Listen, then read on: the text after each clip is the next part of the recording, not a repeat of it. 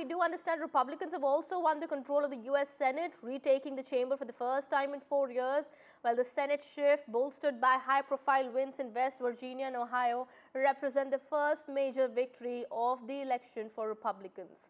Well, we do understand now world leaders also have been sending their wishes, congratulations to Donald Trump on his victory. Prime Minister Narendra Modi today congratulated Donald Trump on his comeback as president. He called Donald Trump as his friend, and in a post on X, Prime Minister Modi said, and I quote, "Heartiest congratulations, my friend Donald Trump, on your historic election victory. As you build on the successes of your previous term, I look forward to renewing our collaboration to further strengthen the India-US comprehensive global and strategic partnership. Together, let's work for the betterment of our people and to promote global peace, stability and prosperity." Now, Israeli Prime Minister Netanyahu, UK PM Keir Starmer, China have all sent their wishes to Donald Trump, congratulating him on this magnificent victory. Let's listen in to what Donald Trump said a while back.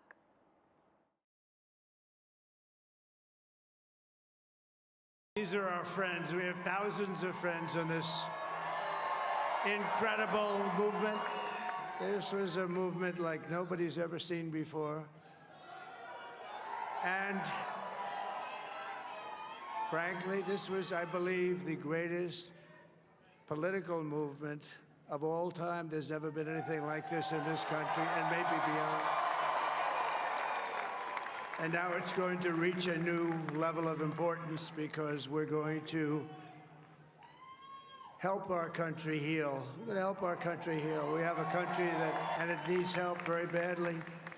We're going to fix our borders. We're going to fix everything about our country. And we made history for a reason tonight, and the reason is going to be just that. We overcame obstacles that nobody thought possible, and it is now clear that we've achieved the most incredible political thing. Look what happened. Is this crazy?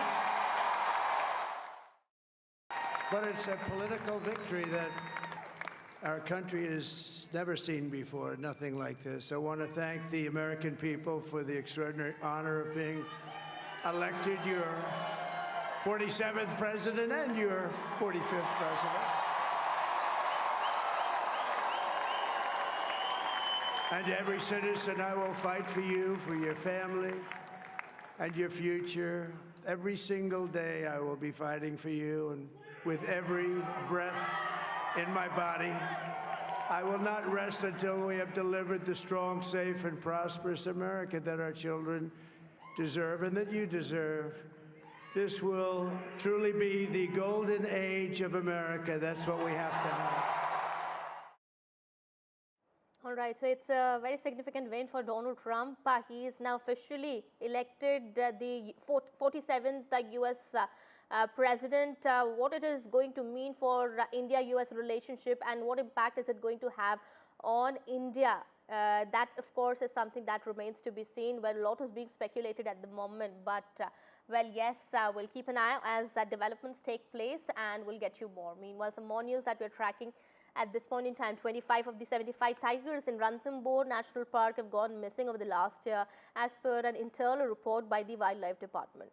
Now, these tigers have not been tracked for 1 year and are not visible in the camera trap, either sending alarm bells ringing in the Rajasthan government. Well, the focus now is on finding the 14 tigers that have not been seen since between May 17th and September 30th of this year. This comes close on the heels on an incident over the weekend where a tiger was found dead in a village on the periphery of the tiger reserve. Well, the tiger wildlife officials suspect that he was killed by the people in the village after it mauled a shepherd to death. Well, as per more information coming in, the Wildlife Department has also formed a 3-member committee to investigate the disappearances.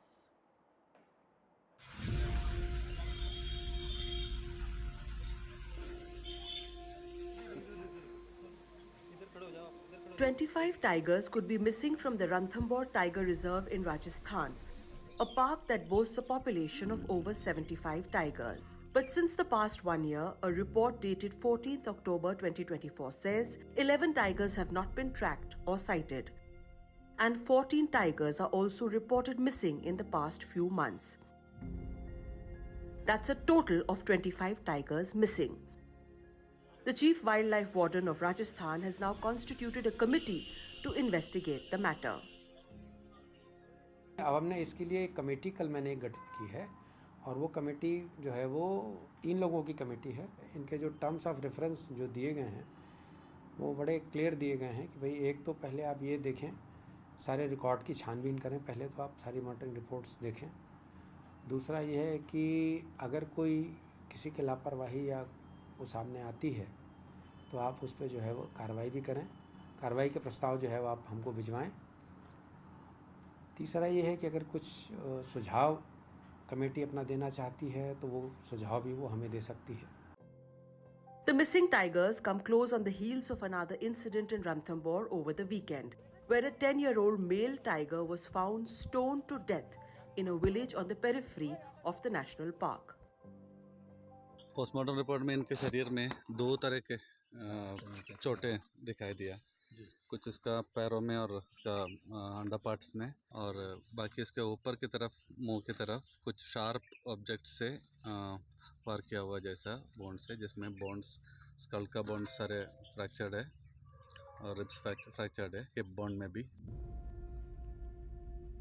The post-mortem of the killed tiger has also not ruled out the use of explosives for the crime, leading to worries that tigers in the national park are vulnerable to attacks by human beings and possibly even poaching. With Sushant Parikh in Jaipur, Harsha Kumari Singh, NDTV. Well, with that, it's time to wrap this edition. More news and updates continue on the other side. Stay tuned.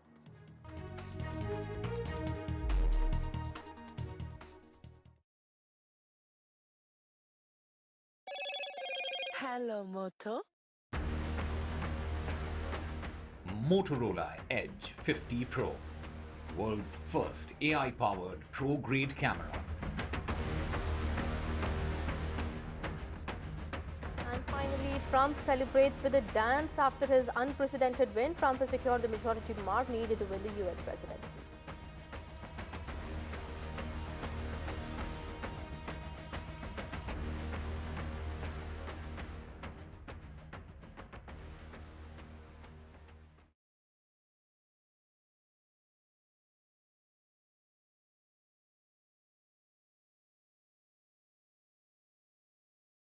I kept calling her, but she didn't pick up just because it was 2 a.m. I get it, bro. Not every travel company delivers on their promise of 24/7 customer support. Get true 24/7 customer support everywhere you go with Brightsun.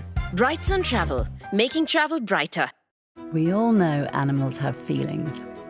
They depend on kindness, just like you and me.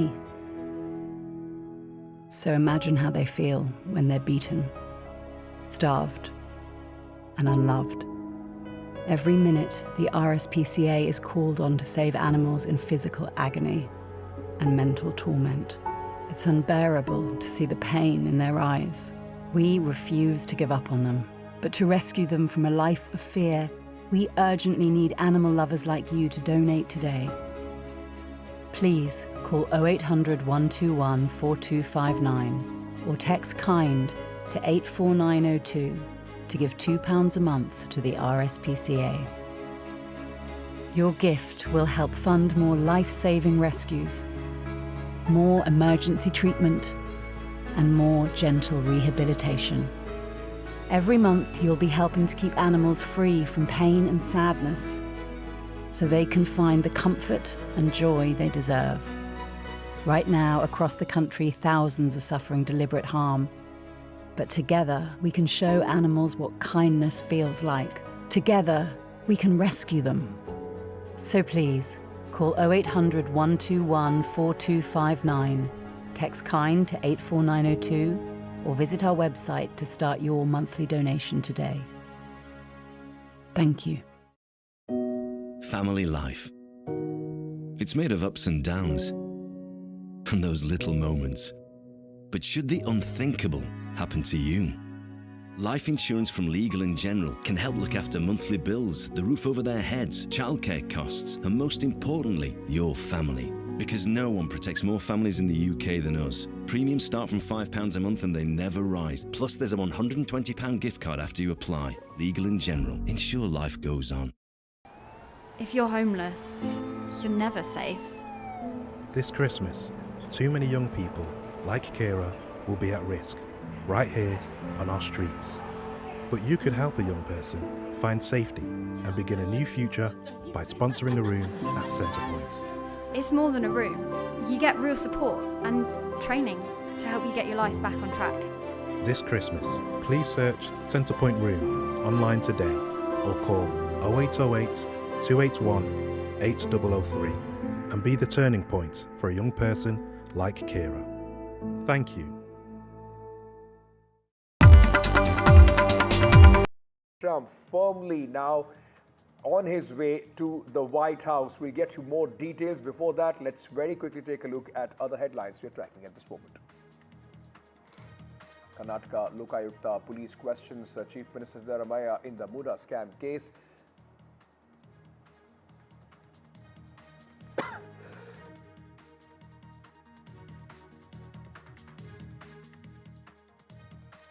FIR filed against actor and BJP leader Mithun Chakrabarti, FIR over provocative speech during the BJP membership drive. A third of Ranthambore tigers missing. Rajasthan government sets up a probe committee to investigate the disappearance of 25 tigers in just last 1 year.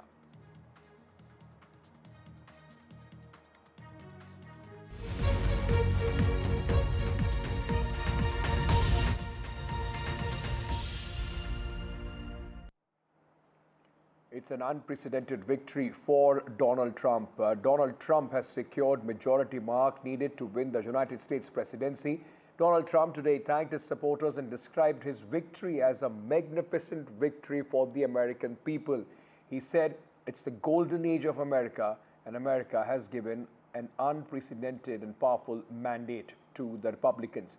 Describing the Republican campaign as the greatest political movement of all time, Donald Trump said, "We are going to help our country heal, fix our borders, and we are going to fix everything about our country."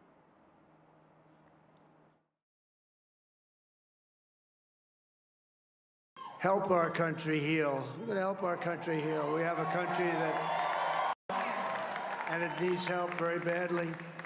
We're going to fix our borders. We're going to fix everything about our country. And we made history for a reason tonight, and the reason is going to be just that.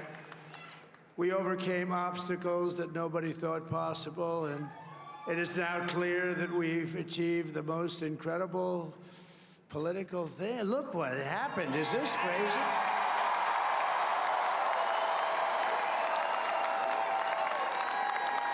But it's a political victory that our country has never seen before, nothing like this. I want to thank the American people for the extraordinary honor of being elected your 47th president and your 45th president. And to every citizen, I will fight for you, for your family, and your future.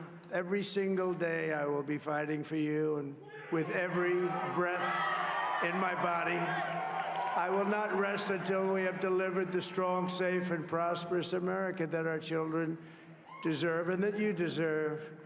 This will truly be the golden age of America. That's what we have to have. This is a magnificent victory for the American people that will allow us to make America great again. And in addition to having won the battleground states of North Carolina, I love these places, Georgia, Pennsylvania, and Wisconsin, we are now winning in Michigan, Arizona, Nevada, and Alaska, which would result in us carrying at least 315 electoral votes,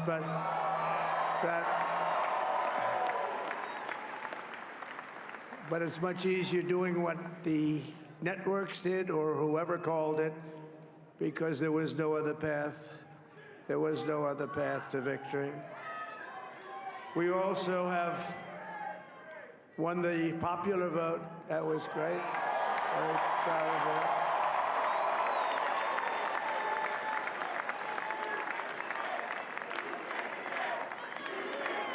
Thank you.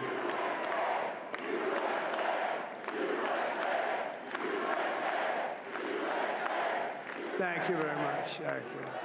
And, winning the popular vote was very nice, I will tell you.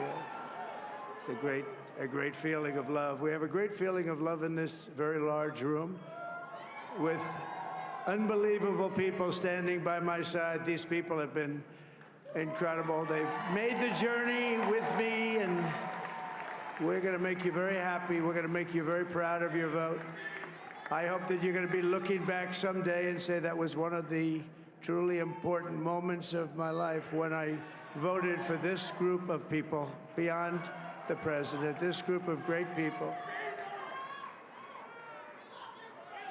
America has given us an unprecedented and powerful mandate. We have taken back control of the Senate. Wow, that's good. And the Senate races in Montana, Nevada, Texas, Ohio, Michigan, Wisconsin, the great Commonwealth of Pennsylvania, were all won by the MAGA movement. They helped so much. And in those cases, every one of them, we worked with the senators. They were tough races. And I mean, the number of victories in the Senate was absolutely incredible. And we did tele-rallies. We did tele-rallies with each one of them. And sometimes we did 2 or 3 and it was amazing to look at all of those victories. Nobody expected that, nobody. So I just wanted to thank you very much for that. And you have some great senators and some great new senators. And it also looks like we'll be keeping control of the House of Representatives.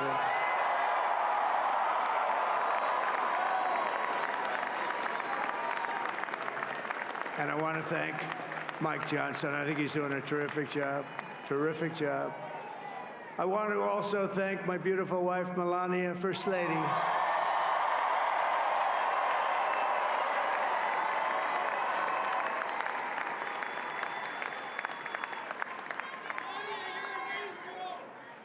Who has the #1 best-selling book in the country. Can you believe that?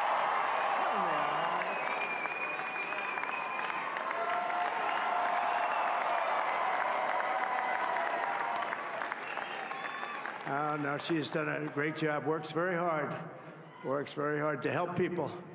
So I just want to thank her. But I want to thank my whole family, my amazing children, and they are amazing children. Now, we all think our children are amazing. Everybody here thinks their children are amazing, but that's a good thing when you think they are. But Don, Eric, Ivanka, Tiffany, Barron, Laura, Jared, Kimberly, Michael, thank you all. What a help. What a great.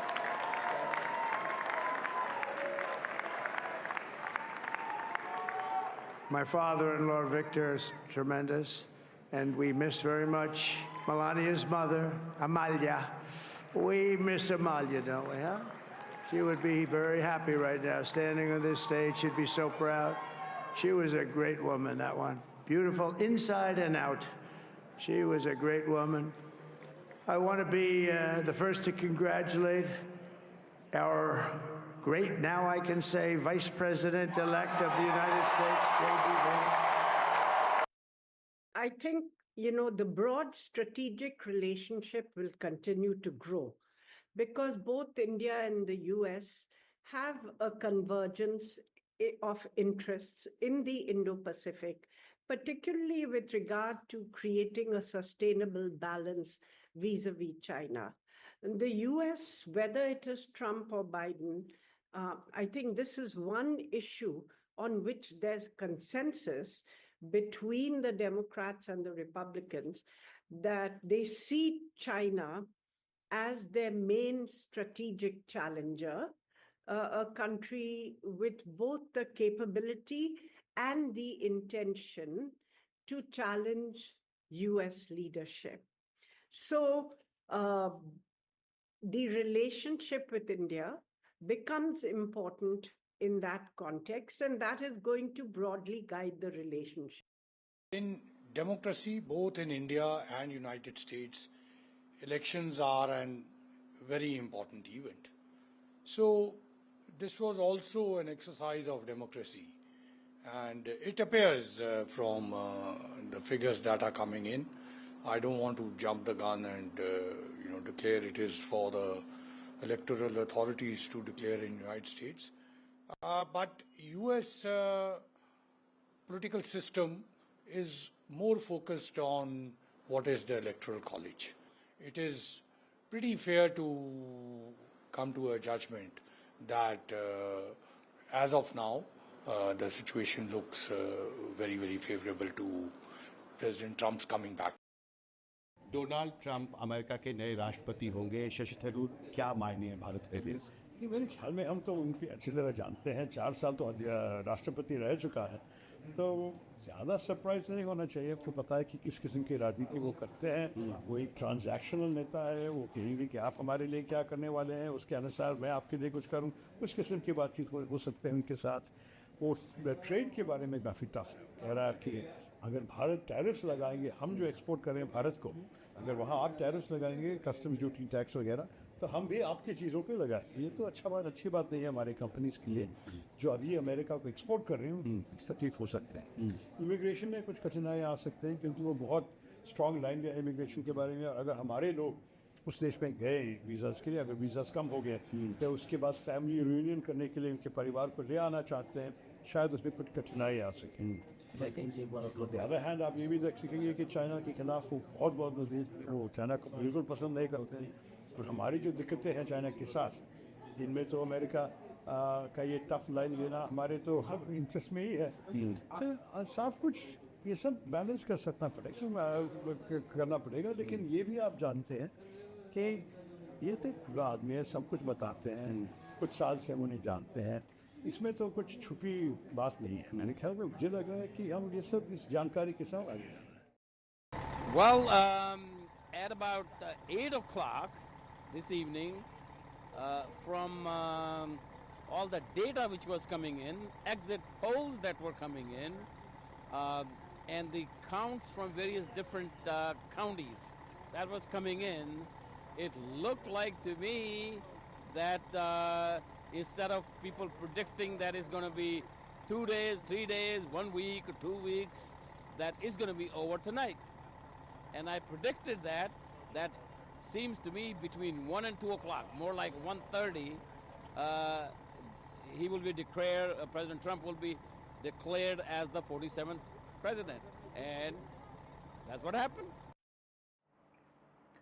Minister of External Affairs S. Jaishankar, in fact, has said today that the United States is more likely to become more isolationist regardless of who becomes its next president. Speaking at an event in Canberra, Australia, as Americans were still casting vote, Jaishankar said the election was unlikely to reverse what he called long-term trend in US policy. Probably starting from President Barack Obama, the United States has become much more cautious about its global commitments.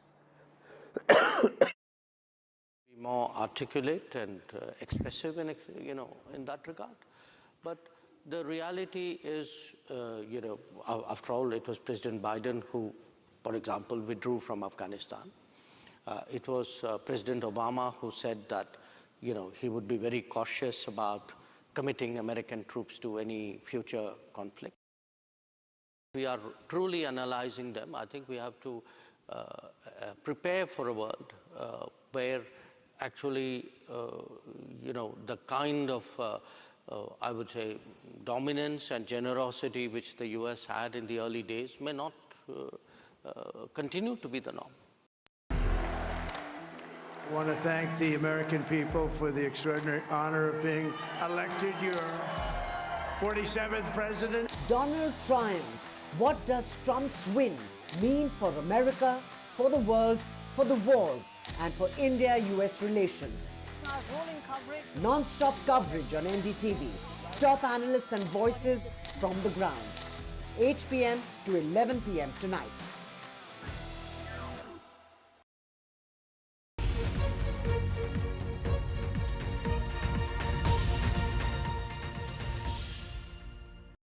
Tesco Mobile, that Black Friday feeling lasts longer. Get the epic Samsung Galaxy S24 Ultra with unlimited data for just $49.99 a month with Club Card prices. That's a huge Black Friday saving of £738. And what's more, that price is frozen for your whole contract. Plus, you'll also get Club Card points for even more value, turning Black Friday into Black Friday. It pays to be connected. Search Tesco Mobile. Every little helps. We know that living with diabetes can make daily life a challenge, and we're here to help. I felt very low with the diagnosis and very lonely as well and embarrassed. I think people don't necessarily realise the impact that being diabetic can have on you and the amount of extra decisions you have to make a day through carb counting every single thing you eat. If you're struggling with the everyday challenges diabetes can bring, become a Diabetes UK member today. Receive this informative welcome pack and Balance magazine. Balance magazine has been very good in giving me tips to manage my diabetes on a day-to-day basis. One of the things I was recommended to do was exercise. What motivated me was my love of dance, and I got that back. Join a community that really understands. Call 0800 035 7605 or go online to become a member for just £3 a month. With Post Office Over 50s life cover, enjoy peace of mind knowing your family will receive a guaranteed payout when you're gone. UK resident 50 to 80, you're guaranteed acceptance. No health checks and from just £1.15 a week. Plus free 24/7 GP access with the health and wellbeing benefit. Purchase and receive a £125 gift card for amazon.co.uk, Tesco or M&S. Call Post Office on 0800 171 2211. Start earning cash back today. Sign up to Quidco.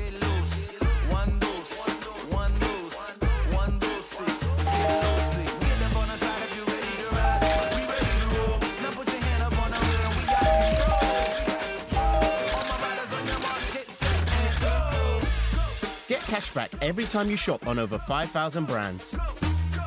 It always pays to Quidco. When Tony passed, we wanted to celebrate him his way. All he ever spoke about was bite this, bite that. I'll never forget our first date. Huge grin on his face as he rode up on that big noisy thing. And that's exactly the way he'd want to be remembered. At Co-op Funeral Care, we know everyone is different. That's why we offer funeral plans to funeral services that are personal, every step of the way. I'm starting to notice a trend in your stories and the way you talk about yourself. You expect to disappoint people, and then when you do a good job, like at work today, you don't let yourself enjoy it or accept any praise. You've come so far. Maybe it's time to start giving yourself some of the credit.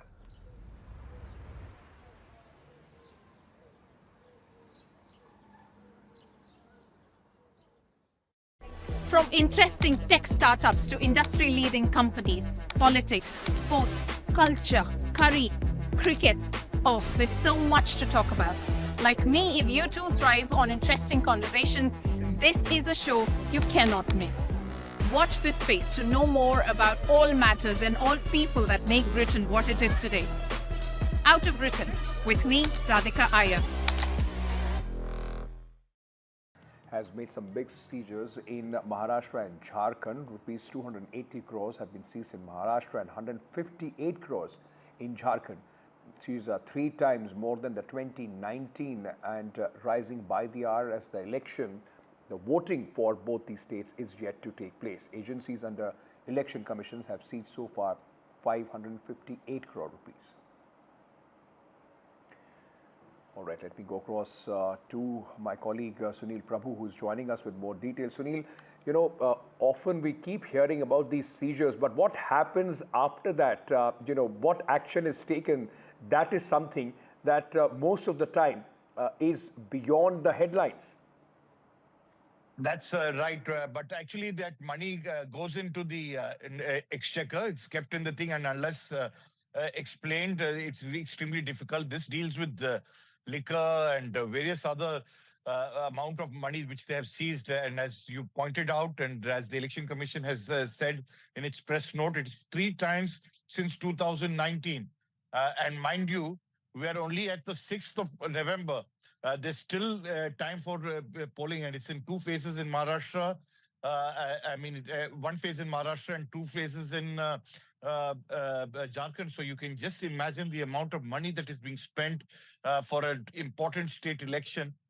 Clearly shows that all candidates understand that they have to continue to woo, the voter, hopefully through fair means and not unfair means. But definitely the Election Commission is being extremely tough and an indicator of sorts that while the economy is improving, also the election expenditure is increasing. That is taken against the people, those who are caught with this money, or the candidates who supposedly this money is being used for? So you'll have to give an explanation. There is a standard format and procedure in terms of election laws, as well as how they go about the entire process. If it is linked to a candidate, then they'll have to account for it, show where it is being done, has it been accounted for, and where it has been withdrawn from, and what's the reason for why that money is taken, and can it be clubbed with the expenditure of the candidate? Because as you're well aware, there is a certain amount of limit. It's 90 lakhs for an election, and definitely these are points that have to be taken into account. And if you don't adhere to that, then it's definitely seen as an unfair mean and using money power to woo the voters. Sunil, stay on with me. There is some important news coming in at this moment. The top court has dismissed the re-NEET review petition. The Supreme Court had rejected the demand for a re-examination in the NEET examination. And now the review petition, which sought re-NEET, in fact, has also been quashed by the Supreme Court. The Supreme Court says that there is no need for re-NEET examination and has rejected the plea. Sunil, this matter went on for many weeks, where a lot of nuances were discussed in the court. Review petition has been filed. What are the reasons given by the Supreme Court?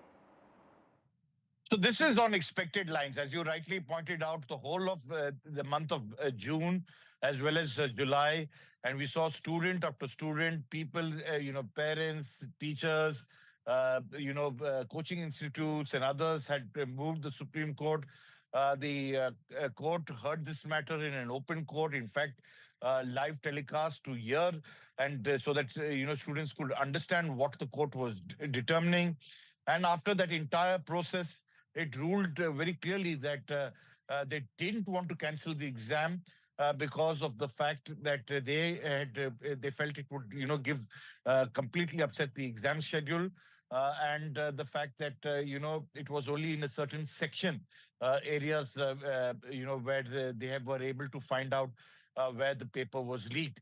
And of course, there was a time limit, and whatever it was, the Supreme Court, in its wisdom, determined that a review petition has been put.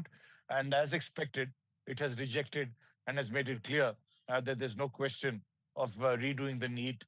So for those who are hoping for some kind of relief from the Supreme Court again, that's not happening. They'll have to redo the test for next year whenever it is done, hopefully in a more revamped and correct process, something that the committee has already given its recommendation, but definitely a huge amount of uproar at that time and created a lot of,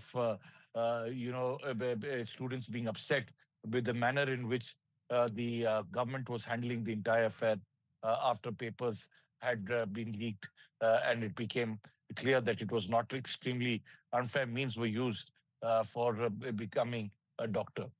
Thank you so much, Sunil, for joining us with all those details. Sunil Prabhu reporting on this story coming in from the Supreme Court. Moving on now, the Bidanagar police station on Wednesday, in fact, lodged an FIR against actor-turned-BJP leader Mithun Chakravarti for allegedly delivering a provocative speech during a party program in North 24 Pargana district last month. According to the information, the complaint against Chakravarti pertains to a speech he made during a BJP program at an event in Salt Lake area on October 27th. based on which the police has registered an FIR. Union Home Minister Amit Shah was also present at this program, which was organized to kick off West Bengal leg of BJP's membership drive.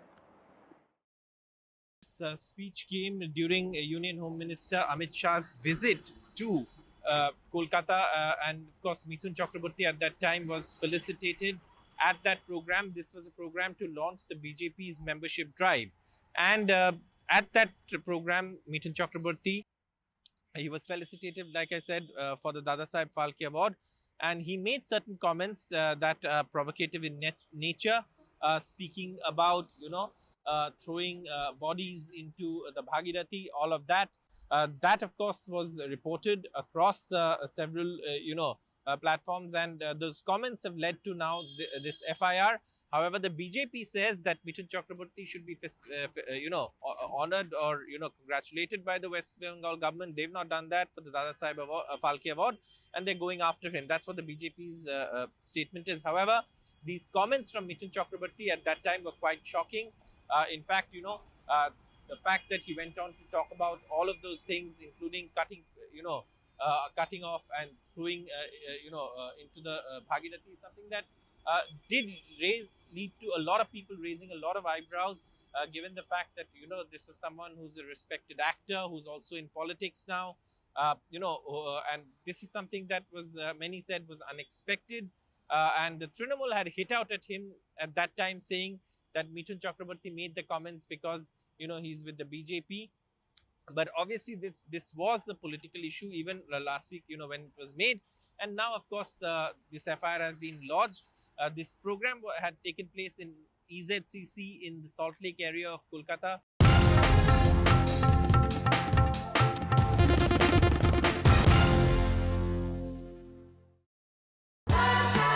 It's that time again as citizens put their doors in the draw for People's Postcode Lottery's biggest ever prize pot. In the December draws, you and your neighbours could win a share of £32.5 million.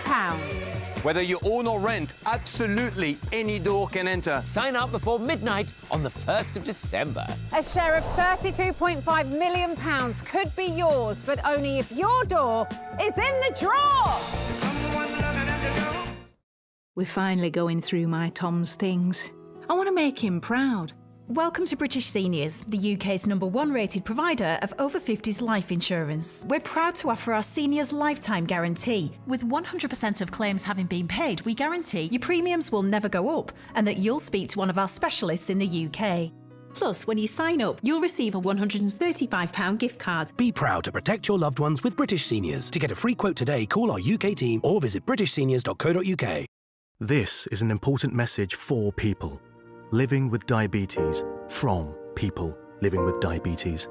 When I was experiencing the symptoms of diabetes, I didn't know what was going on. You go on the internet and it's full of horror stories.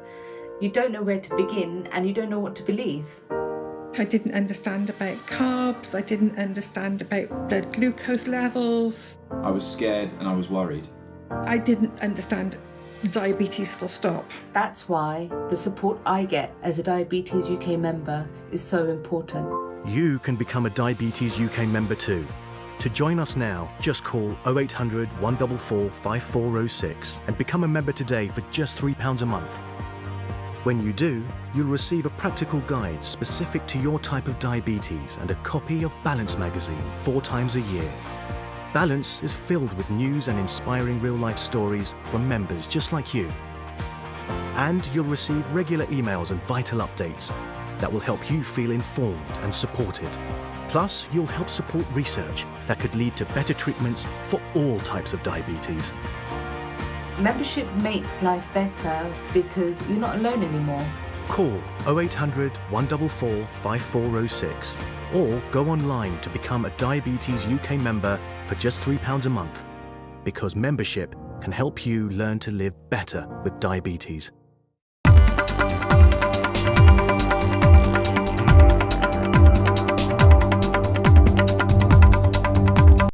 And nobody, in fact, objected to this call of violence that becomes, from any political party, that becomes sort of unacceptable in any civilized world, whether it is from TMC or any member of the Bharatiya Janata Party. Thank you so much for joining me at this moment. Some breaking news coming in at this moment, ladies and gentlemen. All right, Chairman of the Adani Group, Gautam Adani, has congratulated Donald Trump, the US President, on his victory. Mr. Adani has put a post on X and has said, if there is one person on earth who stands as an embodiment of unbreakable tenacity, unshakable grit, relentless determination and courage to stay true to his beliefs, it is Donald Trump. Fascinating to see America's democracy empower its people and uphold the nation's founding principle. Congratulations to the 47th POTUS-elect. Meanwhile, the Telangana government has begun a caste survey as a precursor to the national caste census that the Congress has said they would undertake if they are voted to power. On Monday, the state government constituted a dedicated BC Commission, Backward Communities Commission, to help the backward caste in this caste census following the orders of the High Court. Telangana has begun a caste-based census today, and the exercise is something that your leader has said will create an X-ray for determining the caste determination in the country. You're using the census as a political instrument. You know, how do we define politics and political instruments? Our political instruments are there as a media to convey what we want to do, right? And we take it in a political sense, whatever people may think. But ultimately we see how our citizen can be benefited with our thinking, with our actions, with our policy objectives. So this is what we aim for. And our leader Rahul Gandhi is very categorical. Over the past few years, he's been telling everybody, including our Congress cadre from the below, that we have to go in for the caste census. Because whatever which has happened over the past 60 to 70 years, it should not get repeated. And that's the real reason he says that when he spoke about X-ray. He spoke of an X-ray when somebody gets injured, to know where the injury is and to apply to which part of your body that medicine has to go, or what sort of surgery is required. When you do the X-ray, only things will come out. In the same way, he wants to do the X-ray of the society, of the citizenry, as we do what we do in the census. He also spoke about removing the 50% cap on reservation that we have had. The Supreme Court has said we should not exceed that. Is that something that you believe is practical, and is it something in the is it a progressive step? Really? No. Whatever we do, we are always guided, monitored, and also been mandated by our people. The supreme institution of the Parliament has all the legitimacy to frame laws, to go beyond 50%. If the Parliament make laws, the judiciary won't intervene. If Parliament has the jurisdiction, now it's the 50%. Now, Supreme Court always says that you can't go beyond 50%. That we are all aware of it. That's the real reason our leader Rahul Gandhi has specifically said that after we come back to power at the national level, we will be going beyond that. Going across to my colleague Uma Sudhir, who is joining us with more details at this moment. Uma, the question then would be, of course, like you were also trying to ask that minister, is it just an exercise, a political exercise? Does it have any meaning?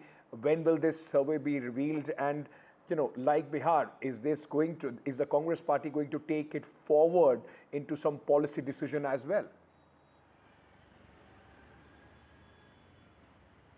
The predecessor to the Congress government, the BRS, in its TRS avatar, had in fact carried out a comprehensive household survey as well, and they had done a massive exercise on a single day, but that report was also never made public, Ankit. Incidentally, in this particular case, the minister, when I specifically asked him, he said, no, we intend very much to make it public, that by November 10, we are expecting that we will get all the data, and then it will be passed through a lot of legal processes, after which by November 30, we should be ready with the report.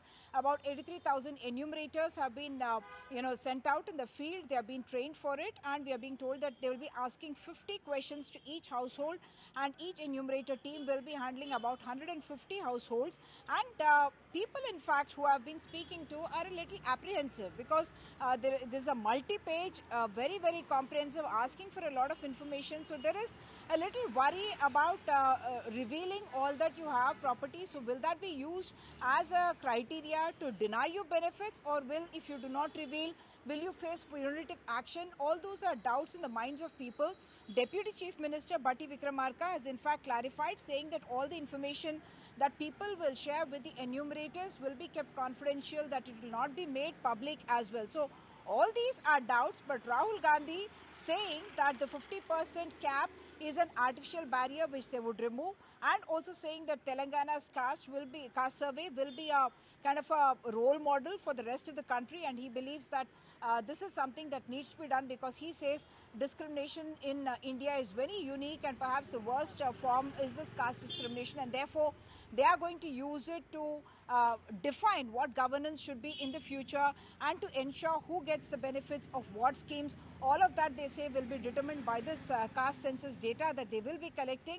And the second important point, of course, they are saying that the national census also should include this caste aspect as part of the national census itself. And he was asking the question about how many SCs are there in the corporate world, for instance, how many OBCs are there in the judiciary, and asking how many Adivasis are anchors in top media channels as well. So these are questions that Mr. Rahul Gandhi believes will be answered through this kind of a caste survey. Thank you so much for joining us with all those details, so much of the reporting on this story from Telangana. Meanwhile, the Lokayukta police has questioned the Karnataka Chief Minister Siddaramaiah in the Muda case today. The questioning took place in Mysuru and was the first time Mr. Siddaramaiah was questioned in this case. Now, the case involves discrepancies in land allotments. Some beneficiaries allegedly got more compensation. Karnataka Chief Minister's wife allegedly was allotted higher priced land. Beside Mr. Siddaramaiah and his wife, his brother-in-law and others have also been named in the FIR. As Chief Minister was being questioned in the Lokayukta office, BJP workers were upping the political ante by, in fact, protesting and asking for Chief Minister's resignation.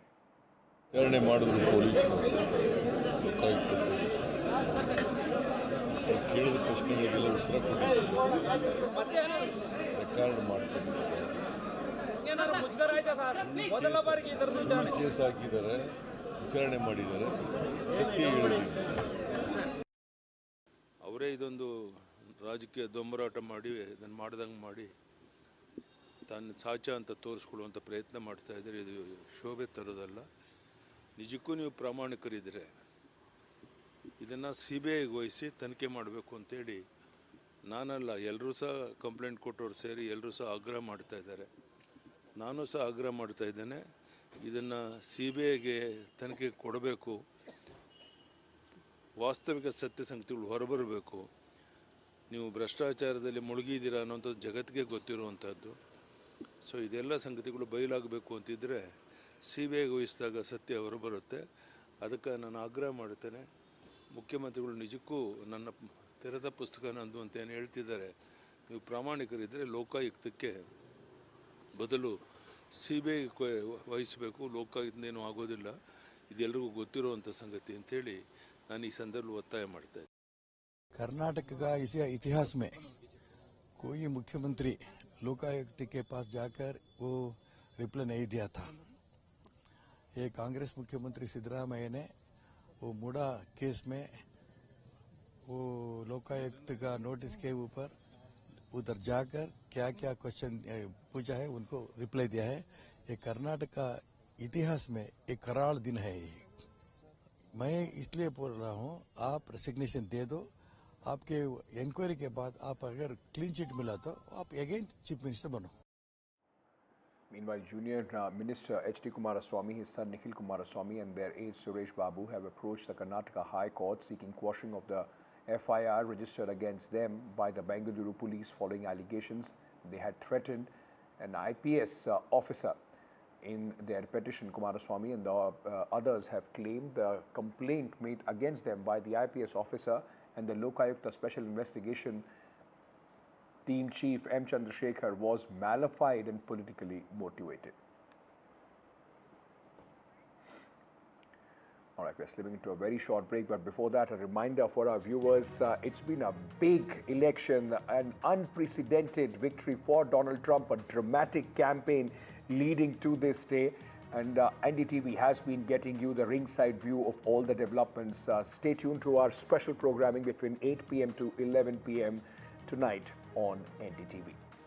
I want to thank the American people for the extraordinary honor of being elected your 47th president. Donald triumphs. What does Trump's win mean for America, for the world, for the wars, and for India-US relations? Non-stop coverage on NDTV. Top analysts and voices from the ground. 8 p.m. to 11 p.m. tonight. At Tesco Mobile, that Black Friday feeling lasts longer. Get the epic Samsung Galaxy S24 Ultra with unlimited data for just $49.99 a month with Club Card prices. That's a huge Black Friday saving of £738. And what's more, that price is frozen for your whole contract. Plus, you'll also get Club Card points for even more value, turning Black Friday into Black Friday. It pays to be connected. Search Tesco Mobile. Every little helps. No child should suffer the torture of trachoma, but so many are in pain right now. Nananga's lashes have turned inwards. They rip and tear away at his eyes. Pamelo's sight could be gone forever. He's just 3 years old. Kofanga screams for his mother. His eyes are so infected that he can't even see her. For so many children in the world's poorest countries, trachoma is torture. It's a painful infection often spread by flies, and it's destroying children's eyesight. But it could be stopped if you help today. By calling 0800 021 3925 and giving £2 a month to Sightsavers, you can help make sure children get the treatment they desperately need. You'll help us bring them the medicines and the care that can treat infections. And that means you'll be helping to save children from the torture of trachoma and a life of blindness. Please help us reach them. Call 0800 021 3925, text C7 to 82727, or go online and give just £2 a month now. Because we need you to help save the sight of children like Nananga. We need you to help save them from the torture of trachoma. Life in your 50s doesn't slow down, and if you're like me, you've done enough waiting. That's why I'm with Cover Today, the only over 50s life insurer with no waiting period.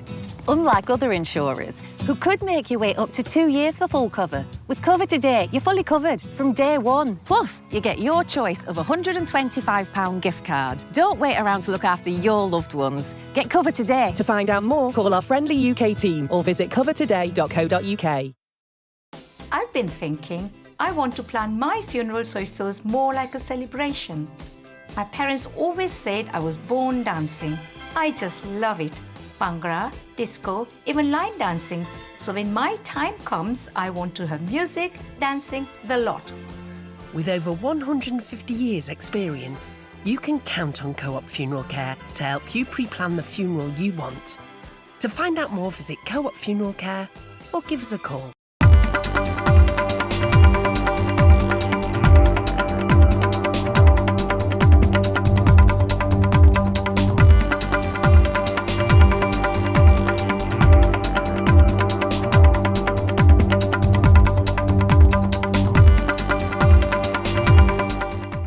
It said that not all privately owned properties qualify as community resources that the state can take over for the common good.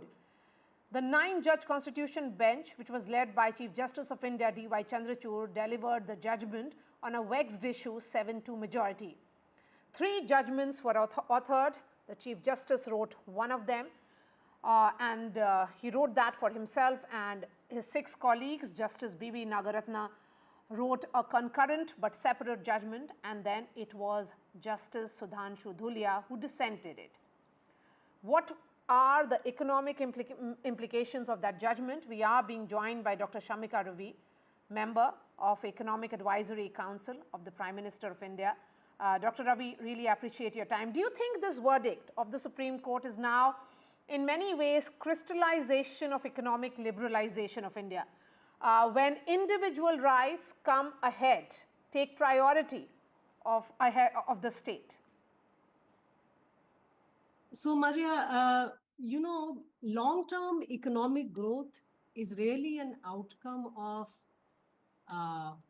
right of individuals to private property, and having an independent judiciary which can protect the right of individuals' property from being expropriated by other individuals as well as by the state. I think it's very important to understand that the laws have to be such that private property expropriation is not only protected against other individuals, but by the state as well, because the state is your most powerful entity and a very important part of the economy. Now, since the late 70s, it became very clear to us by early 90s that the policies of nationalization and heavy bureaucracy and this whole license permit Raj, it denied generations, right? I mean, it denied hundreds of millions of Indians from prosperity, and subsequent growth that we have had since 91 has been on account of the fact that private property is encouraged. And I think the latest ruling that came out yesterday is a very welcome step. In some ways, it reverses significantly the laws enacted and the broader climate under which Indian economy has been functioning till now, which is denying individuals complete individual rights to private property. So it's a very welcome step.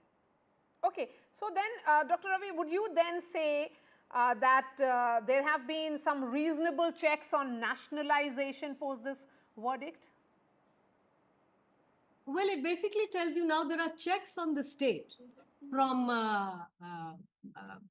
taking over properties, which is what nationalization was, by the way, right? And after that, we saw what the outcome was. But you need now, I mean, there is enough evidence to see that the recent growth we have had is on the back of course, facilitating government policies, but fundamentally private enterprise. It's Indians and their hard work which is leading to creation of these wonderful growth across the country, which we are enjoying, on account of which hundreds of millions of people have come out of poverty and so on and so forth. But the basic law still existed, the one of the late 70s, which basically did give the state extraordinary powers to expropriate and take over private property. So yesterday's ruling is very welcome, because now the state is prevented, in a very major way from having rights over private property and basically taking over private property. So those checks basically mean that efforts of excessive nationalization is checked. By the way, it is not just the state, right? You also have to think of what policies are, how people think. If you remember, in the midst of COVID, when a very large number of economists had also floated the idea that we should just, the state should take over jewelry and land and, property, whatever it sees fit to overcome the COVID crisis. And many of us actually wrote vehemently against it, because, of course, the law is what allows the state to function, but the general sense and the general philosophy which drives people and society, I think had become excessively shackled after the late 70s under Mrs. Gandhi. But ma'am, I'm looking at the dissenting judgment now. Justice Dhulia, in his dissent, had actually said that excluding privately held property from the purview of Article 39B disregards the practical reality that certain private resources might indeed benefit the public if it is distributed equitably. So do you think that argument of what directive principles mean is also being revisited in many ways, and some form of public welfareism as well? Yes, absolutely. And more recently, if you realize over the last couple of years, the kind of dangerous rhetoric you are hearing, even within electoral politics, jitni abadi utna haq, we will do a survey of private property. By the way, private property is, hardworking people earning and creating assets and wealth. I don't think the state should have absolute right to take over. So I think this judgment goes back to the original thinking that we had, which protected individuals' fundamental, rights. And of course, right to property was not a fundamental right. But in many ways, post 70s, the state had been empowered excessively to expropriate whatever, whenever it saw fit, right? It deemed fit. And we have seen, by the way, that getting used, not just during the nationalization phase of banks, etc., but very large segments of the economy. More recently, whether it is a retrospective tax, whether it is the coal allocations, when the courts themselves basically annulled 18 years of reality that existed in the energy sector. I think yesterday's ruling puts a certain check on that, which is a very welcome check, right? Because it sort of shifts the needle back to the original thinking, which is that individual private property must be protected. And of course, when there are extraordinary conditions and situations, the state has the power to basically use and take over resources, but those are now thankfully restricted even by the law. So I think it's a very welcome step, and this is going to embolden the basic private property, the way individual rights have to be empowered for long-term economic growth and development of a nation like ours. My last question to you, Dr. Shamika Ravi, in this particular case, you had the government of West Bengal, which is of course an opposition ruled state, supporting the arguments which was made by the government of India and the Maharashtra government. Would you then say that this judgment has charted a middle path that resonates with India's economic growth ambitions, that you have to respect individual property rights as much as social welfareism? Oh, absolutely, ma'am. Absolutely. And I'm glad that states in opposition are also finally rising over short-term politics and thinking about what is good for the country, for the society, for individuals at the end of the day. So I do believe yesterday's ruling is a correction. It's a much needed and long-awaited correction. So opposition parties joining in only reinforces that. I think this is almost like a commonly held belief, which for long was suppressed. And even if you look at private investments over the last, let's say, a decade and a half, in reinstating these kind of rights and individual rights over property is a booster. It boosts the confidence that if you work hard and you make wealth, then the state, the laws are going to protect you from other individuals expropriating, or even the state, right? So you need that kind of a protection. There is a fundamental nature in which our growth, our recent growth in our society has moved.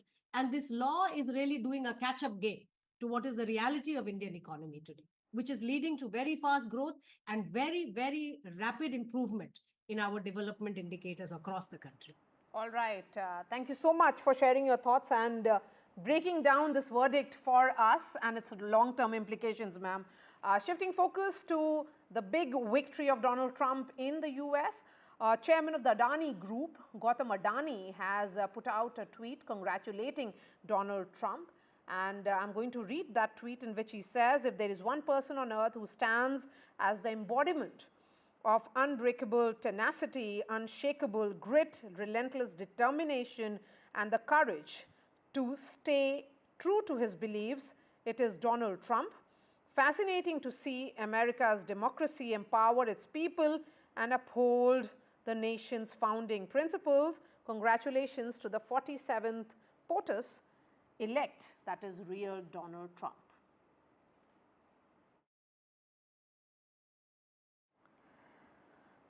And from 8 p.m. onwards, there will be a special broadcast on NDTV. We'll be looking at multiple facets of this phenomenal victory of the US president.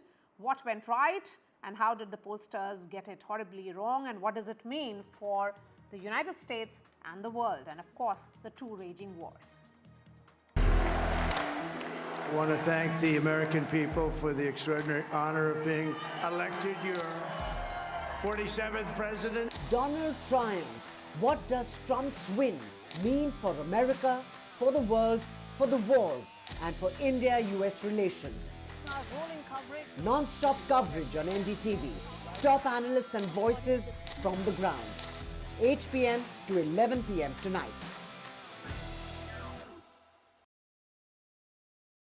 Quidco gives you cashback every time you shop on over 5,000 brands. It always pays to Quidco. Sign up and start saving today. Search quidco.com.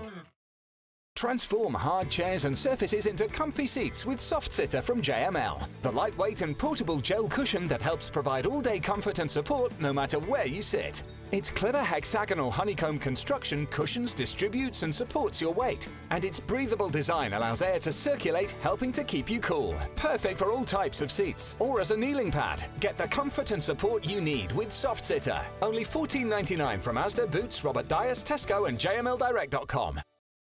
We all know animals have feelings. They depend on kindness, just like you and me. So imagine how they feel when they're beaten, starved, and unloved. Every minute, the RSPCA is called on to save animals in physical agony and mental torment. It's unbearable to see the pain in their eyes. We refuse to give up on them, but to rescue them from a life of fear, we urgently need animal lovers like you to donate today. Please call 0800 121 4259 or text KIND to 84902 to give £2 a month to the RSPCA. Your gift will help fund more life-saving rescues, more emergency treatment, and more gentle rehabilitation. Every month, you'll be helping to keep animals free from pain and sadness, so they can find the comfort and joy they deserve. Right now, across the country, thousands are suffering deliberate harm. But together, we can show animals what kindness feels like. Together, we can rescue them. So please, call 0800 121 4259, text KIND to 84902, or visit our website to start your monthly donation today. Thank you. At Glasses Direct, get 2 pairs of glasses for £15 with lenses. Go direct to glassesdirect.co.uk. Hi, it's Phoebe from Auto Trader's monthly electric car giveaway, and we're pleased to say that you've won a brand new electric car. It's a dream, honestly, it really is a dream. Oh my god. Me and my boyfriend talk about the Auto Trader competition every single month. I was waiting for the "no, you haven't won." Deal or no deal's exciting, so your ready meal is piping. Win up to £1,000 for free every day, only at Tombola. Open for fun.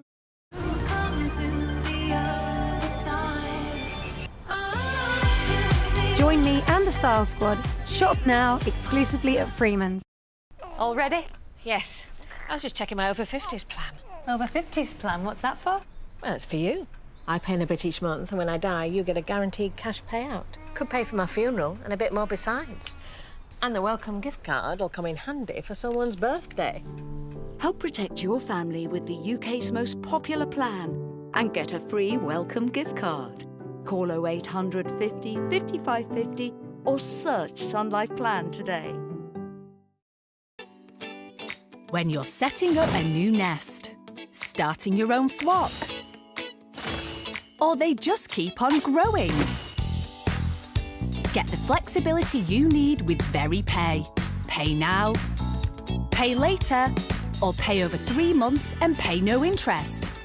We'll even send you helpful payment reminders. Shop the online store for fashion, home and more. VeryPay. Ways to pay that work your way. Hey, Sainsbury's, how can we make this Christmas a bit more fizz-whizzy? We can give you a hand. Ah, a scrumptiddly-umptious salmon terrine, a roasted carrot galette, and a glory-umptious golden forest dessert.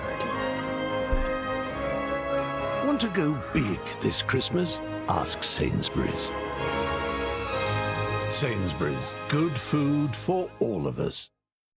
Modi congratulates the US President-elect and his quote-unquote friend Donald Trump, says he's looking forward to renewing collaboration and says let's work together for betterment of our people. India and the global markets surge after the results in the United States. The Sensex is up over 900 points.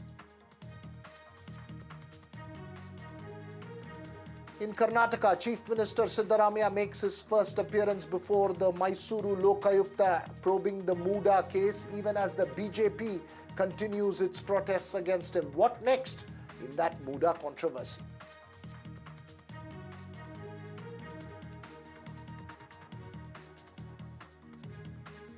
Well, first up this evening, before we get to that big international story that everyone's focusing on, the top Karnataka story of the hour, Chief Minister Siddaramaiah appeared before the Mysuru Lokayukta and was questioned on the Muda land allotment controversy for the first time.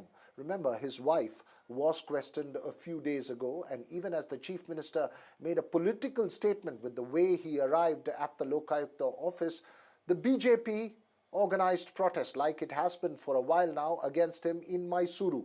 The political exchange over the controversy is only getting sharper as the state heads into by-elections for 3 prestigious assembly constituencies. Pratibha Raman reports from Mysuru.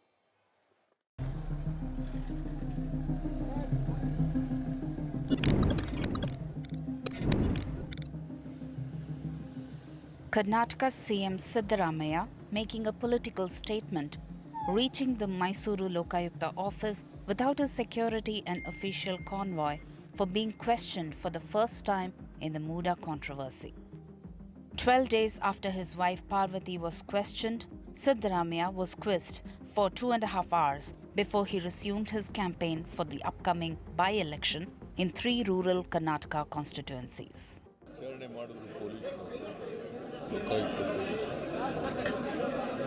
ಕೇಳಿದ ಪ್ರಶ್ನೆಗಳಿಗೆಲ್ಲ ಉತ್ತರ ಕೊಟ್ಟಿದ್ದಾರೆ record ಮಾಡ್ಕೊಂಡಿದ್ದಾರೆ case ಹಾಕಿದ್ದಾರೆ ವಿಚಾರಣೆ ಮಾಡಿದ್ದಾರೆ ಸತ್ಯ ಹೇಳಿದ್ದಾರೆ. During the interrogation, as per CRPC provisions, the questioning was video recorded. 6 officers are involved in the investigation. 3 officers conducted the CM's interrogation. The Chief Minister requested to be interrogated like a regular citizen with no preferential treatment. Around 10 to 15 witnesses, apart from the 4 accused in the FIR, have been questioned. The deadline for submitting the final report is December 24th.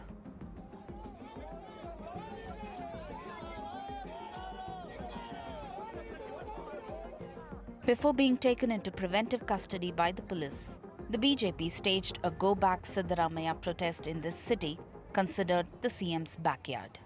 ನೀವು ಭ್ರಷ್ಟಾಚಾರದಲ್ಲಿ ಮುಳುಗಿದ್ದೀರಾ ಅನ್ನೋಂಥದ್ದು ಜಗತ್ತಿಗೆ ಗೊತ್ತಿರುವಂಥದ್ದು. So ಇದೆಲ್ಲ ಸಂಗತಿಗಳು ಬಯಲಾಗಬೇಕು ಅಂತಿದ್ರೆ ಸಿಬಿಐಗೆ ವಹಿಸಿದಾಗ ಸತ್ಯ ಹೊರಬರುತ್ತೆ. ಅದಕ್ಕೆ ನಾನು ಆಗ್ರಹ ಮಾಡುತ್ತೇನೆ, ಮುಖ್ಯಮಂತ್ರಿಗಳು ನಿಜಕ್ಕೂ ನನ್ನ ತೆರೆದ ಪುಸ್ತಕ ನಂದು ಅಂತ ಏನು ಹೇಳ್ತಿದ್ದಾರೆ, ನೀವು ಪ್ರಾಮಾಣಿಕರಿದ್ದರೆ ಲೋಕಾಯುಕ್ತಕ್ಕೆ ಬದಲು ಸಿಬಿಐ ವಹಿಸಬೇಕು. ಲೋಕಾಯುಕ್ತನೇನು ಆಗೋದಿಲ್ಲ, ಇದೆಲ್ಲರಿಗೂ ಗೊತ್ತಿರುವಂಥ ಸಂಗತಿ ಅಂತೇಳಿ ನಾನು ಈ ಸಂದರ್ಭದಲ್ಲಿ ಒತ್ತಾಯ ಮಾಡಿದೆ. The questioning of Siddaramaiah by Mysuru Lokayukta officials is enough fodder for the BJP.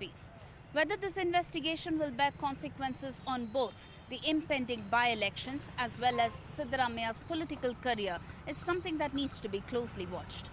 With camera person Govind, Pratibha Raman in Mysuru for NDTV.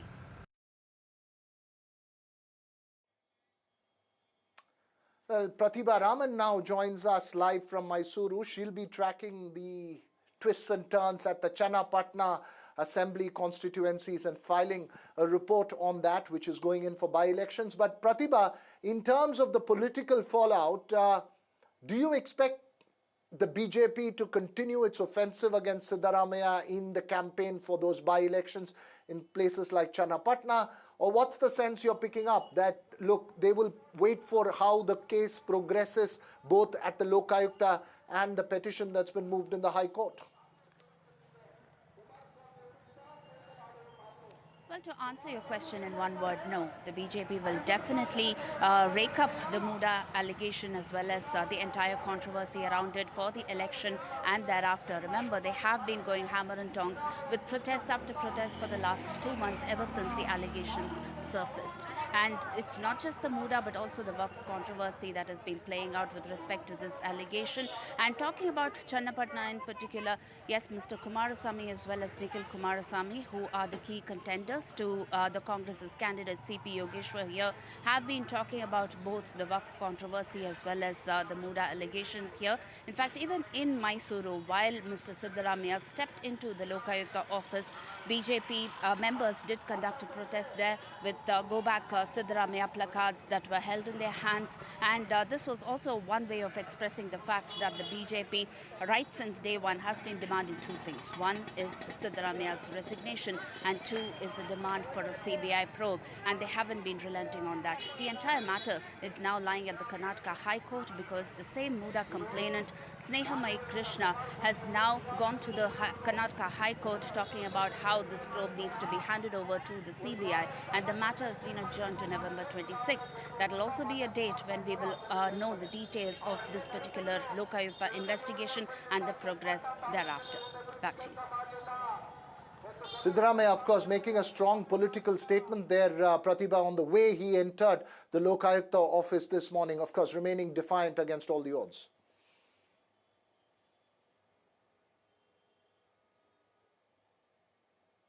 In his personal vehicle there and devoid of all the security as well as the regular convoy. And what we hear from sources within the Lokayukta is the fact that Siddaramaiah during the interrogation mentioned that do not treat me like the chief minister but treat me like any other person that you would be interrogating. And that has been one of the statements that has been highlighted. And to agree with that and to also display that is why Chief Minister Siddaramaiah did come in his personal vehicle there. But soon after the 2.5-hour interrogation that took place, what we also hear is that Siddaramaiah was videographed according to the CRPC section, and he was also giving away the answers for the questions that he knew the answers for, and for the remaining questions that he had no answer for, he did really quietly refuse to answer those. These are some of the things that we are picking up from the Lokayukta sources there. But after the 2.5-hour interrogation, he continued with his campaign at Channapatna. In fact, I am here at one of those places where Chief Minister Siddaramaiah is addressing the crowd here along with C.P. Yogeshwar as well as D.K. Suresh. It's almost a battle between D.K. brothers as well as H.D. Kumarasamy here, and it is definitely going to be a key reputation of sorts for the Congress government here as far as these three important by-election constituencies. Right, thanks very much there. Thanks very much there, Pratibha Raman reporting from Channapatna constituency. We'll get a report, ground report on that constituency as well. It's a prestige battle, as she mentions there. But now shifting focus. Donald Trump's decisive victory in the United States as he makes a dramatic comeback as the 47th president. While he got past the 270 votes needed in the Electoral College comfortably, he also took with him the popular vote and got over 51% of the votes polled. He was quick to declare victory and thanked the American voters and declared a golden age for his country. Republicans have also won control of the US Senate, boosting the presidential victory and the president-elect's power. Prime Minister Narendra Modi was one of the first international leaders who congratulated President Trump, and in a post on X, he said, and I quote, Heartiest congratulations to my friend at Real Donald Trump on your historic election victory. As you build on your successes of your previous term, I look forward to renewing our collaboration to further strengthen the India-US comprehensive global strategic partnership. Together, let's work for the betterment of our people and to promote global peace, stability, and prosperity. Several global leaders have also congratulated the president-elect. Chairman of the Adani Group, Gautam Adani, also in a rare and emphatic tweet says, if there is one person on earth who stands as the embodiment of unbreakable tenacity, unshakable grit, relentless determination and courage to stay true to his beliefs, it is Donald Trump. Fascinating to see America's democracy empower its people and uphold the nation's founding principles. Congratulations to the 47th POTUS elect at Real Donald Trump. Let's listen in to the man who will be at the helm in Washington, D.C. These are our friends. We have thousands of friends on this incredible movement. This was a movement like nobody's ever seen before. And frankly, this was, I believe, the greatest political movement of all time. There's never been anything like this in this country and maybe beyond. And now it's going to reach a new level of importance because we're going to help our country heal. We're going to help our country heal. We have a country and it needs help very badly. We're going to fix our borders. We're going to fix everything about our country. And we made history for a reason tonight, and the reason is going to be just that. We overcame obstacles that nobody thought possible, and it is now clear that we've achieved the most incredible political thing. Look what happened. Is this crazy? President Trump may be more articulate and expressive in that regard, but the reality is, after all, it was President Biden who, for example, withdrew from Afghanistan. It was President Obama who said that, he would be very cautious about committing American troops to any future conflict. What does Trump's win mean for India and to India's startup tech ecosystem, remember, which is heavily connected to the United States, both in terms of businesses and people ties and also psychologically? Joining me, some fine Bengalurian startup voices who, if I can say, dare say in jest, follow the US elections and the Bay Area closer than the realities of Baitra and Pura in Bengaluru, where many of them live. Well, we hope to be joined in a bit by Madan Padaki of Thai Bengaluru, but Shrikant Iyer, CEO of Home Lane, and Geeta Ramanan, CEO and co-founder of Design Cafe, join us here on the show for the moment. Shrikant Iyer, most of you have lived several years in the United States, perhaps relate very closely to that country there. What does this really mean, both from a business point of view as well as to the startup psyche and ecosystem here in Bengaluru and perhaps in the rest of India? Hey, thanks for having me on the show, Veera. Always glad to be here. By the way, I've never lived in the US, only visited it, thankfully. So I've kind of saved myself. But to answer your question, I think it's going to be a mixed bag for Indians and startups in particular.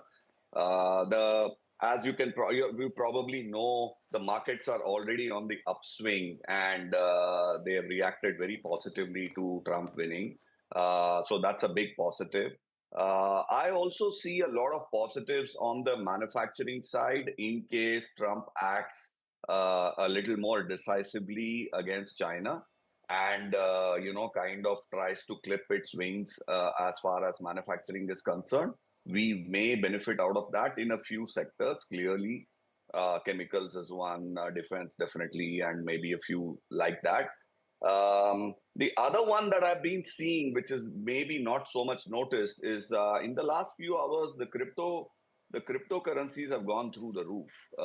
That's again because Trump has been very strongly supporting that, and I think he may definitely act in favor of that. Yeah, there are some negatives, but But yeah, like for example, he's definitely going to be take a protectionist stance. He has no choice because that's been his main election agenda, which is to keep American borders safe, so to speak. So he's going to be very conservative on that, Right. and that is going to probably affect H1B denial rates.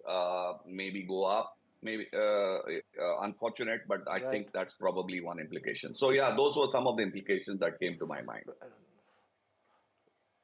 Right, that's very important point that you're making there. Madan Padaki, I believe, is with us right now, who is part of TIE Bangalore, which is a global network of for the startup community. In fact, working towards having a huge conference here in Bengaluru as well. Madan, I believe we've lost the connection to Madan. We'll try and get back to Madan in a bit. But Geeta, is there a sense of disappointment that the US lost its chance to have its first Madam President from the way you see it? And from the entire ecosystem point of view, what are your thoughts?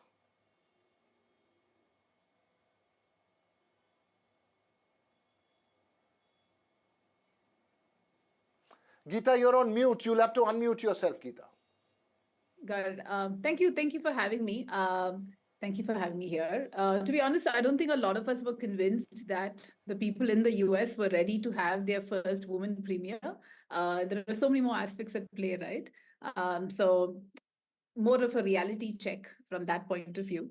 But I think one of the pieces that with Trump coming back from a startup ecosystem, Trump is very vocal about being business first, about being very pro-business, right? And we are really, at least the sentiment around a lot of founders, a lot of entrepreneurs is around if that will actually unlock a lot of the regulatory work that a lot of the regulatory framework that has actually kind of got choked up a bit, whether it actually reflects all the way into the startup winter that we've been having, the funding winter, is something that we'll have to see. But typically, his pro-business stance, we're all looking forward to seeing if that eases up from the VC economy, the ecosystem, all the way through trickling down to the tech ecosystem here in India, as a reflection of what happens at the Silicon Valley is one thing that I think we all have something to look forward to. Srikanth was just mentioning about Trump's also China plus one strategy, right? Which with the America First piece and to reduce the reliance on China, at least from a short term, there are several founders I know who are looking forward to the kind of opportunities that should come their way, especially in the manufacturing sector. A lot more also in the chemical sector, but it's not an area of my own expertise, but it is definitely something we've been having a lot of conversations about. One other contrarian... So all kinds of conversations going on in the startup section. What you're saying, important points that you guys are raising in terms of sectors as well. We'll have deeper debates, but largely to understand the psyche. Madan, I believe we can get through to you as well. How much of an impact does it actually make? How much of a difference does it actually make?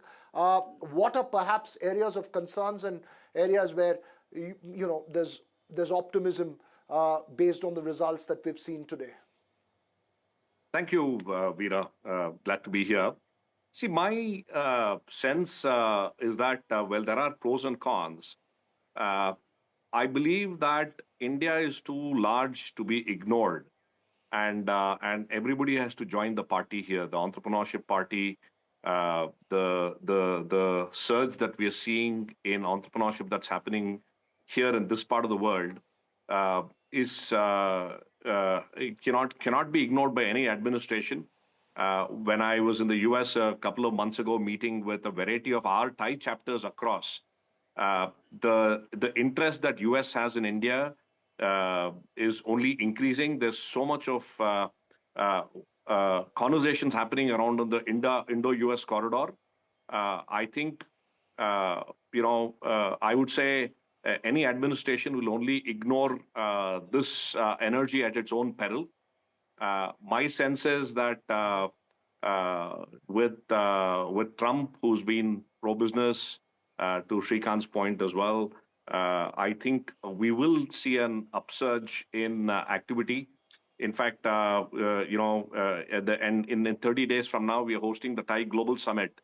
and the amount of interest that we've got from chapters and entrepreneurs and investors from the US to come into Bangalore to interact with our entrepreneurs to understand what's happening here has been quite palpable. And I'm continue to be super excited about the possibilities along this corridor.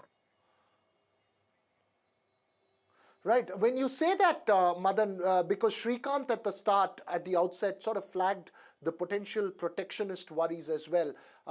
Given the global economic situation, and first to you, Shrikant, given the global economic situation, what would be the key markers that you would look at in terms of policy from the US? Some things that, from India, from the startup ecosystem in India for venture capitalists who are potentially looking at investments from the US, what would be the key markers that they would be looking at in the next, let's say, coming weeks?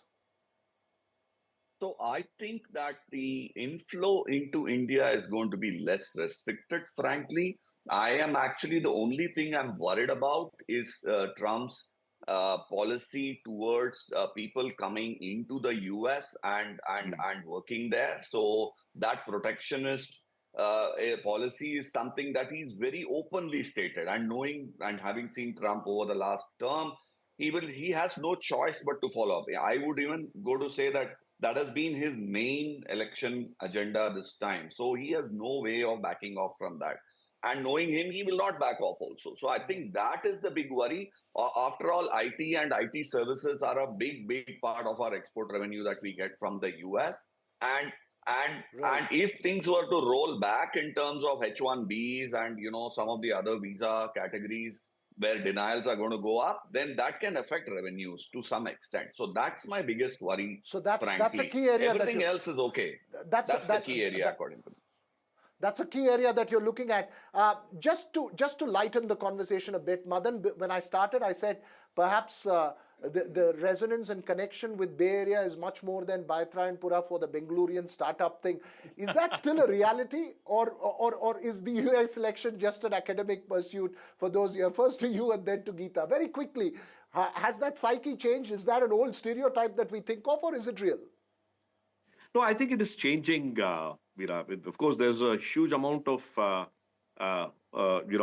engagement still happening with the Bay Area and Bangalore. But I would think that, especially with what I call as democratization of entrepreneurship and technology happening in Bangalore and in India, I think we are seeing a lot more startups that are trying to solve more of the local problems and building products from here that can take any shape and form in the global south as an overarching direction that I'm seeing. So while US will continue to play and the Bay Area Bangalore corridor will continue to play a significant role, I see that we are not going to be over dependent on that, but we're going to see a lot of strengthening of the entrepreneurial ecosystem here rather than just be dependent only on the US. Okay. From Baitra and Pura to Bay Area. Geeta, your last, give you the final word on this. What's something that you would look at very closely now in the next coming weeks? Right. So I think actually it's not just an academic interest, right? A lot of larger trends in the US do play out here and are reflected very closely in the startup ecosystem. Like a couple of us were actually joking that and we're seeing that, the H-1B visas the numbers would come down quite dramatically. It might just mean that we have access to a lot more top tier talent, tech talent here for us to build out for the world, right? So, I mean, at the end of the day, I think we've made great strides in the last couple of decades. India is too large to really ignore or to be shut out, and neither will we be. India is ready to take on its share of, what we need to do at a global stage, and too big to ignore, really. So I think it's what we're going to make out of it. There are going to be both challenges and opportunities, and today's entrepreneurs are, I think, not just excited, but then waiting for every aspect that could come their way. Right, that's interesting that you say that. The many US citizens as well, remember, in cities like Bengaluru and Chennai, who've cast their vote through ballots for these elections.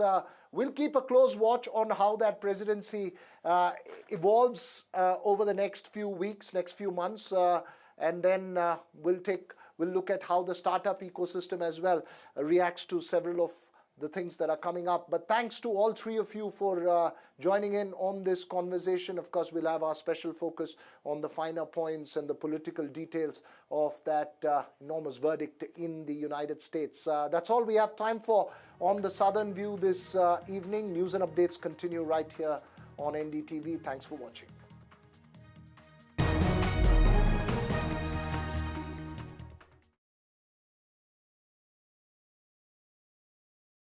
I want to thank the American people for the extraordinary honor of being elected your 47th president. Donald triumphs. What does Trump's win mean for America, for the world, for the wars, and for India-US relations?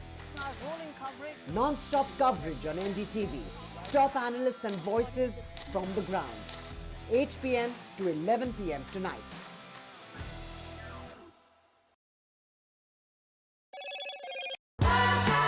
It's that time again as citizens put their doors in the draw for People's Postcode Lottery's biggest ever prize pot. In the December draws, you and your neighbours could win a share of £32.5 million. Whether you own or rent, absolutely any door can enter. Sign up before midnight on the 1st of December. A share of £32.5 million could be yours, but only if your door is in the draw. We all love a bargain, like the Grants, who switched to Vodafone and are now paying less for their full fibre broadband, which means they're still double screening, For about 45 years. but for less. And last-minute panic downloading, but for less. Reliable full fibre broadband for less. And now switching to Vodafone full fibre broadband is easy with one touch switch. We sort everything out for you. We even call your current provider and help towards any leaving fees. So switch today.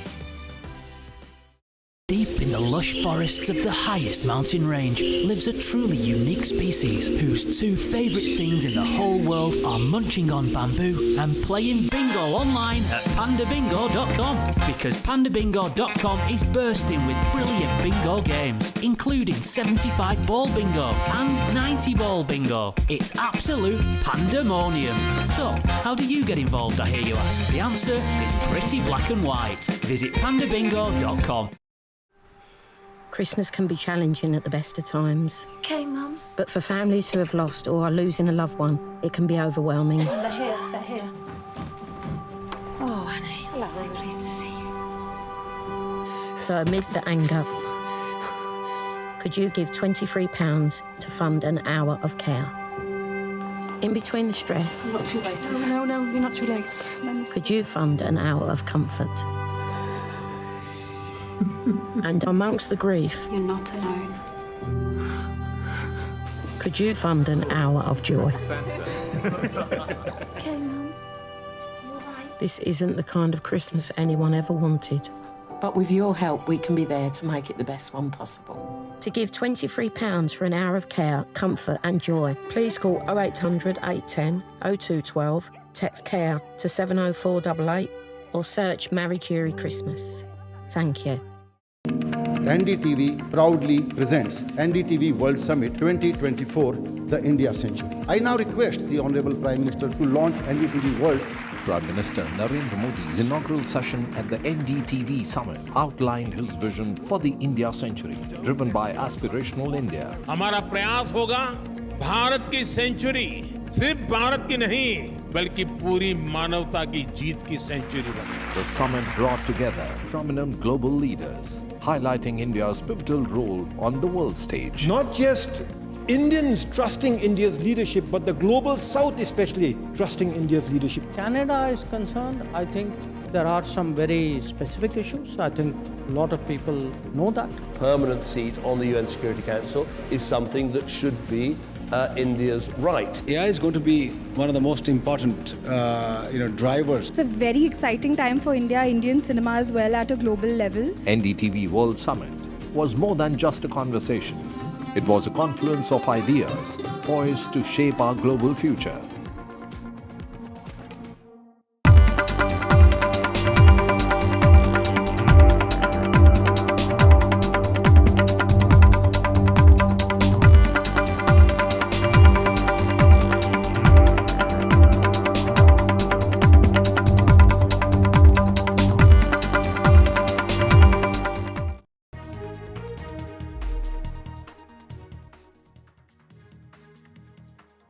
Hello and welcome. You're watching Newsbreak. I'm Gargi Rawat. Up first, developments in the Congress party in Himachal Pradesh. The Congress has dissolved its state unit in Himachal Pradesh, one of only 3 states where it has its own chief minister. Now, in a statement that was released by the Congress party, Congress General Secretary K.C. Venugopal said that the Honorable Congress President has approved the proposal to dissolve the entire state unit of the PCC district presidents and block Congress committee of Himachal Pradesh with immediate effect. The president of the outgoing state Congress unit is Pratibha Singh, who is the widow of former Chief Minister Veerbhadra Singh, and she was made head of the Congress Himachal Pradesh unit in 2022. Remember, she was also seen as one of the front runners for Chief Ministership, which she did not get. Let's go across to Sunil Prabhu now for more. And Sunil, so if we read between the lines, what is the purpose of dissolving this unit? There were several problems that the Congress was facing in Himachal Pradesh. Well, this was long overdue, as you rightly pointed out, and gave the history that, immediately Pratibha Singh had resigned earlier. She was asked to keep and continue in office. Finally, the Congress has decided to revamp its unit. The reason being because they wanted to bring in the fresh blood.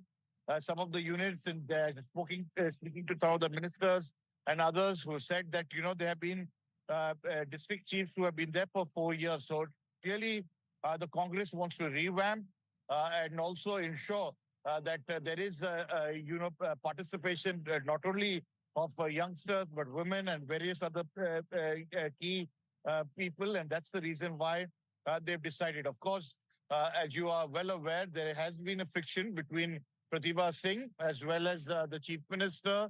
And of course, the Chief Minister has been able to put a stamp by in his ability to get all the key people elected and having control of the legislative party. But definitely, having said that, there are definitely issues because this is the only state in North India where the Congress is in power, and this kind of complete revamp was long overdue. We'll have to wait and see what exactly is envisaged once it gets decided on who's going to be the PCC chief and district chiefs across the state. That's right, Sunil. It's a state that the Congress just about managed to, hold on to. We saw those rebels as well, and that was blamed on the Chief Minister not being able to take everyone along. We also have seen of late Vikramaditya Singh, Pratibha Singh's son, making certain statements where, where he was praising the UP government and Yogi Adityanath and wanting to bring some of the, things followed in UP into Himachal Pradesh. So that had also raised eyebrows. That's right. And in fact, we had spoken to him immediately after he met the Congress president as well as the Congress General Secretary and Mr. Rajesh Shukla were present. They had a huge talking about what was happening, especially, the mosque issue and the kind of communal surcharge that had taken place in that state. He explained his position. He's made it clear that he's looking at the best interests of the party as well as the state unit. There is definitely a huge friction between him and the Chief Minister. So it's going to be extremely important to see how they are able to iron out those differences and help revive the party and ensure after its dismal performance during the Lok Sabha elections where it lost all the Lok Sabha seats, whether they will be able to perform in the coming days. All right, Sunil, thanks so much for joining us with all those details. So the Congress dissolves all units in Himachal Pradesh. Moving on to other news now, the Delhi High Court today declined to permit Chhath Puja rituals at the Yamuna banks in Geeta Colony, citing severe pollution concerns.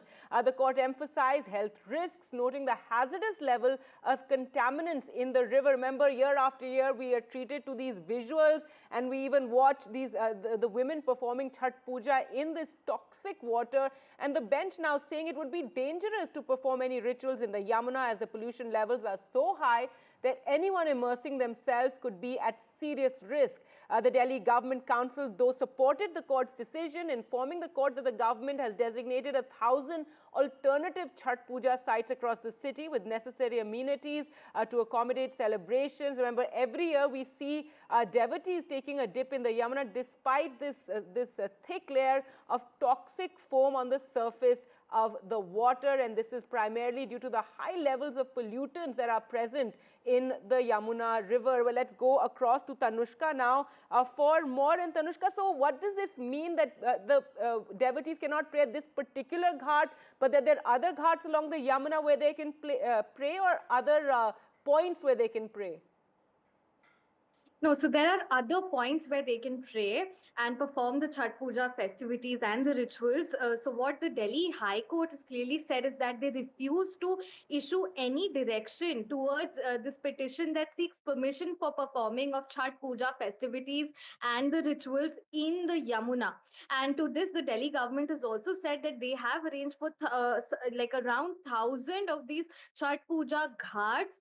That some of them are also near the river ghat, but they are not at the banks. So what we must understand is both the High Court and the government are on the same page about the Yamuna being extremely polluted and a health hazard for anyone, and neither of the parties, support or will issue any sort of direction towards Chhath Puja being performed inside the Yamuna river. The Delhi High Court very clearly says and told the petitioner that if they want the Yamuna cleaned, it is not a one-day job. They need to file a separate petition requesting for the cleaning of the Yamuna, and that is a petition that the High Court is willing to take up and hear. What the Delhi government also reiterated, as long as the Delhi High Court, is that the Yamuna has extreme amount of pollutants and it is not feasible for anyone to be performing or going into the river. Recently, what the court also cited is that someone went inside the river and they were admitted to the ICU of a hospital. So this is something that they are definitely not in favor of. And what the court also maintained is that it's common fact at this point. There is no dispute about the fact that the Yamuna is extremely polluted and no one should be allowed to go inside the river.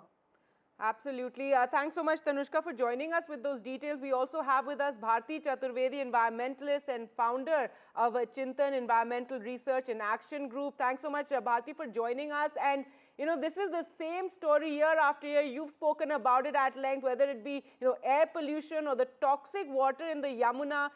It's incredible to see, the devotees going there year after year and praying in that very same water. And now, maybe this is the only way, with the court saying no one is going to pray in this toxic water.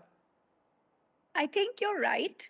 Of course, I don't believe that anyone should be allowed in this toxic water, but I think it's a big tragedy and a failure of governance, because all these devotees for whom Chhath is so important have completely been denied what is fundamentally, a very sacred ritual. But, it's like the air pollution issue. You need to work around it the whole year. We've always known that the Yamuna is very toxic, but it's only when you see visible pollution do you worry about it. It's like air pollution. We don't worry when it's not super toxic. So what I really think is that all these units, including detergent, dyeing, cleaning, you have to look at them. You have to figure out that because they're informal and they're polluting, how do you shift this? How do you shift this into a safer space, give them what they need for pollution control? Because they are informal. It's very difficult to run a business formally anymore in Delhi's 32 industrial areas. So you have to find solutions for these people for the rest of the year. Once Chhath is over, in the next Chhath, people should get a clean Yamuna in order to do the Chhath Puja, because it's so wrong that somebody who lives in Delhi, so many of our immigrants. That's right, and I know many of you are absolutely frustrated with the politics over this pollution that we see. Recently we had a Delhi leader from the BJP bathing in the river. He fell sick the next day, and that's all very concerning. And hopefully the center and the state can all work together, and various states as well, other states as well, work together to ensure we have a clean Yamuna, isn't it? And we need to go beyond the politics and really take care of the health of the people. Yeah, but do remember that we contribute to, just the part that comes into Delhi. We contribute to most of the pollution in the river. So Delhi is to blame, and we poison all the people downstream in so many different ways. So we have to look at the informal industry instead of throwing it out as we did in the past.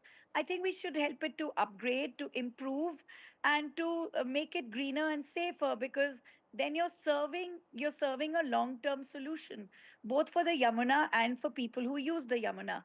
Otherwise, right now, it's just a tragedy of the commons. Everybody's dumping absolute poison in the air and in the waters. That's what it is, and the government's just watching it.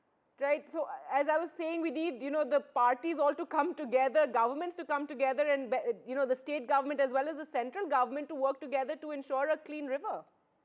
I think so, but I would really ask the state government, because industries come under state government. Okay. And, with a little innovation, I think they can. And I think this experience should actually convince them that they need to get it done. It's not very difficult. All the technology exists. You just need to put it together. And I think we need to do it as a city and as a capital. Absolutely. Thank you so much, Bharti Chaturvedi, there talking to us about this, very concerning toxic pollution in the Yamuna, which is always there, yes, as you pointed out, but visible in this froth. And now the Delhi court, they're refusing to allow devotees to perform Chhat Puja there on the banks of the Yamuna.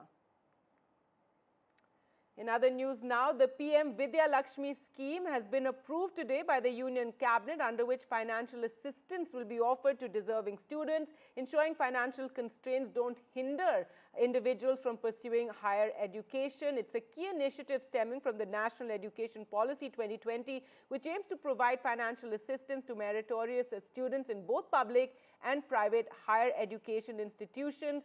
And students can avail collateral-free and guarantor-free loans from banks and financial institutions to cover their tuition fees and other course-related expenses. आज एक नई scheme approve हुई है, fully central scheme है, प्रधानमंत्री Vidya Lakshmi scheme. Pradhan Mantri Vidya Lakshmi scheme. This scheme basically empowers the youth and middle class.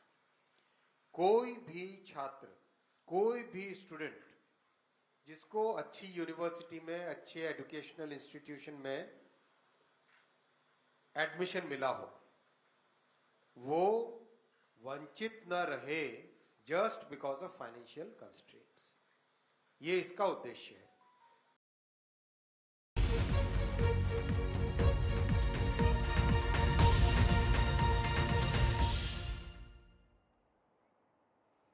All right, now the big US victory, and Donald Trump thanked his supporters and described it as a magnificent victory for the American people, as he made one of the most stunning comebacks in the US political history with his win over Kamala Harris. He also referred to the July 13th assassination attempt on him and said, "God spared my life for a reason." The 78-year-old has secured more than the 270 Electoral College votes which are needed to defeat his opponent, incumbent Vice President Kamala Harris, in the U.S. presidential elections. Describing the Republican campaign as the greatest political movement of all time, Trump said, "We are going to help our country heal, fix our borders. We made history for a reason tonight, and we've achieved the most incredible political win." He said he wants to thank the American people. He says, "I will fight for you and your family with every breath in my body." Now, as America braces for a second Trump presidency, the country will see seismic shifts in policy on the economy, immigration, abortion, Ukraine, and Israel. And Donald Trump there thanking all his supporters, and world leaders also congratulated Donald Trump on his second presidency. Prime Minister Narendra Modi too congratulated him on his comeback. Describing Trump as "my friend," the Prime Minister said in a post on social media site X, "Heartiest congratulations, my friend Donald Trump, on your historic election victory. As you build on the success of your previous term, I look forward to renewing our collaboration to further strengthen India-US comprehensive global and strategic partnership." So the Prime Minister there congratulating Trump. Trump also mentioned Elon Musk in his victory speech. Let's take a look. Help our country heal. We're going to help our country heal. We have a country and it needs help very badly. We're going to fix our borders. We're going to fix everything about our country. And we made history for a reason tonight, and the reason is going to be just that. We overcame obstacles that nobody thought possible, and it is now clear that we've achieved the most incredible political thing. Look what happened. Is this crazy?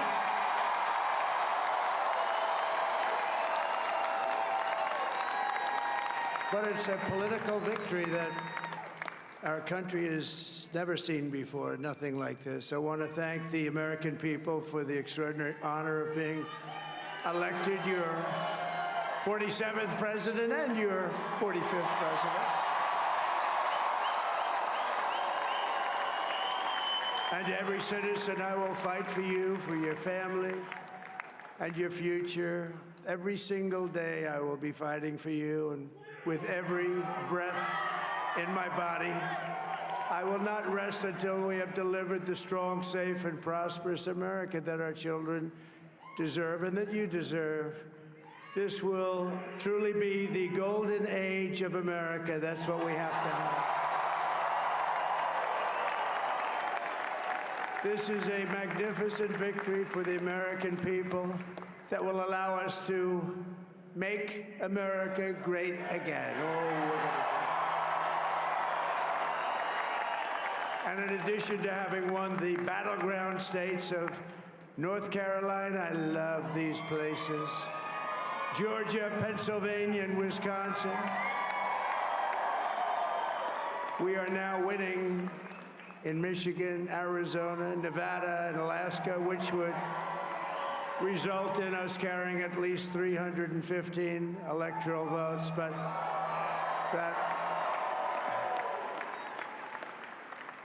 but it's much easier doing what the networks did or whoever called it, because there was no other path. There was no other path to victory. We also have won the popular vote. That was great. Very proud of that.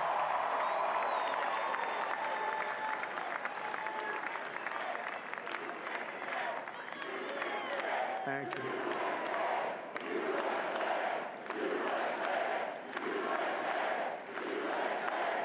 Thank you very much. Thank you. Winning the popular vote was very nice, I will tell you. It's a great feeling of love. We have a great feeling of love in this very large room with unbelievable people standing by my side. These people have been incredible. They've made the journey with me, and we're going to make you very happy. We're going to make you very proud of your vote. I hope that you're going to be looking back someday and say that was one of the truly important moments of my life when I voted for this group of people beyond the president, this group of great people. America has given us an unprecedented and powerful mandate.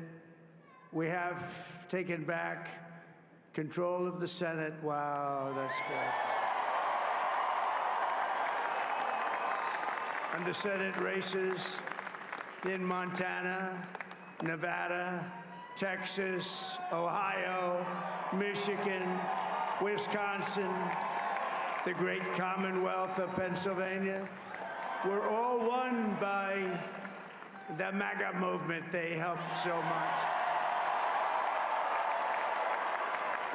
And in those cases, every one of them, we worked with the senators. They were tough races, and I mean, the number of victories in the Senate was absolutely incredible. And we did tele-rallies. We did tele-rallies with each one of them. And sometimes we did 2 or 3 and it was amazing to look at all of those victories. Nobody expected that, nobody. So I just wanted to thank you very much for that. And you have some great senators and some great new senators. And it also looks like we'll be keeping control of the House of Representatives.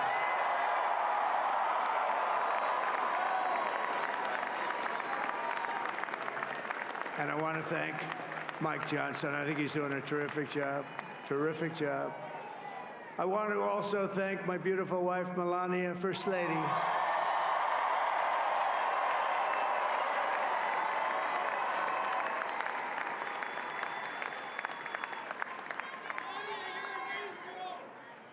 who has the #1 best-selling book in the country. Can you believe that?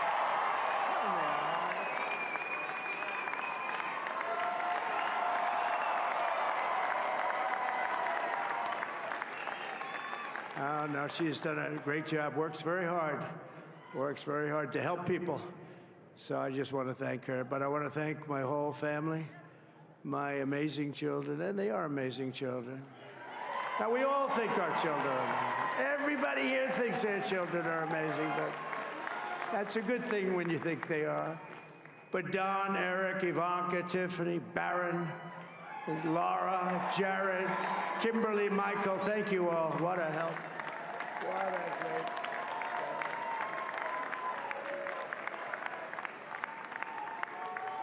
My father-in-law, Victor, is tremendous, and we miss very much Melania's mother, Amalia.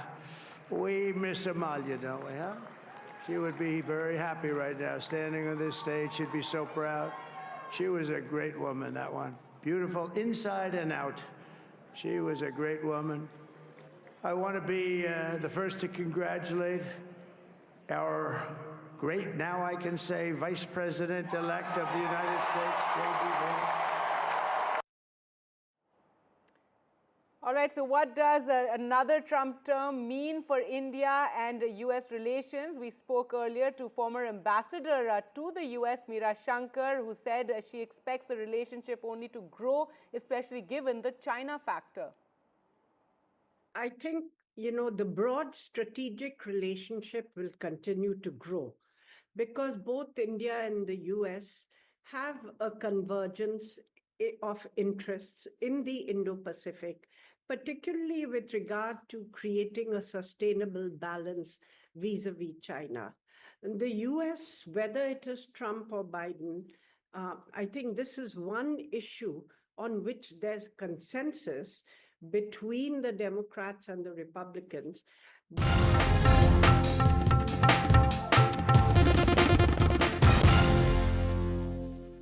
We're finally going through my Tom's things. I want to make him proud. Welcome to British Seniors, the UK's #1 rated provider of over 50s life insurance. We're proud to offer our seniors lifetime guarantee. With 100% of claims having been paid, we guarantee your premiums will never go up and that you'll speak to one of our specialists in the UK. Plus, when you sign up, you'll receive a £135 gift card. Be proud to protect your loved ones with British Seniors. To get a free quote today, call our UK team or visit britishseniors.co.uk. You could lock in a fixed energy deal now and take the power back. Switch and save at uswitch.com. Ever imagine how you'll feel the first time you see a lion in the wild? Or if Japan really is worth the long flight? Ever pondered how ancient civilizations built that? Or how you'll ever describe moments like this? Ever wondered how it feels to explore the world knowing every detail has been expertly taken care of? Want to know more on our worldwide tours? Choose Signature for smaller groups and enhanced experiences. Book today with Riviera Travel and stay forever curious. Glasses Direct. Get yourself a great big deal on your new glasses. Right now, at Glasses Direct, get 2 pairs from £15. That includes your lenses and free returns. No quibbles. Oh, now we've got your attention. It's easy to see why we're trusted by over 3 million UK customers. For a really big deal on your glasses, you should go direct to glassesdirect.co.uk. We know that living with diabetes can make daily life a challenge, and we're here to help. I felt very low with the diagnosis and very lonely as well and embarrassed. I think people don't necessarily realise the impact that being diabetic can have on you and the amount of extra decisions you have to make a day through carb counting every single thing you eat. Day-to-day living with diabetes is really difficult. So Diabetes UK has made my life easier every day. If you're struggling with the everyday challenges diabetes can bring, maybe it's time to become a Diabetes UK member. Call 0800 035 7601 or go online to become a member. And for just £3 a month, you'll get a welcome pack and a practical guide tailored to your type of diabetes and a copy of Balance magazine 4 times a year. Balance magazine has been very good in giving me tips to manage my diabetes on a day-to-day basis. Plus regular email updates with the latest diabetes news and special discounts. One of the things I was recommended to do was exercise. What motivated me was my love of dance, and I got that back. Join a community that really understands. Call 0800 035 7601 or go online to become a member for just £3 a month. I would recommend Diabetes UK to anyone with diabetes. Join up, become part of a community, get that support that you need. It's that time again as citizens put their doors in the draw for People's Postcode Lottery's biggest ever prize pot. In the December draws, you and your neighbours could win a share of £32.5 million. Whether you own or rent, absolutely any door can enter. Sign up before midnight on the 1st of December. A share of £32.5 million could be yours, but only if your door is in the draw. The all-new Temper Pro, our most adaptive mattress ever. Born from NASA technology, billions of ultra-sensitive cells relieving even more pressure for ultimate comfort and support. Now available with SmartCool technology. Temper, the future of sleep is here. No child should suffer the torture of trachoma, but so many are in pain right now. Nananga's lashes have turned inwards. They rip and tear away at his eyes. Pamelo's sight could be gone forever. He's just 3 years old. Kofanga screams for his mother. His eyes are so infected that he can't even see her. For so many children in the world's poorest countries, trachoma is torture. It's a painful infection often spread by flies, and it's destroying children's eyesight. But it could be stopped if you help today. By calling 0800 021 3925 and giving £2 a month to Sightsavers, you can help make sure children get the treatment they desperately need. You'll help us bring them the medicines and the care that can treat infections. And that means you'll be helping to save children from the torture of trachoma and a life of blindness. Please help us reach them.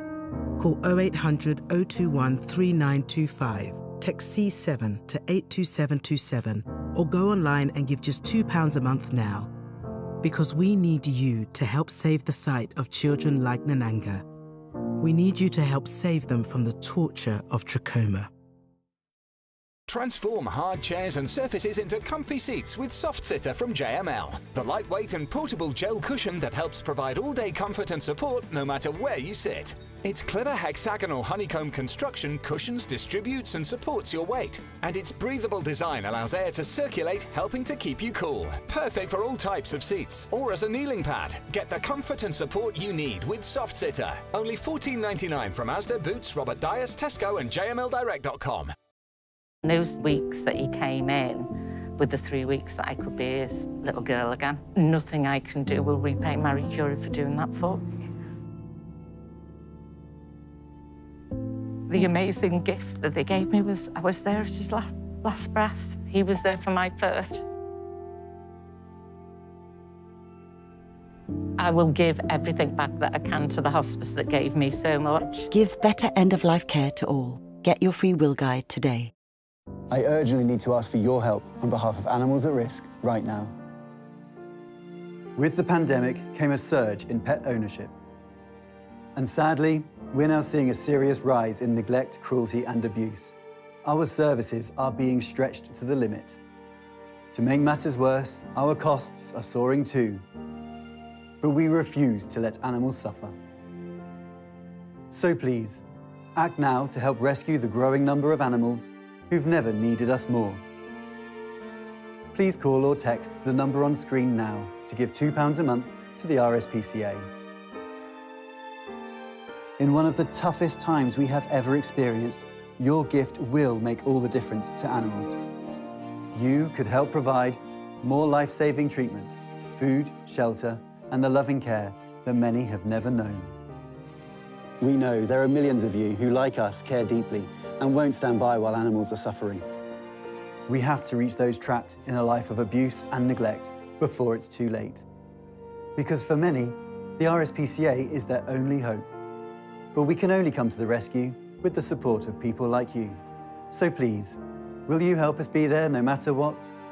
Call 0800 121 4265 or text RESCUE to 81400 to start your monthly gift today. Thank you.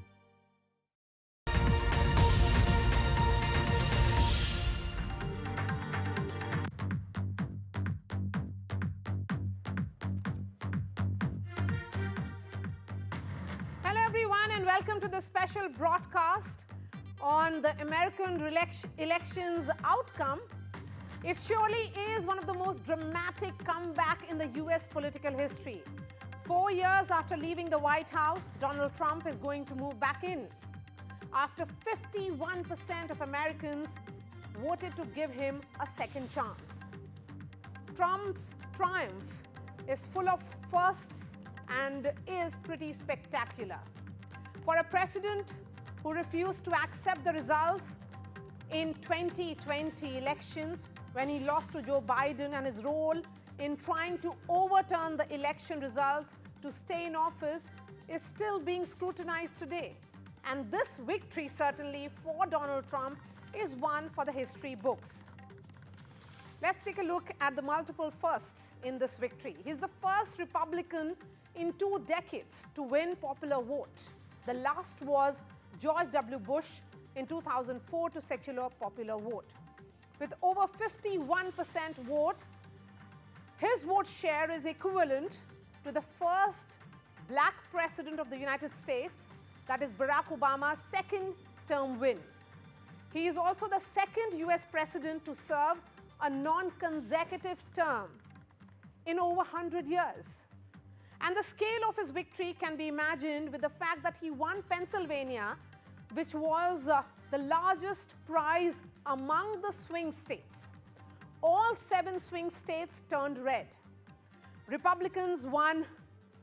They have won back the US Senate for the first time in 4 years overnight, giving them a crucial power center in Washington and a lead in confirming the next cabinet, as well as the makeup of the Supreme Court if there is a vacancy. On the show tonight, I'll try and decode the significance of this victory and what does it actually mean for America and for the rest of the world. But first up, let's listen in to what Donald Trump said in his victory speech. These are our friends. We have thousands of friends on this incredible movement. This was a movement like nobody's ever seen before. And frankly, this was, I believe, the greatest political movement of all time. There's never been anything like this in this country, and maybe beyond. And now it's going to reach a new level of importance because we're going to help our country heal. We're going to help our country heal. We have a country and it needs help very badly. We're going to fix our borders. We're going to fix everything about our country. And we made history for a reason tonight, and the reason is going to be just that. We overcame obstacles that nobody thought possible, and it is now clear that we've achieved the most incredible political thing. Look what happened. Is this crazy? It is surely an ultimate political comeback never seen before in America and in several parts of the world. Joining me to try and understand what went right for the Republicans is Taranjeet Singh Sandhu, former Ambassador of India to United States. Ambassador Sandhu, thank you so much for speaking to NDTV. You know, as someone who would have worked with Donald Trump at some stage, why do you think America has given him another chance? And I've been reading a lot of articles which suggest it's almost like 9 lives of Donald Trump. So I think it was a democratic election, and you have mentioned about what the reasons are. So therefore, let's focus on that. The reasons in this election were quite clear, and the voting has happened on those. The first and foremost is the economy. I think you would have often heard it's stupid economy. So the most important aspect there, when we talk of economic side, it's what is normally the bread and butter issues. So the cost of living is something which had impacted the people. So the cost of living, and US is in a very, very peculiar situation where it is being said that while inflation has come down, the cost of living has gone up. So the daily products which one eats, the kind of grocery store elements. So that's why the independent voters and the middle class have largely voted for Donald Trump, and that has made a significant difference. On the other economic side, you have seen that the corporate side was looking at, perhaps the perception is that with coming of Donald Trump, the American economy will improve. The same is the perception which people had at large. And the dollar today has taken 8-year rise, or should I see that rise that it is witnessing. But overall, Ambassador Sandhu, the fact here is that there were a lot of emotive issues at play as well.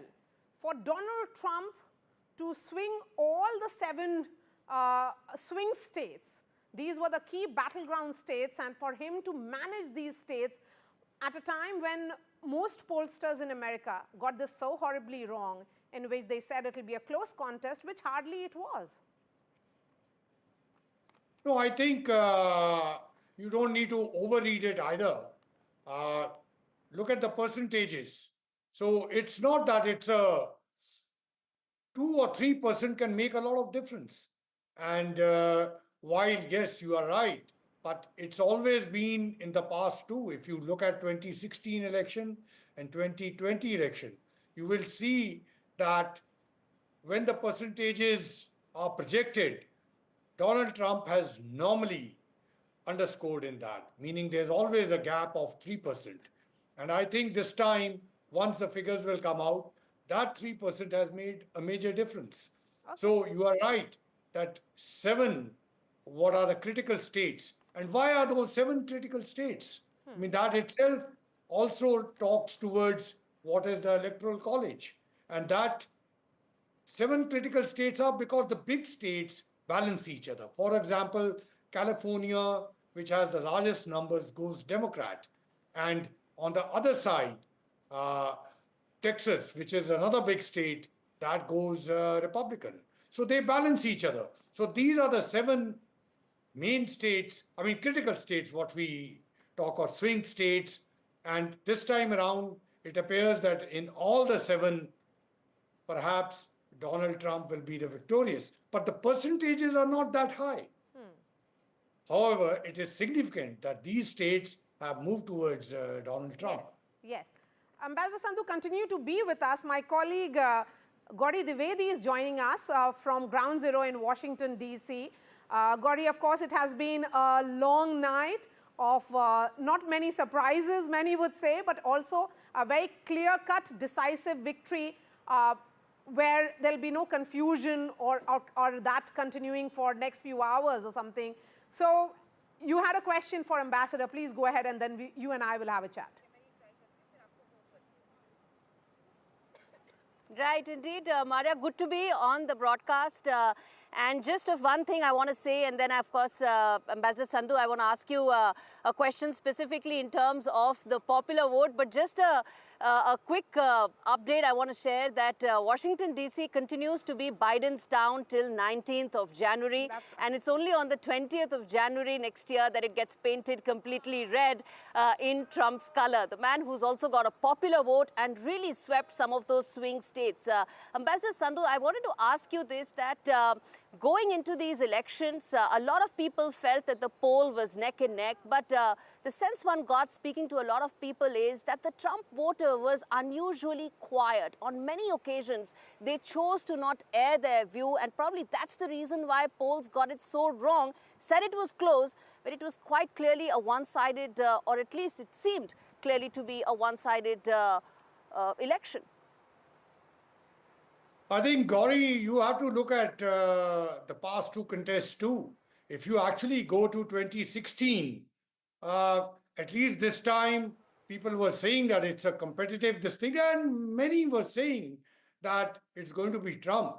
So it's not that it was a complete surprise. But if you go to 2016, at that time, people had perhaps not clearly said, because this time I was certainly hearing, yes, it was supposed to be much more competitive, but nevertheless, the people were saying that this is within the margin of error and there is a strong support for President Trump. But at the same time, I'm sure the issues are very important, and that's what we need to look domestically. I mean, if any observer of what's happening in politics there, that there was the issue of cost of living, there is the issue of law and order, there is the issue of immigration, and the perception is that President Trump is much better placed to fix that. What the reality is, we will know in time, but perceptions are always important in politics. Ambassador Sandhu, really appreciate your time. Thank you so much for joining us on the top of this broadcast. Let's introduce other panelists as well, Gauri. We have Robert Kali, who is American pollster and also the chief pollster of the Trafalgar Group. We have Mayor Michael Owens who is a Democrat, and also Matt Klink, a Republican strategist. Gauri, come in whenever you wish to, but let me begin with you, Robert. You know, even as we speak, the US markets have surged. In fact, Dow has soared 1,300 points already. So this is a message that is coming in, that this is a changed America that wants to break with the past, wants to break with a liberal past. As someone who is into trying to analyze the minds through your polling, what do you think the pollsters did not really sense? Well, it's the same problem that they had in 2016 and 2020, and that's why we were recognized as being one of the only ones that predicted Trump would win in 2016 and predicted it would be very close in 2020. And again, we're proud that we outdid all of the major news outlets, all the networks, and all of the universities. The voter he was talking about that was hesitant to say they were for Trump were really hard to identify. And it's a difficult thing to do. This time it wasn't that they were so much as embarrassed. I didn't want to be judged. This time they were afraid. They were afraid of being on a list. They were afraid, whether it's right or not. They were afraid the government might come after them. They were afraid that big tech might censor them. They didn't want to be canceled, and so that was why they were so difficult to measure. And even with our polls, we said Trump will even exceed what we have, but we predicted a significant electoral win, and so in all of these states, especially Georgia and North Carolina, that people started to worry, and certainly Pennsylvania from the very beginning. We've always seen a lead there, and we felt like this election was going to be one that Trump was going to win. He was going to win big, and the Republicans were going to keep the House, and we're going to expand in the Senate. And so so far 3 of the Senate races look like they may go Republican. We also predicted Ohio would go Republican, and if the 3 Rust Belt seats go Republican, that could be a 55-seat majority. And that lets a few people get, they don't have to have everybody on the team to get something passed. But Matt Klink, come on this, because given the fact that most swing states have turned red, I want to understand from you, Matt, is it that Trump, who ran an anti-liberal and nationalistic agenda, has sent a message that this is hinterland America, which is asserting itself. This hinterland is conservative and very resistant and resenting to the liberal elites in New York and California, and that is the reason why you are seeing this entire region turn red. I think it highlights a couple things. I think one, it highlights the growing irrelevance of the national media, that you're right, they are an elitist media that tends to reside on both coasts, but the majority of Americans, they don't care. And they see a liberal media that either doesn't want to understand conservatives or disrespects conservatives continually. And we saw that with Joe Biden's statements during the campaign, that anyone who supported Donald Trump was garbage. So I think that certainly played a major role. But look, Donald Trump captured the essence that voters want to change. And Kamala Harris, well, she did an effective job at saying that Trump was a threat to democracy and not capable of holding the job. She provided no real agenda for herself going forward, as epitomized by when she went on The View and they asked her the simple question, what would you do differently than Joe Biden? And she said that she couldn't think of anything. That destroyed her messaging that she was going to do things differently. And look, I think that the results yesterday indicated a fundamental desire across the board, not just of the winning the Electoral College, which is designed to give a slim vote, as the ambassador said, more of a mandate to govern. But you saw across the board, because Trump is winning the popular vote as well as the Electoral College, a general dissatisfaction with the Biden and Harris regime. And they realized that we needed a course correction, and a pretty radical course correction, as quickly as possible. Indeed. Let me also then get in the Democrat voice. Mayor, two questions I want to ask you. One is that everyone felt that because voting is happening in large numbers amongst the women vote base, that would go essentially in Harris's favor. Clearly, that hasn't happened. The gender divide hasn't really broken in favor of Democrats. So what went wrong in the reading of that demographic group? That's question number one. And then question number two is around the fact that as things stand right now, President Trump could actually be extremely powerful in a political landscape, with the Republicans having the Senate in charge of the House and a very clear majority also in the Supreme Court as well. So what happens to the Democrats from here on is a key question. Yeah, well, thank you for that, and thank you for having me on. And I think you're spot on with the discussion about the female vote, and I think Democrats put a lot of specific effort into talking to women specifically and understanding the threats that another Donald Trump presidency would bring us. But I think the reality is, I think the exit polling numbers showed somewhere around 54% of women, only 54% of women were supporting Kamala Harris, which means 44% were roughly supporting the former president. So I think that's a really, really lower number than most Democrats had expected to see and obviously wanted to see. But I'll go further than that, because it wasn't just with the women vote. This was another year where we said that the youth vote was going to turn out and was going to make the difference. And if you look at 18 to 29-year-olds, that simply wasn't the case. President Trump still got well over 40%, I think 42, 43% of that youth vote that Democrats continue to try to push for. And obviously, as those age demographics got older, they started trending more towards Trump. But I don't think there was ever that breakout number for the youth that had been expected. And then, I'll also say the Latino vote, so there was a lot of things that were made over the last few weeks, but I think, there was a lot of discussion and a lot of effort put in towards galvanizing the Latino vote to truly turn out for Kamala Harris. And I don't think we saw that as well. So a lot of the demographics across the board just did not break out in areas where the Democratic apparatus, many of us that were on the ground, really thought was going to happen. Okay. Now, to your question about what happens with Trump coming into office, with the House and the Senate,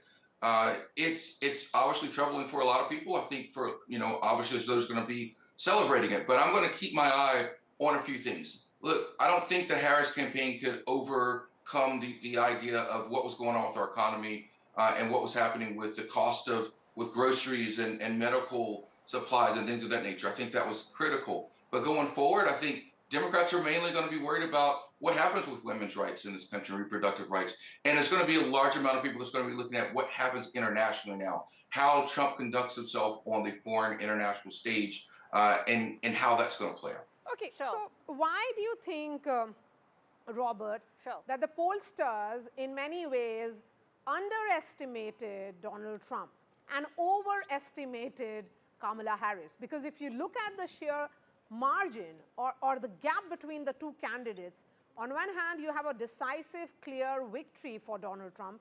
On the other, Kamala Harris has lost a number of blue states as well.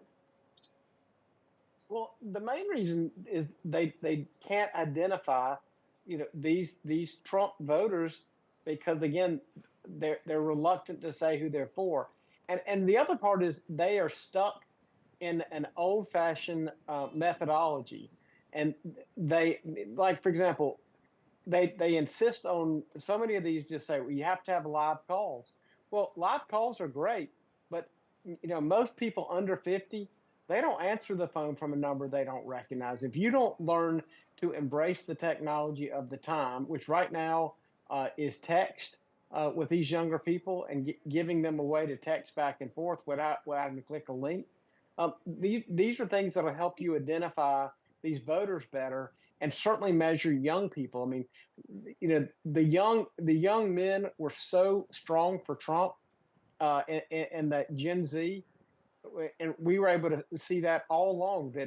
And I just think that these pollsters are stuck in some of the old ways so much that they're stuck asking 30 questions, 40 question polls, and they're losing the average people, and then they don't reach them in a way that people can actually relate to them, and they're stuck Matt, with just that people that are weird answering the calls. Would you say that it was not just a particular demographic that was being looked at or worked upon by the Republicans?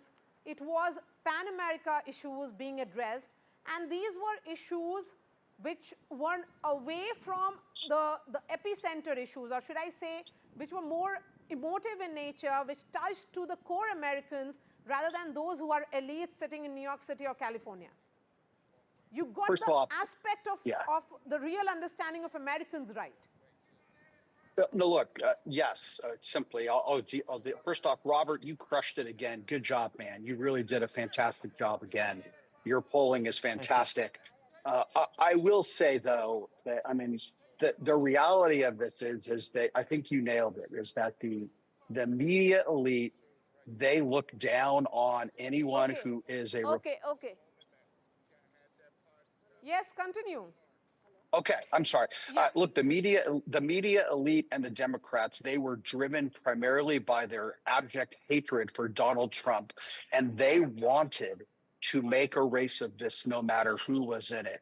And even when, look, the private polling that we were doing was incredibly accurate, and we saw major holes in the Democrat coalition that the mainstream media and the liberals took for granted because they thought that people hated Donald Trump. The reality is the economic issues and people who are hurting in America right now because they can't make the rent or have to choose between rent and food. That was more important than whether or not Donald Trump was an existential threat to democracy or a quote unquote fascist, which, by the way, every Democrat has accused Republicans. Okay. There seems to be some problem with that line with Matt Kling. So, Mayor, I'm coming to you. Of course, the question is, what next for we the Democrats? That quote Barack Obama. Okay, he's back. And they're Please clinging to that. Yeah, they're clinging to that. But time is passing them by, and I think we're going to see fundamental change from Donald Trump. He has the durable majorities in both houses of Congress to enact that change. And I think that the liberal Democrats are going to have a major reality check. Okay, so do Democrats really need a reality check here, Mayor? Because you seem to be disconnected from issues which matter and which resonate with the voters across demographics. So it's essentially what sounds good to strategists may not be the actual issues which matter to the voters on the ground. I mean, I think after every election, particularly every presidential election, the right thing to do, no matter who wins or loses, is go back and reassess. Everyone does it, right? I mean, Republicans done that as well when they lost. So to go back and reassess, as to what happened, what worked, what didn't, maybe where the mark was missed. But I think there's one thing that really has to be said here, which I think is absolutely true, is that, look, there are a lot of Republicans that went to the polls holding their nose, right? It's not to say that Donald Trump was their chosen candidate or the person that they wanted to have. And I'm speaking from people that I know and on the ground and here in Georgia, where Donald Trump did win. But there was also a lot of Republicans that did not even want to admit that they were going to vote for Donald Trump. But at the end of the day, they held their nose and they voted for Trump. It's another reason why some of those polling numbers are wrong. It's not because they're afraid to say they're supporting Trump. It's because they're not proud to say they're voting for Donald Trump. But neither here nor there, understanding the power structure as it is and prioritizing the fact of having a Republican in the White House with a Republican Senate and House. Now, I can understand that logic, absolutely. But I don't want to throw the media under the bus and say, oh, the media is absolutely terrible. That's, I'm not going to go there this morning. What I think is important is that, when you look at certain demographics, I think the Trump numbers were underrepresented and the turnout was there in some of those areas. But how how Democrats go forward with this is taking an assessment, taking a look and see what happens. Look locally, look at what happened in certain states and counties, and reassess. Right. Get back on the ground, listen to the people, and figure out how we can be there and meet the needs. Gauri, go ahead. I have a question for Robert, which is that a lot of the Harris campaign essentially focused on democracy, saying that if Trump comes to power, it'll be a fascist regime with all rights, democratic rights being overturned. Do you think that excessive focus on just Trump per se and painting him in that actually turned off a lot of those fence-sitter voters which could have gone to Harris's campaign if the tone and tenor was less negative, less vindictive, less vitriolic? Absolutely. I mean, the thing is, with someone like Trump, if you say that before he gets elected, okay, maybe people will believe it. But the guy served 4 years and he didn't do any of that stuff. And so to say that that he would do it differently, I mean, he had every right to have his Justice Department looking at Hillary Clinton, and he said, no, we're not going to do that. So he's already kind of not done the things they're accusing him of doing. And the mayor earlier just said that a lot of people went to the polls holding their nose. There's no question. I hear from Republicans all the time who say they don't like Trump. But what they do say is that all of the effort to attack him and everything from all the different court cases and just the effort to try to stop him from running and from being an effective candidate, that made them want to say no, that's not okay. That made them willing to hold that nose and vote for Trump. And that's when they overplayed their hand, is attacking him in every way, including with the legal system. All right. So thank you so much for joining us, Robert Mayor Owens and Matt Klink. Gauri, continue to be with us. We are slipping into a short break. After that, we'll try and give you details as to why did the pollsters get it so horribly wrong when till the last minute it was predicted as a close contest.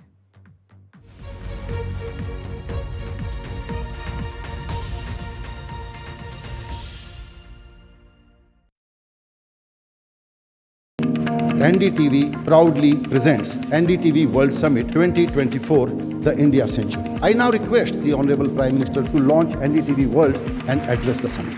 Prime Minister Narendra Modi's inaugural session at the NDTV Summit outlined his vision for the India Century, driven by aspirational India. हमारा प्रयास होगा भारत की century सिर्फ भारत की नहीं बल्कि पूरी मानवता की जीत की सेंचुरी बने. The summit brought together prominent global leaders, highlighting India's pivotal role on the world stage. Not just Indians trusting India's leadership, but the global South especially trusting India's leadership. Permanent seat on the UN Security Council is something that should be India's right. Canada is concerned, I think there are some very specific issues. I think A lot of people know that.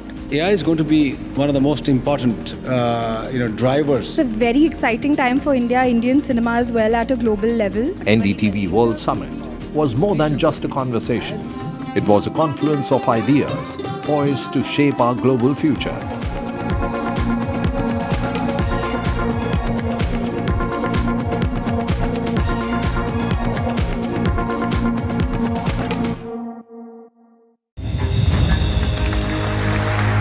I now request the Honorable Prime Minister to launch NDTV World and address the summit.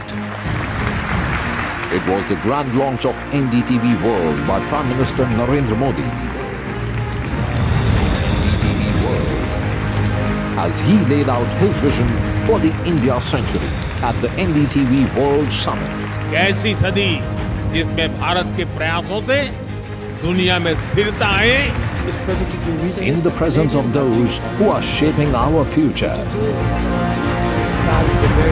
मेरी तरफ से आपको ढेर सारी शुभकामनाएं हैं। NDTV World, your new home for global news is here.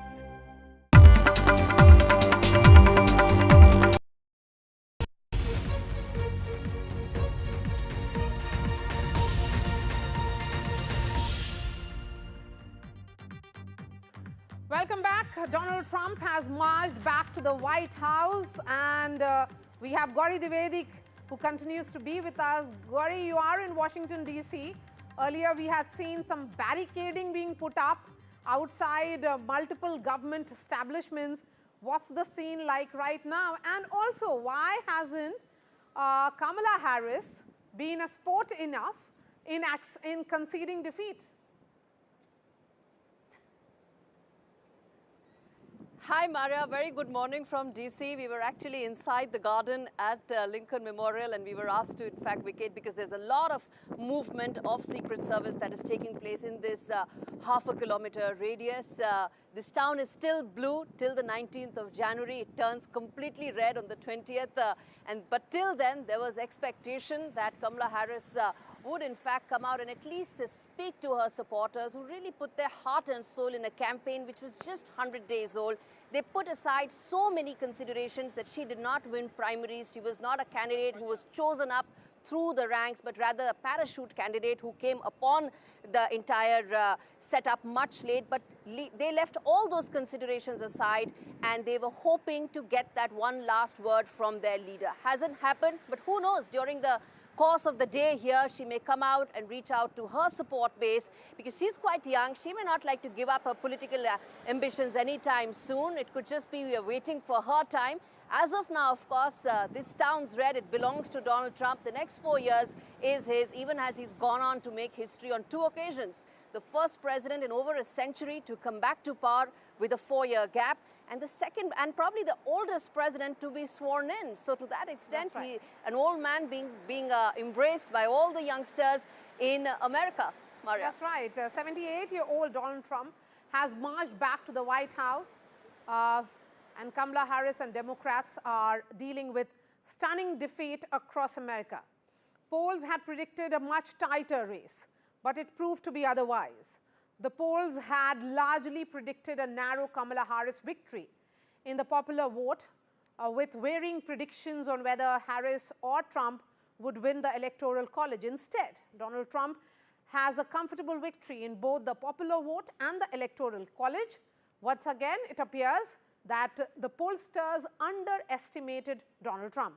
He won the popular vote, in fact, surpassing his own 2016 performance when he fell short in this metric. The economic forecast was a narrow victory for Kamala Harris. In fact, British polling firm JL Partners had emerged as one of the most bullish in favor of Trump with their projection of around 287 Electoral College votes. But the question is, why are the pollsters world over? Remember, we faced also in India during the Lok Sabha polls and now the US elections. Why are they getting the elections so horribly wrong? Joining me on the show is Dhruva Jaishankar, Executive Director of ORF America. We also have Congressman Thanedar, and we have Daniel Block, contributing editor, Washington Monthly. We'll be continuing a conversation with them in just a bit. But first up, let's listen in to what Donald Trump said.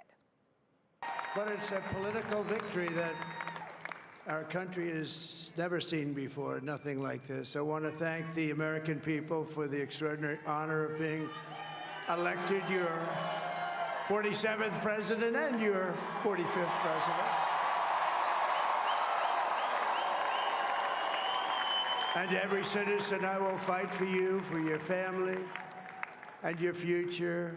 Every single day, I will be fighting for you, and with every breath in my body, I will not rest until we have delivered the strong, safe, and prosperous America that our children deserve and that you deserve. This will truly be the golden age of America. That's what we have to have. They're our friends. We have thousands of friends in this incredible movement. This was a movement like nobody's ever seen before. And frankly, this was, I believe, the greatest political movement of all time. There's never been anything like this in this country, and maybe beyond.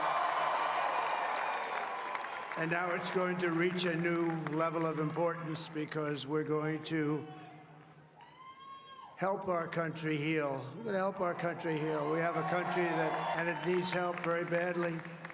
We're going to fix our borders. We're going to fix everything about our country. And we made history for a reason tonight, and the reason is going to be just that.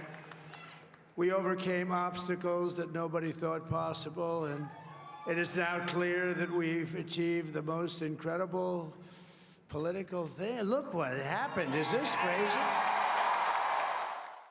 Congressman Thanedar, beginning with you. He was the president who was rejected 4 years ago, and he has made a comeback with a far bigger margin. He has not only won the Electoral College, but also the popular vote.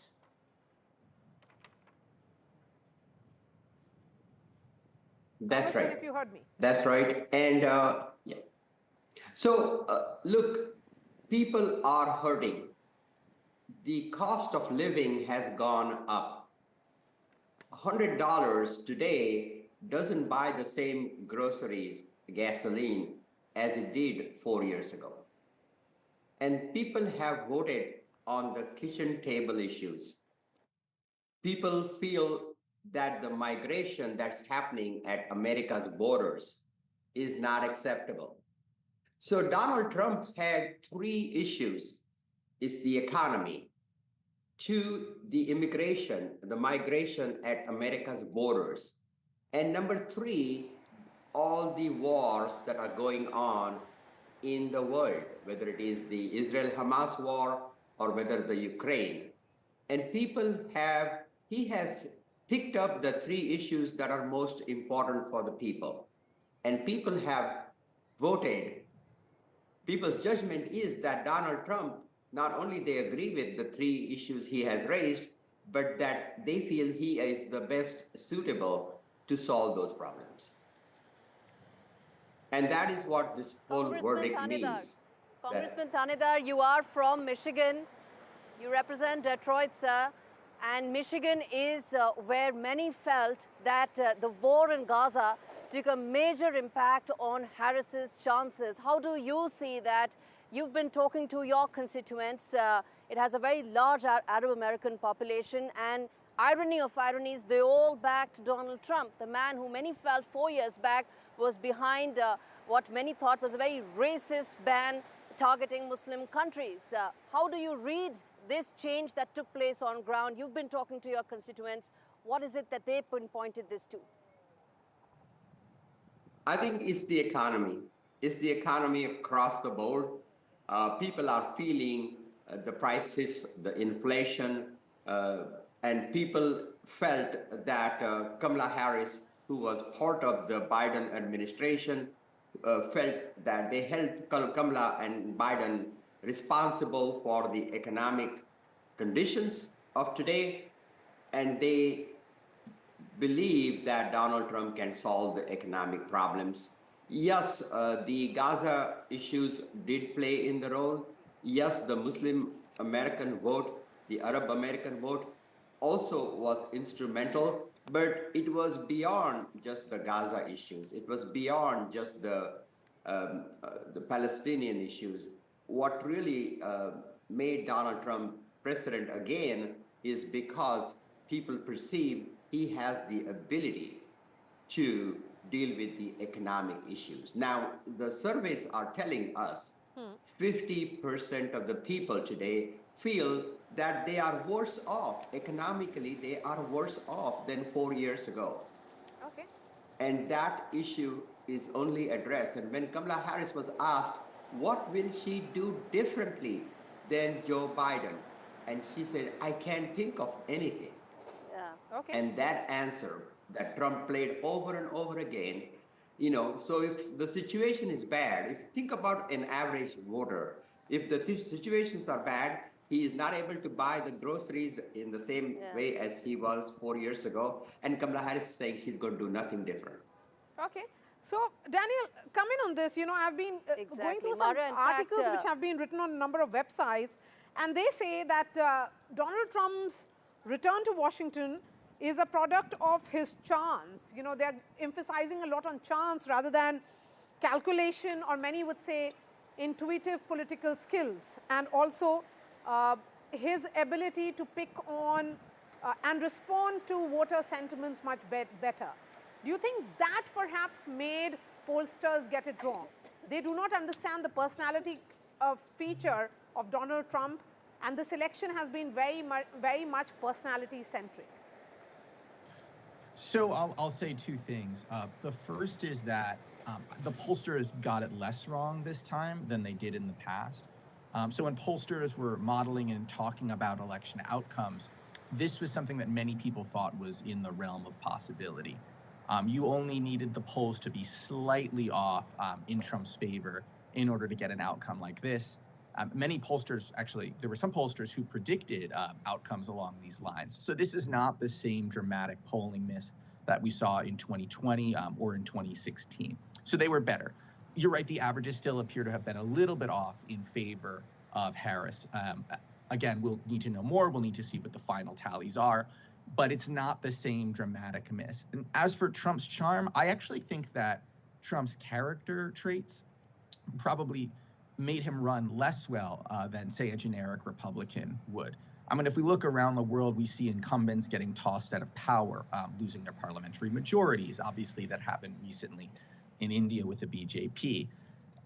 Trump is a uniquely polarizing figure in some ways in American politics. He's what we call a high floor, low ceiling candidate. So he has a lot of devoted supporters who love him, but also a lot of people who really hate him.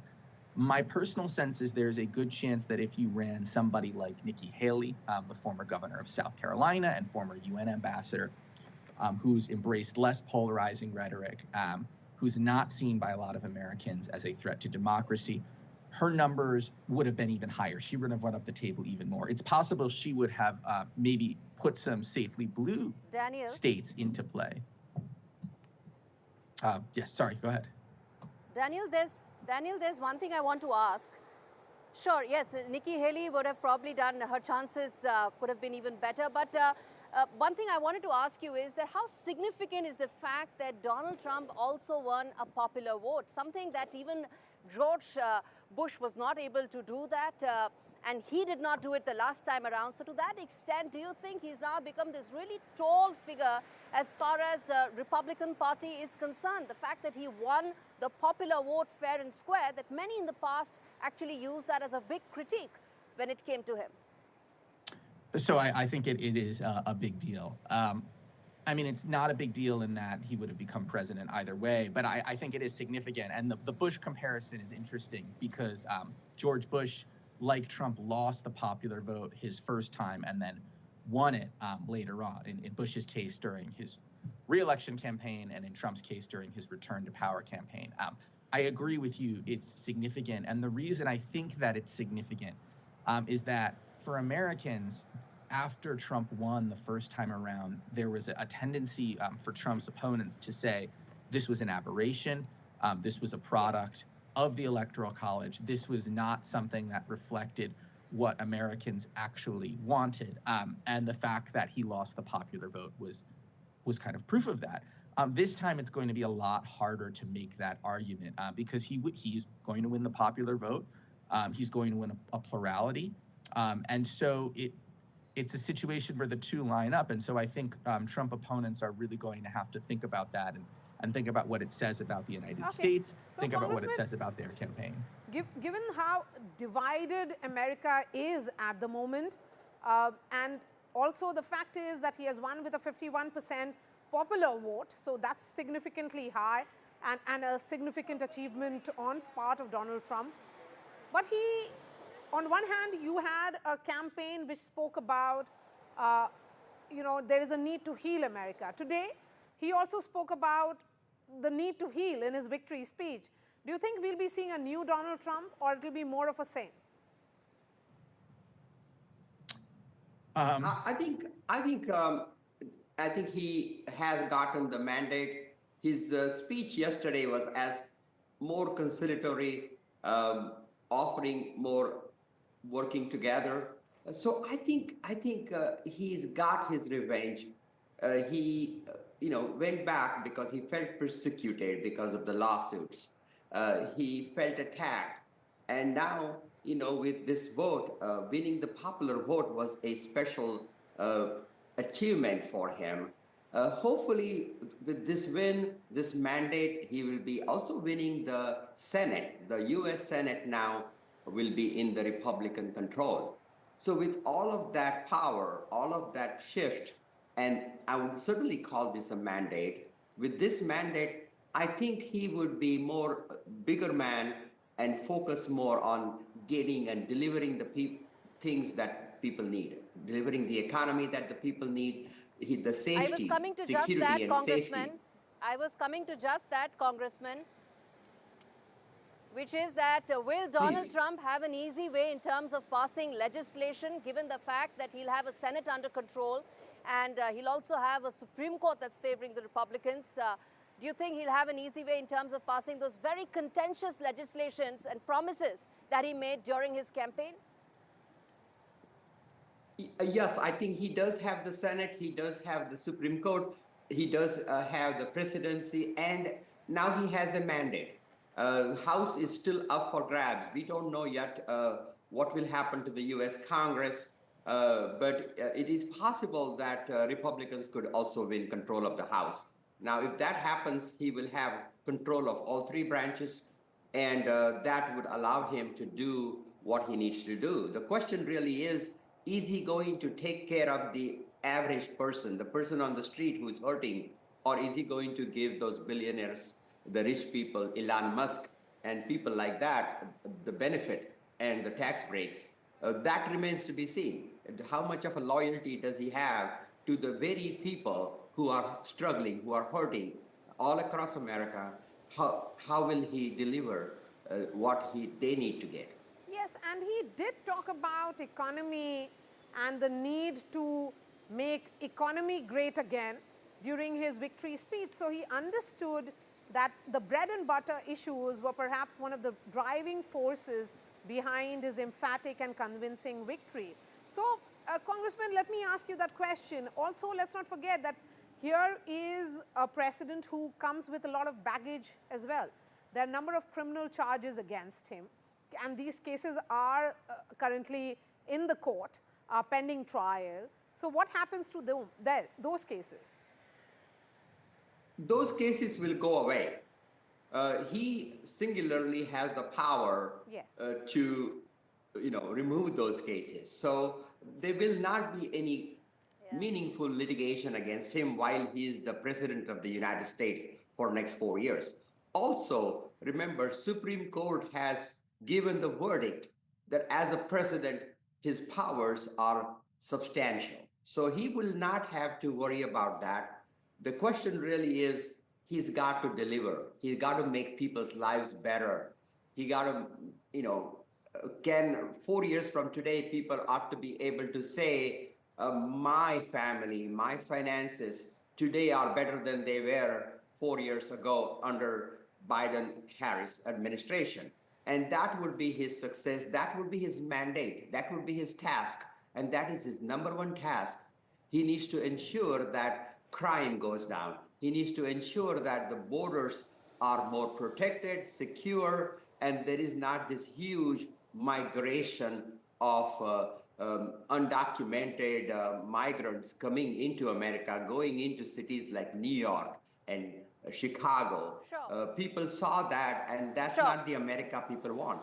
Okay, Daniel, I have a question for you, because there are a number of articles which are suggesting that the legitimacy of the president's house or the president's chair is being questioned because of the background or the baggage of Donald Trump. Do you think they will have to revisit their own assessment? Because whatever said and done, it is the choice of America. Here is a president who has won with popular vote and in the Electoral College. So I'll say that there's one more question I want to add, Maria, for Daniel, before he can take both of them together. He can take both the questions together. One, of course, the one around legitimacy that you asked. The second around the fact that, Daniel, given that the way everybody has been talking about the economy, immigration, what, according to you, would be his single biggest legislation that he will pass through at the very beginning of his tenure, given how powerful he is, given how strong the mandate is, and at the same time, given how he has again and again spoken about economy and immigration, which, according to you, would be the first set of legislations he could pass that could set the tone for his presidency in the next 4 years? Take those two questions, please. Sure, I'll do them in order.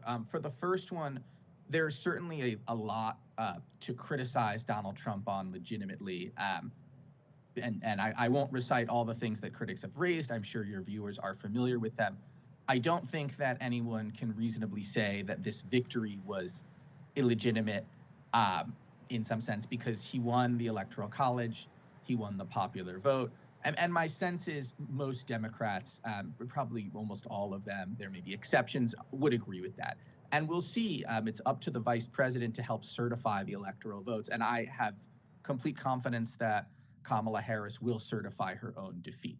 So I think that the party will accept that this is a legitimate win. They will continue to criticize him, and his other opponents will continue to criticize him for the many pieces of baggage that he has. But I do think those two things can be decoupled. And there's not really a case to be made that this was an illegitimate victory, as much as that upsets many people. Or I should say, as much as his victory upsets many people for understandable reasons.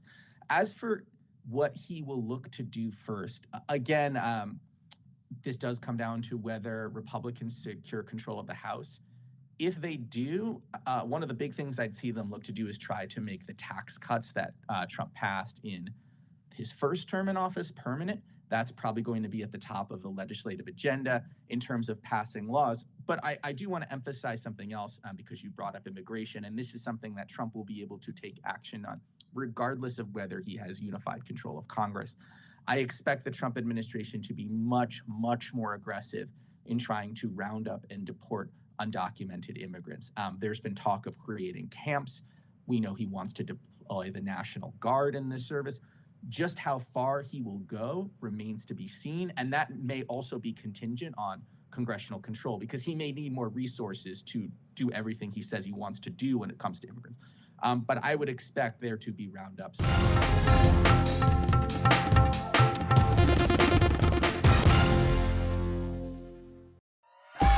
Start earning cash back today.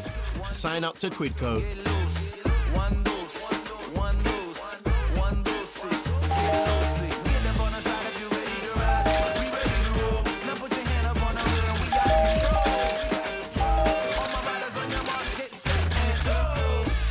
Get cash back every time you shop on over 5,000 brands.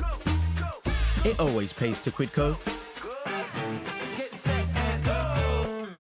This is an important message for people living with diabetes, from people living with diabetes. When I was experiencing the symptoms of diabetes, I didn't know what was going on.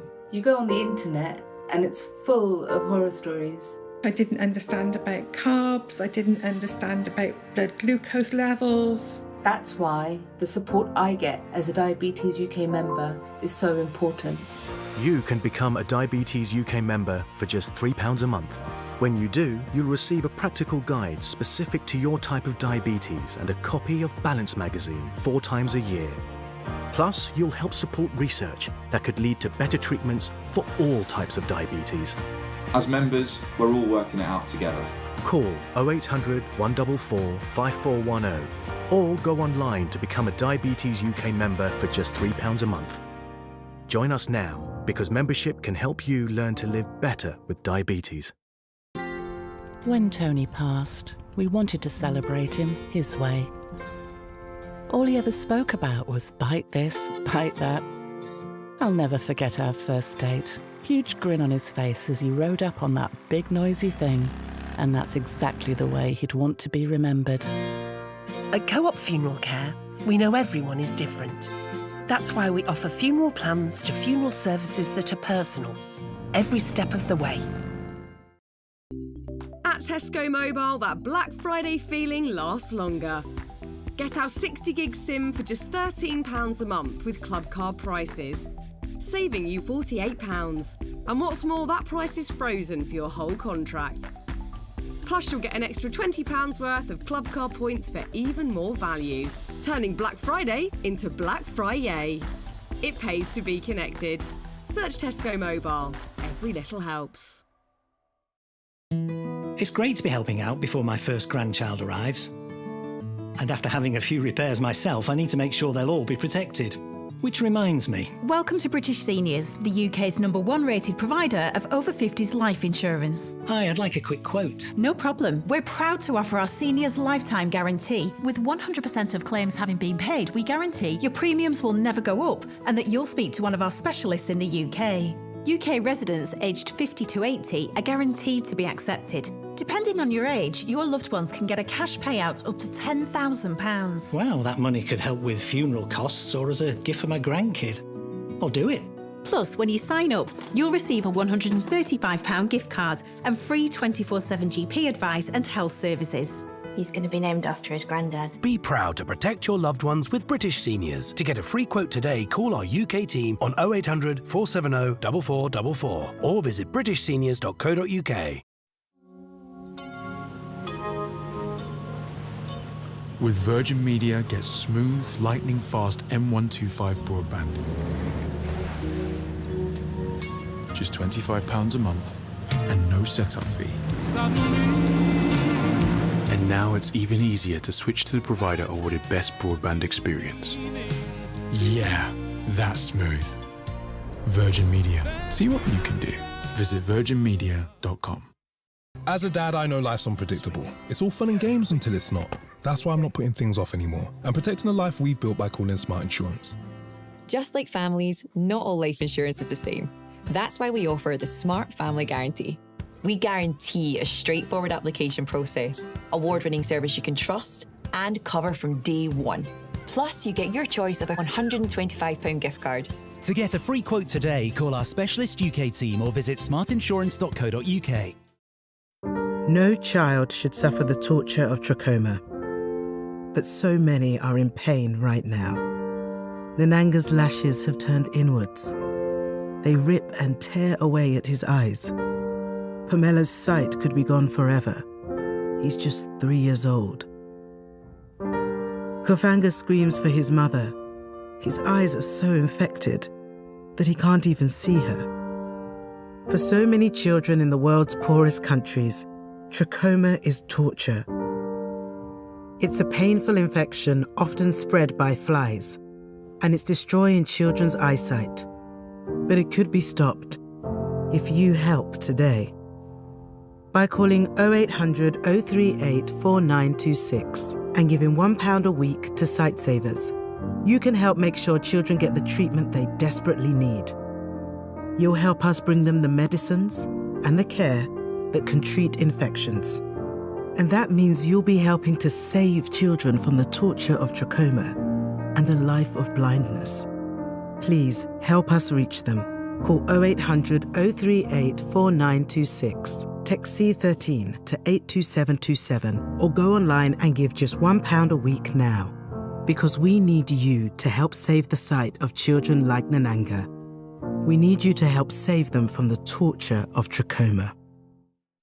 Some people think life slows down in your 50s, but I'm just getting started. And I don't want my lot to have to worry about funeral costs. Let them spend their money on nicer things. So I decided to learn more about over 50s life insurance from Cover Today. They're the only over 50s life insurer with no waiting period. Unlike other insurers who could make you wait up to 2 years, with Cover Today, you're fully covered from day one.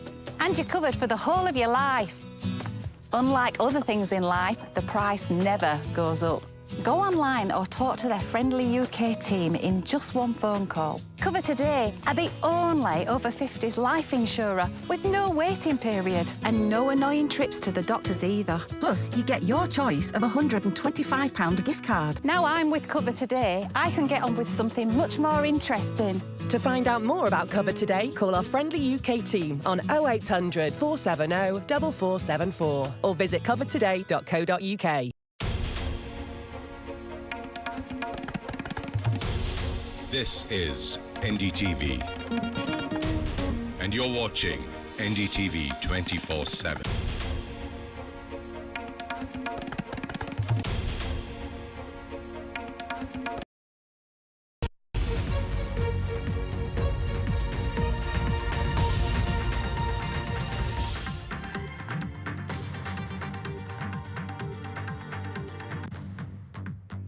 Good evening, welcome to Left, Right and Centre. In a stunning turn of events, Donald Trump has secured a historic third term as President of the United States. Despite fierce opposition and numerous legal challenges, Trump's campaign centered on MAGA, making America great again, resonated with voters nationwide, leading to a decisive victory. Key battleground states like Pennsylvania, Michigan, Wisconsin may flip back to red, showcasing the enduring appeal of Trump's policies on economy, on immigration, law enforcement. His unexpected win has left political analysts scrambling to understand the new dynamics of American politics. As we speak, world leaders are reacting, markets are fluctuating, the political landscape is being redrawn. What does this mean for America's future? What does this mean for the world? We'll have in-depth analysis from our panel of experts, reactions from both sides of the aisle, and what we can expect from a Trump administration with a new mandate. But first up, I'm going to go across to our big wall to give you an idea of what exactly took place in the United States. So let's have the map up to give you an idea of the big divide in the United States. Red translates into Republican states, blue translates into Democrat states, and there are a couple of remaining swing states over here where the results haven't come in as yet. I'm going to explain what swing states are in just a moment from now. By and large, in the context of these elections, the blue bastions, which have been Democratic bastions, they were with the Democrats, they went their way. The red bastions went to the Republicans, as was expected all along. It's just the swing states, and I'm going to come to that in a moment, which have been significant, because the swing states which are marked in yellow over here, and there are a few more, a couple of them have already gone the way of Donald Trump. And whoever wins those swing states is seen to have a huge advantage. And ultimately, with 280, remember the magic mark in the United States was 270. Donald Trump absolutely ahead, winning the elections in the United States. Now, just a few more details over here. What are the numbers beneath each state? Now, remember, America has what's called a winner-takes-all system. So each state has a certain number of electoral votes. Those electoral votes all add up to the Electoral College. Whoever wins 270 electoral seats, which go towards the Electoral College, wins the elections.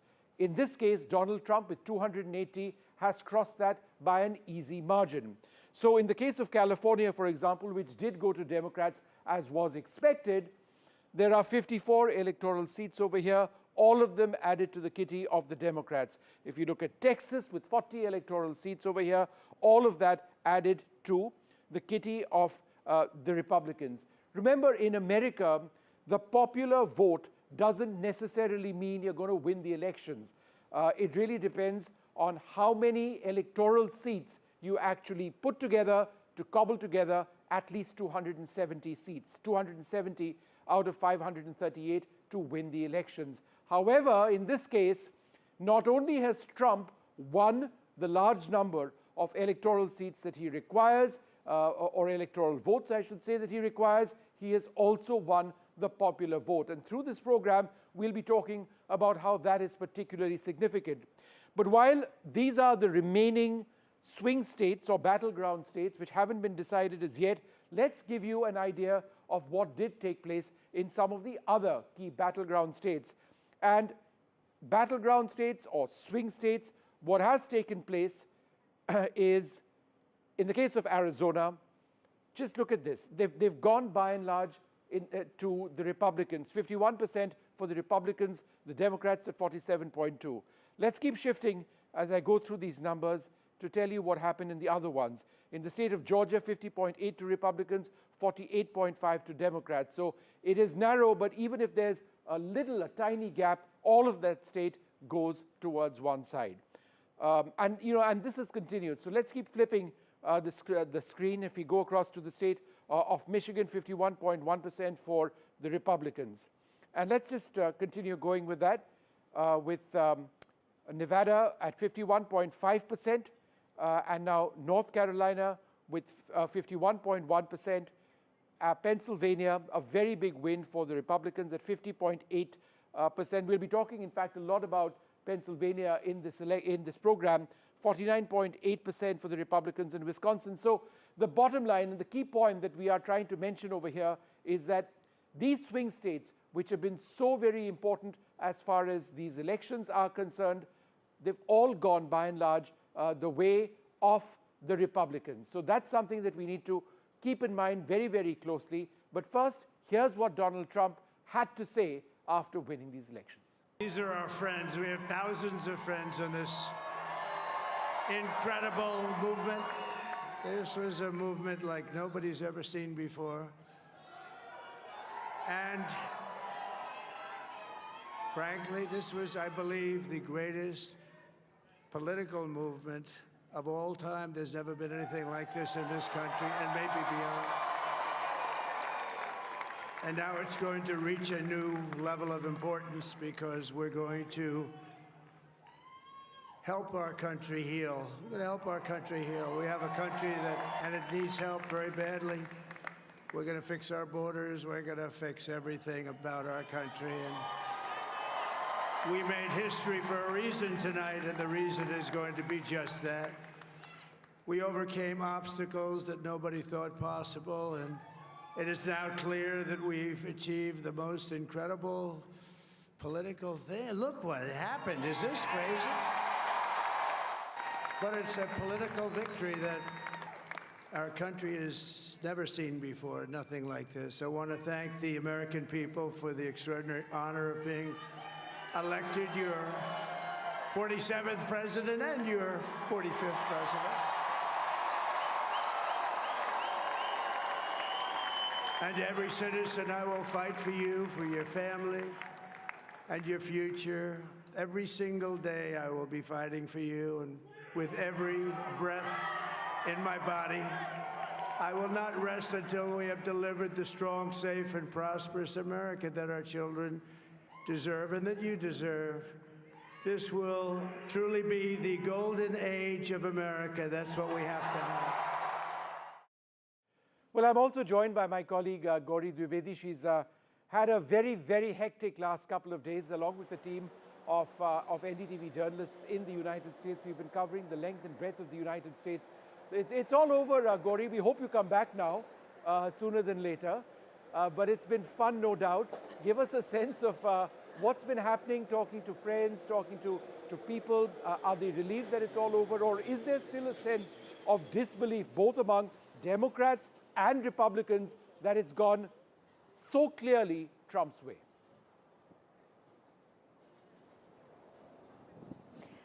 Itching to come back home, Vishnu, that's for one. I don't believe and you, but secondly, go right ahead. the last couple of days, I did speak to I spoke to a bunch of people, and all of them are, first of all, relieved that this has ended. There were lots of concerns that will the election night actually end, or will there be a bunch of litigation that could drag the entire process? So to that extent, there is relief on both sides. And of course, for the voters and people at large, that this has ended.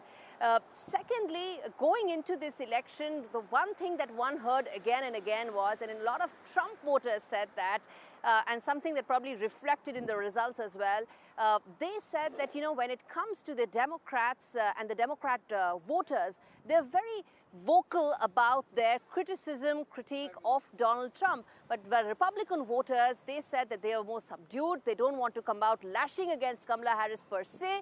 It's just that they weren't convinced that she could actually do a better job as far as the economy is concerned. As for Washington, D.C. here, it is going to be blue, Vishnu, till 19th of January, and it turns the darkest shade of red only on the 20th of January. But interestingly, the next 45 to 50 days will be spent, of course, figuring out the key appointments and, most importantly, what lies ahead in a presidency which will be extremely powerful with the Senate under control. The Congress is a toss-up right now, but could go the Republican way. And of course, Donald Trump winning both the popular vote and the Electoral College, Supreme Court under his belt. So who knows, some of those big contentious things that he's spoken about, immigration and a couple of others, he could actually get some of those really contentious legislations going. All right, Gauri, I'm just going to introduce our panel. We've got Richard Painter, law professor at the University of Minnesota. Ambassador Atul Keshup will be with us in a little while, president of the US-India Business Council, one of the most influential American diplomats who served in India in the past. We've got Professor Dan Casino, professor of government and politics from Farley Dickinson University. Clifford Young, president of Ipsos Public Affairs in the United States. The Ipsos polls have been fairly interesting. Dhruva Jaishankar joins us as well, as also Dr. Bharat Barai, chairperson of the US-India Community Foundation. Richard Painter, let me come to you first. Just in terms of the larger picture over here, over 51% of the vote for Donald Trump is equal to Obama's second-term win. It's the first time that we've got a Republican president since George W. Bush in 2004 to secure the popular vote. In terms of the magnitude of this win for the Republicans, what does it mean for the party? Well, this is an election that turned largely on the economy. Is the number one issue, particularly in Pennsylvania, Ohio, Michigan, Wisconsin, critically important states that used to be toss-up states or sometimes in the Democratic column. But the economy is a challenge, particularly in states that used to have a robust manufacturing sector that do no longer. And Donald Trump has appealed to those voters who are concerned about being left behind in the economy. Now, whether he's actually going to do anything to help them, we'll see. He has another 4 years now in the White House to work with Congress to actually make good on his campaign promises. But that's what this is all about. And it's a famous saying, James Carville, the Democratic strategist who helped Bill Clinton win back in 1992, said, "It's the economy, stupid." Well, unfortunately, I think the Democrats have spent a lot of time talking about social issues and particularly divisive social issues, and have not focused on the economy. And working voters, particularly people with lower wages, feel very frustrated about that. And if people who are earning lower wages aren't willing to vote for Democrats, the Democrats are in trouble. Indeed. Vishnu, if I can get Ambassador Keshup on the fact that the next 4 years in terms of the India-US relationship, given the backdrop of the fact that Donald Trump has been very clear in terms of tariffs and also on immigration, both of which actually directly impact India. Well, thank you very much. And look, I'd like to refer to what the previous panelists just discussed about the economy. You know, clearly the voters sent a very strong message. The president-elect has a clear mandate, and it is focused on the well-being and happiness of the American people. So the critical issue for U.S.-India relations is whether Delhi and Washington can have a discussion that validates each other's perspectives and particularly understands the message being sent by the American people. I have full confidence that there can be a lot of ambition in U.S.-India relations. President Trump is a deal maker, and there was some work on a landmark trade agreement between the U.S. and India during the last days of Trump 1. I hope that they could pick that up and go forward. Certainly, tariffs are in the mix. The president-elect has been very clear about that. But this is where countries like India, friends and partners, should understand where the American people are coming from and the message that they have sent about the economy. I do see opportunity for a deal, though. Ambassador Keshav, I'll come back to the India story in just a moment, but as an experienced diplomat, I just wanted to quickly get your views in on what's happening in Europe, the war over there, the fact that we've got Trump, Zelensky obviously concerned. He needs American support and the provision of weaponry, the provision of funds. Do you believe that there'd be a change in American policy? Your personal view? Well, let's see what happens. I always say personnel is policy. Let's see whom the president-elect picks for his team, and then we can see what the policies may look like. But President Trump campaigned on strengthening America, addressing the economy, and ending wars around the world. Now, I wish him the best of success in that. These wars are terrible. They've been terrible for the countries affected, particularly for Ukraine. And I think a strong America ensures deterrence that makes our adversaries think twice. And in that regard, a strong America is good for us, but it's also good for the Indian people, because democracies need to have a strong deterrent capability. And part of that starts with having a strength at home and a strong and running economy at home. Ambassador Keshav, you've always worked on and seen firsthand that very close camaraderie, in a sense, between Prime Minister Modi and the US President. There was that huge Howdy Modi event. I remember attending in Ahmedabad, a lot of support over here for him. Does that, at the end of the day, really make a difference in relations between America and India? Do you believe that that could be a small factor as well as the relationship goes forward? Yes. Obviously, nations have long-term strategic and economic interests. They also have their long-term values, but personality and chemistry absolutely matters. And President Trump and Prime Minister Modi enjoy a superb relationship, one that has been tested by things like the Galwan crisis, where America and India worked very closely together. So there's not only a strategic congruity, but there's also a very clear chemistry that will be helpful. There does need to be some discussion about some of America's perspectives about imbalanced trade. And I think that if Delhi can address that in a useful way, there can be some really good breakthroughs in taking US-India relations to the next level.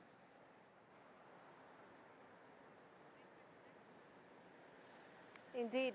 And in fact, taking on from the fact about trade being a key area of focus, I want to ask this to Mr. Richard, in fact, that what do you think could be the key focus areas for the Trump administration 2.0? And the reason why I ask that is that he's going to be an extremely powerful president. He'll be able to pass through some very important legislation, even if they are extremely contentious. Even if you just take the immigration part, all reports suggest that it could take $88 billion of American taxpayer money to send 1 million immigrants back. That also impacts India. But the question I want to ask you is that, do you see some of this actually passing through, or do you think that was election rhetoric and the administration will have to decide between what's feasible and what's just not possible? Well, I think that some of it's election rhetoric and will not happen, particularly mass deportations. I do not expect that. What I do expect is some contentious discussions about tariffs and trade. And I'm hoping that the Trump administration will recognize that growing the economy of the United States as the second largest democracy in the world, and India is the largest democracy in the world, together in a partnership will be very, very important, not only for the economic growth of both countries, but also to have a strong posture against China. Of course, we are flooded with imports from China that are undermining American workers, but also China is not a democracy. And I believe ultimately, as a national security issue, China is the big worry for the Trump administration, and the strong economic alliance with India is going to be very, very important. And that means a reasonable posture on tariffs so that we can grow both countries' economies together, as well as have a strategic relationship.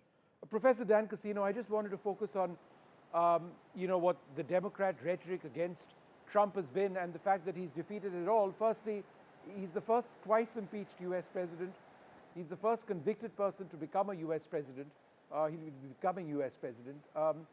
All of this evidently didn't matter at all to US voters. They aren't concerned, quite clearly, the large majority, about the fact that he faces so many charges. Now, many of these might be wiped away when he becomes president, but is it not interesting and significant that his background, his criminal background in some cases, wasn't a showstopper for Trump? You have to remember that American voters are very good at what we call retrospective voting. They are voting largely on the basis of what's happened in the past, not so much with prospective voting, that is voting on the basis of what they think is going to happen in the future. I think what we're seeing is a rejection of the status quo. It's certainly for President Trump, President-elect Trump, was a messenger for we're going to reject the status quo. But the votes, I think, should be seen more as a rejection of how people perceive the economy under Biden, inflation and unaffordable housing, rather than an acceptance or support for what former President Trump has done. So it's not about, oh, they like it or they think it's great. Rather, it's that they don't like what's going on now. And when you don't like what's going on now, you vote against the party that's in power.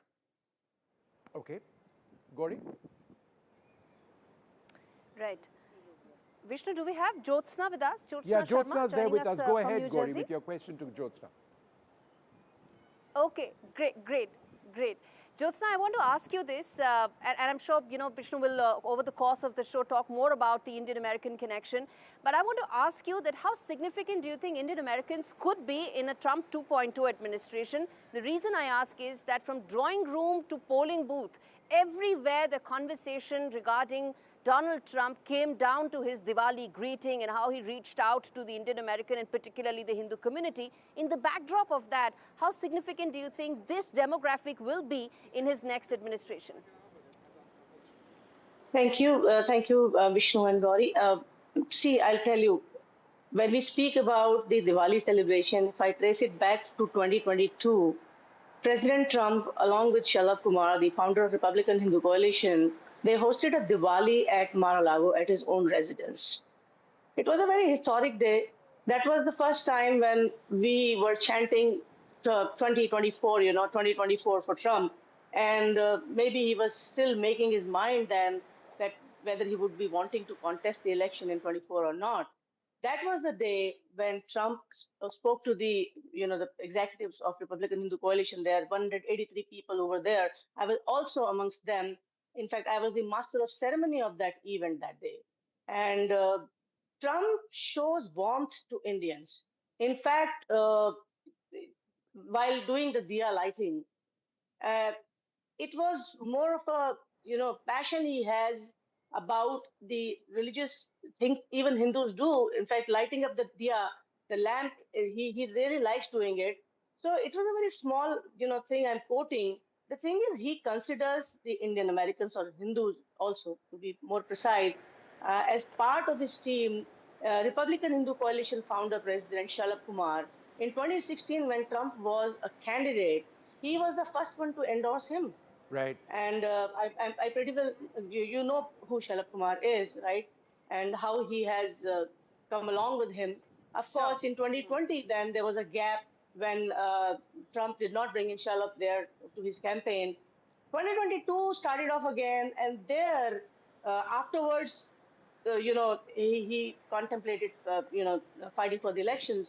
Then Vivek Ramaswamy came into the picture, again, another Indian American with his roots very strong. And Vivek Ramaswamy dropped, and he started supporting him. Right. Jyotsna, I'm going to come back to you in just a moment. Sure. I take the point, and Bharat Barai is with us as well to talk about that. But I wanted to go across first to Clifford Young, president of Ipsos Public Affairs in the United States. Mr. Young, polls get it right, or get it wrong, I should suggest, quite frequently. It does happen sometimes. It goes right. We have this huge problem in India where exit polls, for example, or have had disastrous results in our general elections. They've almost all been inaccurate. Now, in the case of the United States, would you agree that the polls, by and large, were way off the mark? That in fact the margin of victory for Trump was something that the large number of polls didn't predict at all? It's been a long night, right? And so ultimately, let's wait a bit. We need to wait a few days to get all the tally of the votes in. Let's make sure we have everything there so we can ultimately see how the polls ultimately performed. I think when it's all said and done, whether at the national level or in the swing states, the polls will be on average off about 2 points, underestimating Trump. We seem to do that election over election. We did that in 2016 and 2020. So it's close, and obviously we'll have to find out. But my bigger criticism is actually the narrative that the polls set. And so we went into the night thinking that this would be a contested election, perhaps a Trump election. I think many of us thought that Trump had the upper hand. But really, this night was one where Trump dominated. I think on that point, the polls did not do a good job of helping set up the narrative. So at the end of the day, I think we're going to find it's close. But that said, the narrative was off. Right. Dhruva Jaishankar is also with us. Dhruva, we spoke on the eve of the election, and the one thing that all of us were talking that evening was how close it was. But it isn't, the results don't seem to indicate that. Your sense of what really swung the election in favor of Trump, or a fact that many sort of, an issue that many overlooked? Right. So, you know, a lot of things in the last 12 hours are being said retrospectively. The fact is we don't know. I think people will be poring over the data on elections for days, weeks, months to come. I think a few factors. I think, as Cliff Young suggested, the outcome itself was not surprising. It was well within the realm of possibility that Trump would win. I think the margin of victory has really been a big surprise. The fact that he's up by 5 million votes in the popular vote, I think, is not something that was expected. And that it's really across demographics. It's across states and Democratic strongholds. He's done better even when he lost the state. So it's really what this signals is really a very widespread sentiment and what might be characterized as a protest vote against the establishment in the Democratic Party. Now, there are many reasons we could look into it, and I think once people pore over the numbers, they'll see, is it because Harris underperformed and the Democrats underperformed, or is it because Trump overperformed, or a combination of those? Is it more economic issues? Is it the semblance? Is it pocketbook issues that have affected average voters or their sense of the economy, even though the macro numbers seem to be very strong? Is it cultural issues? Is it foreign policy issues? Again, there's some evidence already in Michigan and other places that certainly played a role. Or was it some combination thereof? And my suspicion is because almost every demographic, with the exception, I think, of college-educated white women, voted more in favor of Trump than they did 4 or 8 years ago, that this suggests a very widespread dissatisfaction with the status quo, and perhaps an all of the above explanation. Sure. Dr. Bharat Barai is among the foremost, Americans of Indian origin. He's been a doctor for decades. He works very closely with the Indian community over there, extremely influential. Wonderful to have you, Dr. Bharat Barai, with us on the program. You've been following and tracking the progress of Indian politicians in the US very closely, those running this time around as well. How well have Democrats or Republicans of Indian origin done? Thank you, Vishnu and Gauri. The Indian Americans have done very well. In fact, I should share with you that Mr. Suhas Subramaniam will be the 6th Indian American congressman in the new Congress. And right now, Dr. Amit Shah from 1st District of Arizona, he is leading, but it's a small margin and only 56% of the votes are counted. So, well, let's say if he becomes the 7th US congressman of Indian American origin. So we have done very well. Politically also, we have been very active. And a lot of things happened in last 2 weeks, talking with candidate Trump about the concerns of the Hindu community. I would not go into all the details, but ultimately we requested that a strong statement be issued on behalf of the Hindu community of Bangladesh that was being tortured and the Hindu temples that were being desecrated in Bangladesh. And he was more than willing to do it. And I think it did swing quite a few. Many of the friends that I talked to in USA, they all said, oh, wow, Trump did it. He gets my vote. The other thing that did not help Democrats inviting the Khalistanis at the White House 2 days before Prime Minister Modi's visit for the Quad. And I think, Vishnu, we talked about it in New York when you were covering the Prime Minister's visit. There were a lot of people who were very pissed off, saying that all these people are desecrating Hindu temples. They desecrated Mahatma Gandhi's statue in front of Indian embassy. They try to preach separatist propaganda. They try to post videos saying that the Air India airliner will be damaged or desecrated or bombed. And so White House sent a lot of wrong messages to the Indian American community. There was also a lot of effect on the Jewish community. There are many Jewish friends who were very much unhappy that Biden administration tried to put an embargo on some of the arms shipment to Israel when they were fighting the terrorists.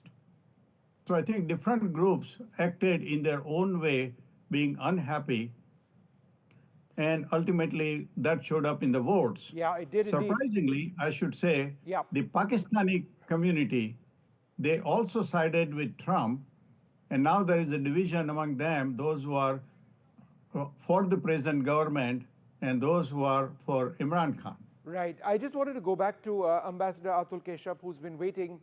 Ambassador Keshav, correct me if I'm wrong, but my sense is that the primary foreign policy agenda of President Trump over a period of time, assuming the wars do come to an end sooner than later, will be China. And again, I would suggest that it's that confluence of thinking between New Delhi and Washington on the challenges and opportunities that China has that would be an area where both sides would actually talk about. India is focusing on the Asia Pacific more than we have in the past. America certainly is. Do you believe that the China factor, for positive reasons and perhaps because of concerns, would dominate the relationship? Well, look, let me go back to the Trump 1 term, which was greatly impacted by the pandemic. I was working intimately on China policy back then, and of course it had such an impact on the American people. I can't speak for President Trump or for what the new administration will do, but what I can say is that they absolutely want to ensure that the United States of America and its people are indemnified from the risk of excessive exposure to anything that might impact our happiness and health and well-being. So that means that countries like India are actually very important because India is a trusted country. India and the United States share the same concerns about supply chain exposures and risks.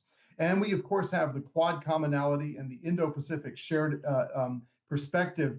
So I think there's actually not only going to be a very heavy focus on China for all the reasons you mentioned, but there's also going to be a focus on how India fits into all of that. And we have a relationship with India that stands on its own. It is very strong in terms of people to people. There are almost 5 million Indian Americans in this country. They play an outsized role in the political life of this country and in so many other fields of endeavor. And I think President Trump knows that. The people around him know that. They're very focused on how they can take the U.S.-India relationship to the next level. And so the challenge for Delhi and Washington as we go forward is to see what that should be. Obviously, the strategic underpinnings are important, economic, technology. I would say let's be ambitious. Let's focus on real trade agreements that unleash even more prosperity for our people, because it will help strengthen our deterrent, our shared deterrence, and will help manage the problems that you mentioned. All right. Well, thanks very much, Ambassador Keshav, and I'd like to thank all our guests very much for being with us. We're going to take a short break at this stage and come back with a lot more. Gauri, I'll come back to you later on. You've got a lot more programming this evening, but we will take a short break and then tell our viewers once again what the overall story is. Let's listen into what Trump has to say. We'll be doing that after a short break, and a lot more analysis on what's been a fabulously interesting day in American politics, an election that's being watched around the world.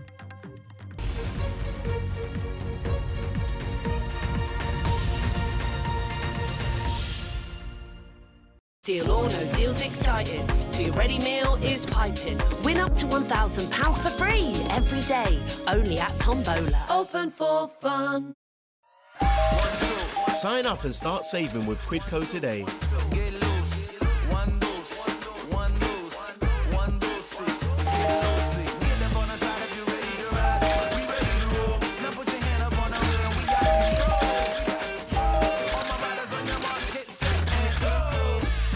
Get cashback every time you shop on over 5,000 brands. It always pays to Quidco. As a dad, I know life's unpredictable. It's all fun and games until it's not. You okay? I want my kids to always be looked after. That's why I'm not putting things off anymore and protecting the life we've built by calling Smart Insurance. Hi, how can I help? Hi, I'd like a quick quote, please.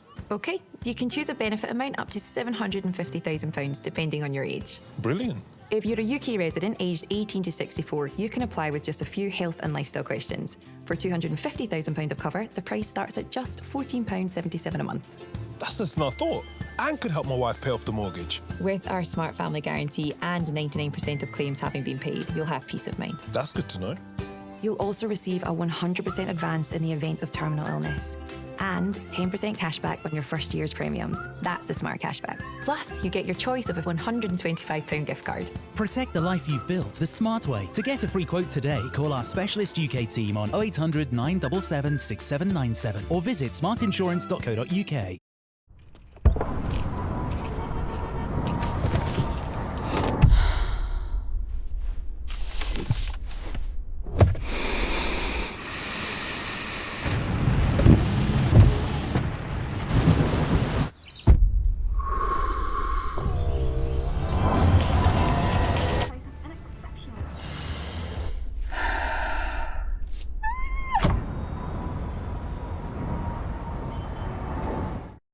At Tesco Mobile, that Black Friday feeling lasts longer. Get the epic Samsung Galaxy S24 Ultra with unlimited data for just $49.99 a month with Club Card prices. That's a huge Black Friday saving of £738.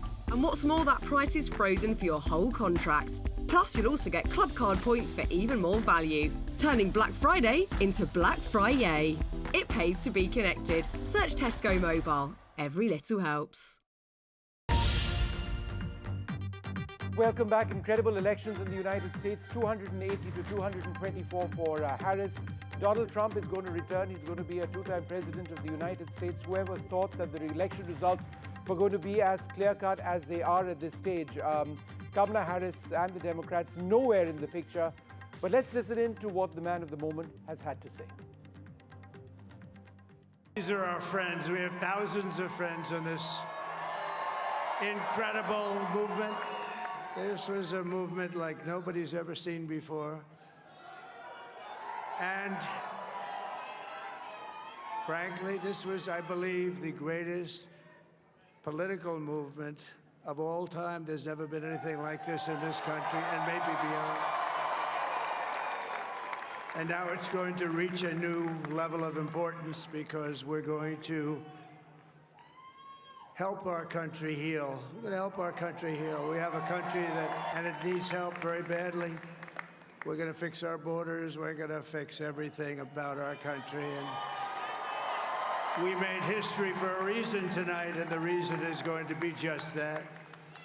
We overcame obstacles that nobody thought possible, and it is now clear that we've achieved the most incredible political thing. Look what happened. Is this crazy? But it's a political victory that our country has never seen before, nothing like this. I want to thank the American people for the extraordinary honor of being elected your 47th president and your 45th president. And every citizen, I will fight for you, for your family, and your future. Every single day, I will be fighting for you, and with every breath in my body, I will not rest until we have delivered the strong, safe, and prosperous America that our children deserve and that you deserve. This will truly be the golden age of America. That's what we have to have. right, so let's just explain what has happened in the United States by a quick look at a couple of details which we've been working on. This actually reflects the actual results. In a couple of states, those haven't been formalized as yet. So now, typically, the blue states are the bastion of the Democrats. The red state are strong. Red colors are states which are strongholds of the Republicans.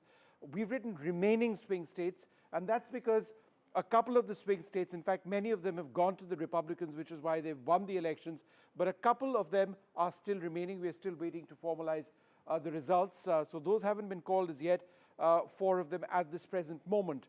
But the numbers underneath every state are those of electoral votes. Ultimately, all of the electoral votes add up towards the Electoral College. Whoever wins 270 electoral votes ends up becoming the next president. That party does win.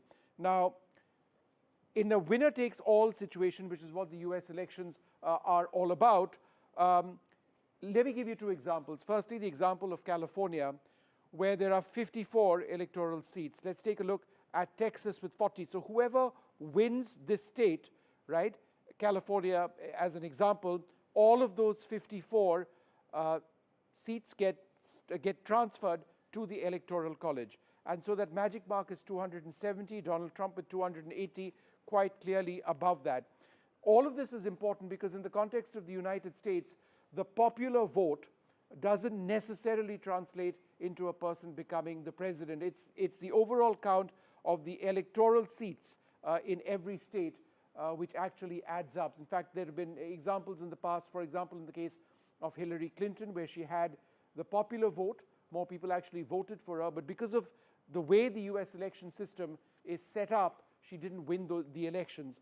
Let's take a look at the swing states. Now, the swing states are important. We're going to go by these numbers one after the other. This is where Trump has done very well.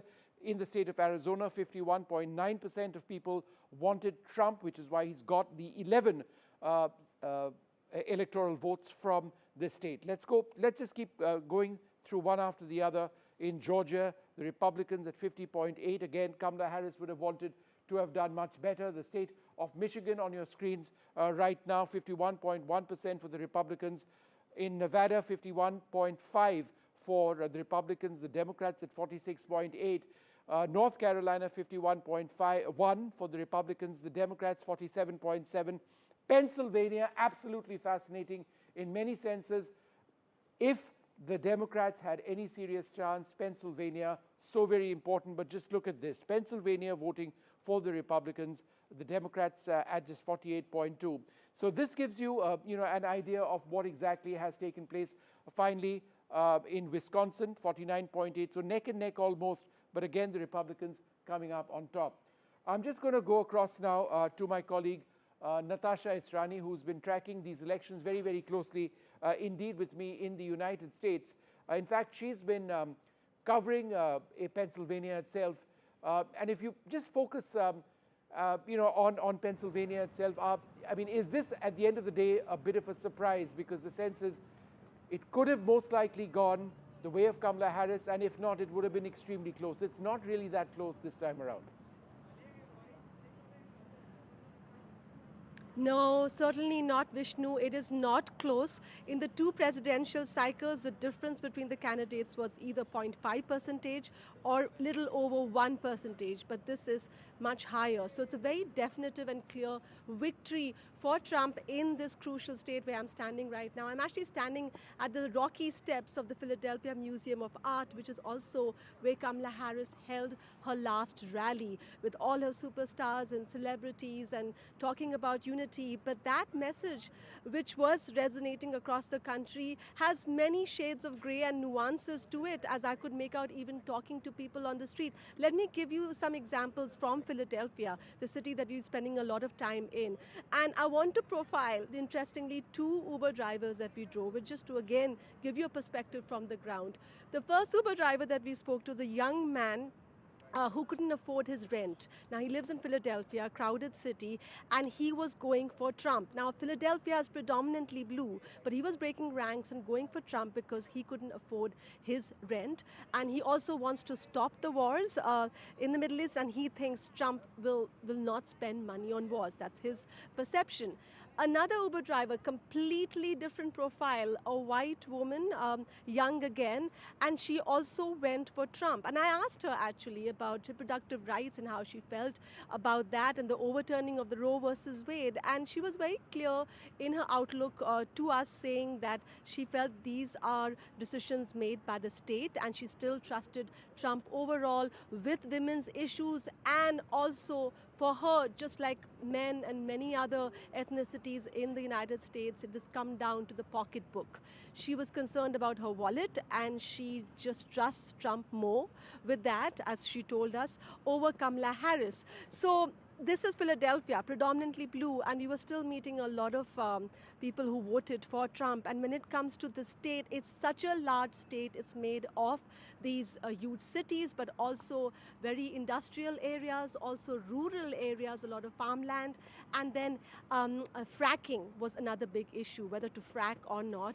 So yes, Pennsylvania going for Trump is really something that helped change the game for him. All right, Natasha, be with us. I'm just going to introduce our panelists. Alex Zidane, Republican political strategist with us, Professor Dan Casino, Richard Rosso, and Dr. Bharat Barai still with us. Mr. Rosso, let me come to you first. So the White House goes to the Republicans, the Senate goes to the Republicans, the Supreme Court is already with the Republicans, Congress with the Republicans as well. In a couple of months from now, the very face of America and American politics seems to have been decided in one direction. And what is that direction? I mean, what would it mean for millions in the United States with such an overwhelming Republican presence? Well, I think we know what the aspirations are that Republicans are able to appeal to. I come from a state of Michigan where you've seen deindustrialization, a lot of people kind of wondering what the future means, concerns about trade, concerns about immigration, job losses. So the hope is that, putting a different party, to be able to carry all these offices simultaneously, you can actually have concerted policy efforts that can bring a lot of those jobs back home, restore American manufacturing, improve what we see in innovation. But also, I think some areas on stepping up, as we saw during the last Trump administration, with some of the strategic threats that we see from China. And part of that also involves reshoring manufacturing and being more competitive in emerging technology areas. So I think that as long as they feel that some of this can be brought back, that these opportunities are brought back to the homeland, I think a lot of people are going to get excited about it. So we'll see what policies are going to flow from it. Or that I'm supposed to anchor this. All right. Let me just go back. Let me, in fact, go across to Dr. Bharat Barai. And let me put you on the spot, Dr. Barai. A tough question. When it comes to abortion, the fact that, as a medical practitioner yourself, you would understand that there are circumstances when an abortion becomes a medical requirement, number one. Number two, there is the entire issue of a woman's reproductive rights. It's a freedom of choice. It's a human right as well, one would suggest. But with Trump coming back into power, there is a sense that what if there is a nationwide abortion ban? How would you, as a doctor, look at that? Would it not be a huge concern for you? The answer is yes, and I don't support that part of the Republican plank. But let me explain, Vishnu, what the Supreme Court did is, instead of declaring it as a federal right or fundamental right, they pitched it to the states. So it is the state legislature that decides what should be the stand of the state for the abortion. So almost half the states in USA, still abortion is legal, like New York, California, Illinois. But there are conservative states where they have ruled different kinds of things for abortion. You cannot do it after this many weeks or after this much condition. But I agree that the reproductive life is an important thing for many women, and it should be respected both as a medical practitioner as well as human being. Now, interestingly, Trump had said during his campaign, without saying specifically that, the women will not have to worry about abortion, Now, what did he mean by that? He did not clarify. So it will be interesting to see what ultimately he does. Now, if the Congress is controlled by all three same party, we know that Senate will be controlled by them, but they have so far only 52 votes. So if they try to bring some legislation to try to make a federal ban on abortions, then there will be a lot of resistance, and they might invoke filibuster in the Senate where it requires 60 votes rather than majority vote. So the chances of such a legislation passing, I would consider very remote, but there will be some people who will try to play around with it, and that will create some dissensions. Certainly, the American Medical Association and the medical community strongly supports women's right to choose their reproductive choices. So let me come to you next. The fact that many suggest that Trump ran a really negative campaign in terms of his vocabulary, his language, his aggression, the fact that he's got a criminal record, you know, a lot of negatives which people have pointed out. I won't repeat all of them. It just seems that in America, people haven't really cared very much. That's never been a factor. Whereas some would suggest that the Democrat campaign was on almost exclusively ensuring that the core concept of democracy you know, was protected in the way that it's been perhaps in the past. Does this election, in a sense, define a new America, a new vision of what democracy and freedom in America can actually mean? Well, it's certainly a new coalition, Vishnu. That's something that we've seen since these results started coming in last night. The working class, non-college educated, hardworking, blue-collar people are Republicans now. They are. That coalition that the Democrats put together dating back from the Great Depression has crumbled. It's crumbled because of the new divide between those who have college degrees, who mostly vote Democrat, and those who don't have college degrees or have college degrees like me and know that they're no substitute for real world experience. They vote Republican. That's going to be our new paradigm going forward. And it's really impressive to see President Trump's success among Black men, his success among Latinos, his success among Muslims. The Democratic Party took those demographics for granted for far too long. And last night, they were bitten back because of what they've done over the past few decades. Professor Dan Casino, what does this mean for the Democrats?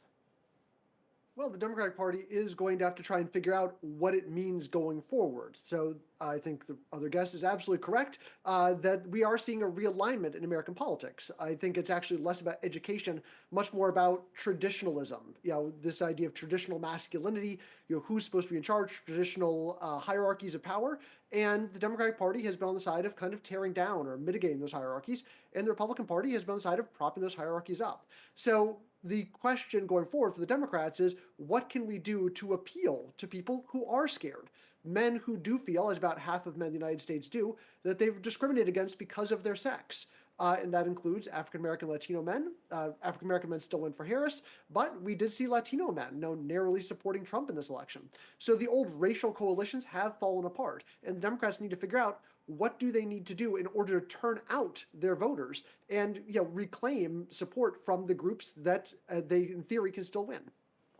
Richard Russo, is it your sense that the Democrats left the pick of Kamala Harris too late in the day, that perhaps voters needed to have seen more of Kamala Harris before Biden was persuaded to not contest in the next elections? You know, I think they were left with a difficult choice. They had to really cut ties with Biden, have him hand over the torch, and Kamala Harris, the reasons for choosing, she was the next best candidate in line there. She had a moment there where she was crawling ahead in the polls, and she had a pretty good run, I think, in the first few weeks. But, then she just couldn't deliver a message, I think, as the previous guests have said, that resonated with a lot of, Americans in the Midwest that, again, feel that the Democratic Party sometimes has abandoned a lot of the issues that they care about. So I don't think the pick was too late necessarily, because you did see a moment there when she had some momentum and had a bit of a lead in some of the swing states. But she just couldn't deliver messages, I think, that resonated. And you began to see the air leaving the balloon pretty quickly thereafter. All right. I'd like to thank you all very much for being with us. As I wrap up this program, I just wanted to go back to my colleague, Natasha Esrani once again. Natasha, you've been traveling across the country, tracking these elections. What in your mind was something definitive that you saw which perhaps gave you an indicator of which way this election was headed? Well, I started noticing, with all this talk about a close race, I started having some doubts when actually I was in the Queens neighborhood of New York City. Now, Queens is full of immigrants. About 47% of immigrants there citizens there are born outside the United States. So heavily blue. And even in that heavily blue immigrant area, I heard from this young man who was voting for Trump and a middle-aged woman who was also voting for Trump. And what she said was interesting to me. She thought that crime in New York City, in neighborhoods across the country, would be better dealt with. Her perception was that Donald Trump would deal with it better than Kamala Harris. So when you also talk about traditional masculinity, it's not just on the men's side, where another young man that we spoke to in Philadelphia yesterday saying that he thought, this young white male man, he thought that he was becoming the minority in this country, that nobody was looking at him and his issues, not just the economy, other things as well. And it's not just him though, women were saying that as well. So that's when I really started wondering how close this race was. And of course, I'm not a poll pundit or an analyst, I'm a reporter on the ground, but that carried with us as we spoke to people, not just in New York, but also New Jersey, as well as Pennsylvania, and also a lot of voters talking about the jugular, saying that there were things that they didn't agree with on Trump, the way he speaks about women, the way he speaks about immigrants, the rhetoric that he uses. And even though many of them found it harsh and divisive, they still felt that he was going to be better for them, for their day-to-day life. And we talk a lot about, this is about the economy is stupid, but it's actually more than that. It was also their concern about wars abroad that they feel that he will end. And also transgender issues. A woman told us that she didn't like the fact that transgenders would be allowed to she didn't have a problem with them personally, but she didn't want them playing female sports. So these issues were also in play, marginal, but yes, a factor too. All right, Natasha, great job having you over there along with the team of NDTV reporters. Thank you very much indeed. So a fantastic, fantastic election result in the United States.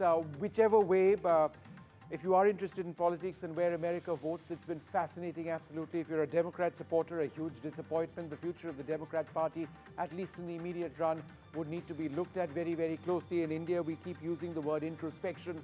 Whenever one political party loses the election, it does appear that the Democrats are in serious trouble. But they remain in power for the next couple of months. It's going to be a couple of months before Trump does come into power. But what will the next 4 years or so really hold for not just the United States, but the world? We'll have to wait and see. For the moment, from all of us here on the Left, Right and Centre team, good night.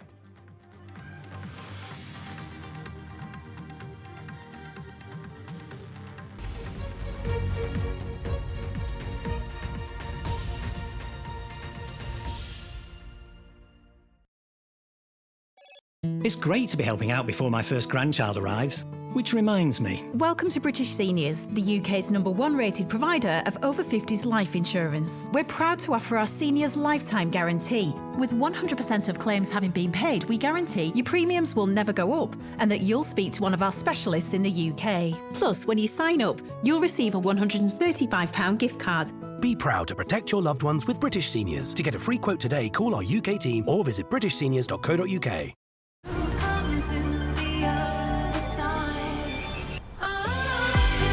Join me and the Style Squad. Shop now exclusively at Freeman's. Engage and excite your pets with Chuckle Chums from JML, the interactive dog toy that keeps your furry friends engaged with boundless joy. Just shake to activate and watch your pup's eyes light up with excitement. And it switches itself off when they're done. It's great for both dogs young and old. Choose from 2 adorable designs and treat your furry friends to engaging play this Christmas with Chuckle Chums. Only $14.99 from Asda, Argos, Dunelm, Tesco and jmldirect.com. JML, your Christmas made easier. I've been thinking, I want to plan my funeral so it feels more like a celebration. My parents always said I was born dancing, I just love it. Bhangra, disco, even line dancing. So when my time comes, I want to have music, dancing, the lot. With over 150 years' experience, you can count on Co-op Funeral Care to help you pre-plan the funeral you want. To find out more, visit Co-op Funeral Care or give us a call. At Glasses Direct, get 2 pairs of glasses for £15 with lenses. Go direct to glassesdirect.co.uk. Those weeks that he came in, with the 3 weeks that I could be his little girl again, nothing I can do will repay Marie Curie for doing that for me. The amazing gift that they gave me was I was there at his last breath. He was there for my first. I will give everything back that I can to the hospice that gave me so much. Give better end-of-life care to all. Get your free will guide today. At Hidden Hearing, we know hearing is essential for allowing you to keep being you. That's why, for a limited time, get up to £2,000 for your old or broken hearing aids when you trade them in for our top-of-the-range ones. Hidden Hearing are one of the UK's largest hearing care specialists with nationwide coverage. Visit hiddenhearing.co.uk to book your free hearing test and get up to £2,000 towards your new hearing aids now. Hidden Hearing. Your hearing is our expertise.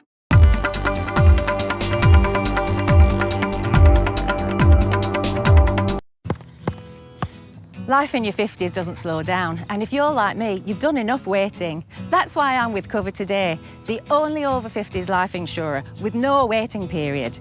Unlike other insurers, who could make you wait up to 2 years for full cover. With Cover Today, you're fully covered from day one. Plus, you get your choice of a £125 gift card. Don't wait around to look after your loved ones. Get Cover Today. To find out more, call our friendly UK team or visit covertoday.co.uk.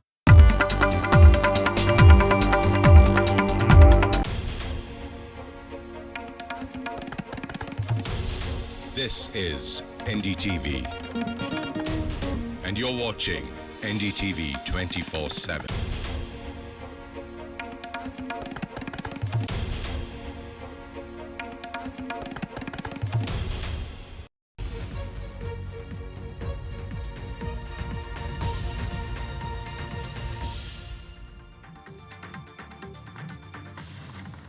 A decisive victory for Donald Trump, who will take charge as the 47th President of the United States. The Republicans also retake the Senate majority as well. Trump declares a golden age and thanks the American voters.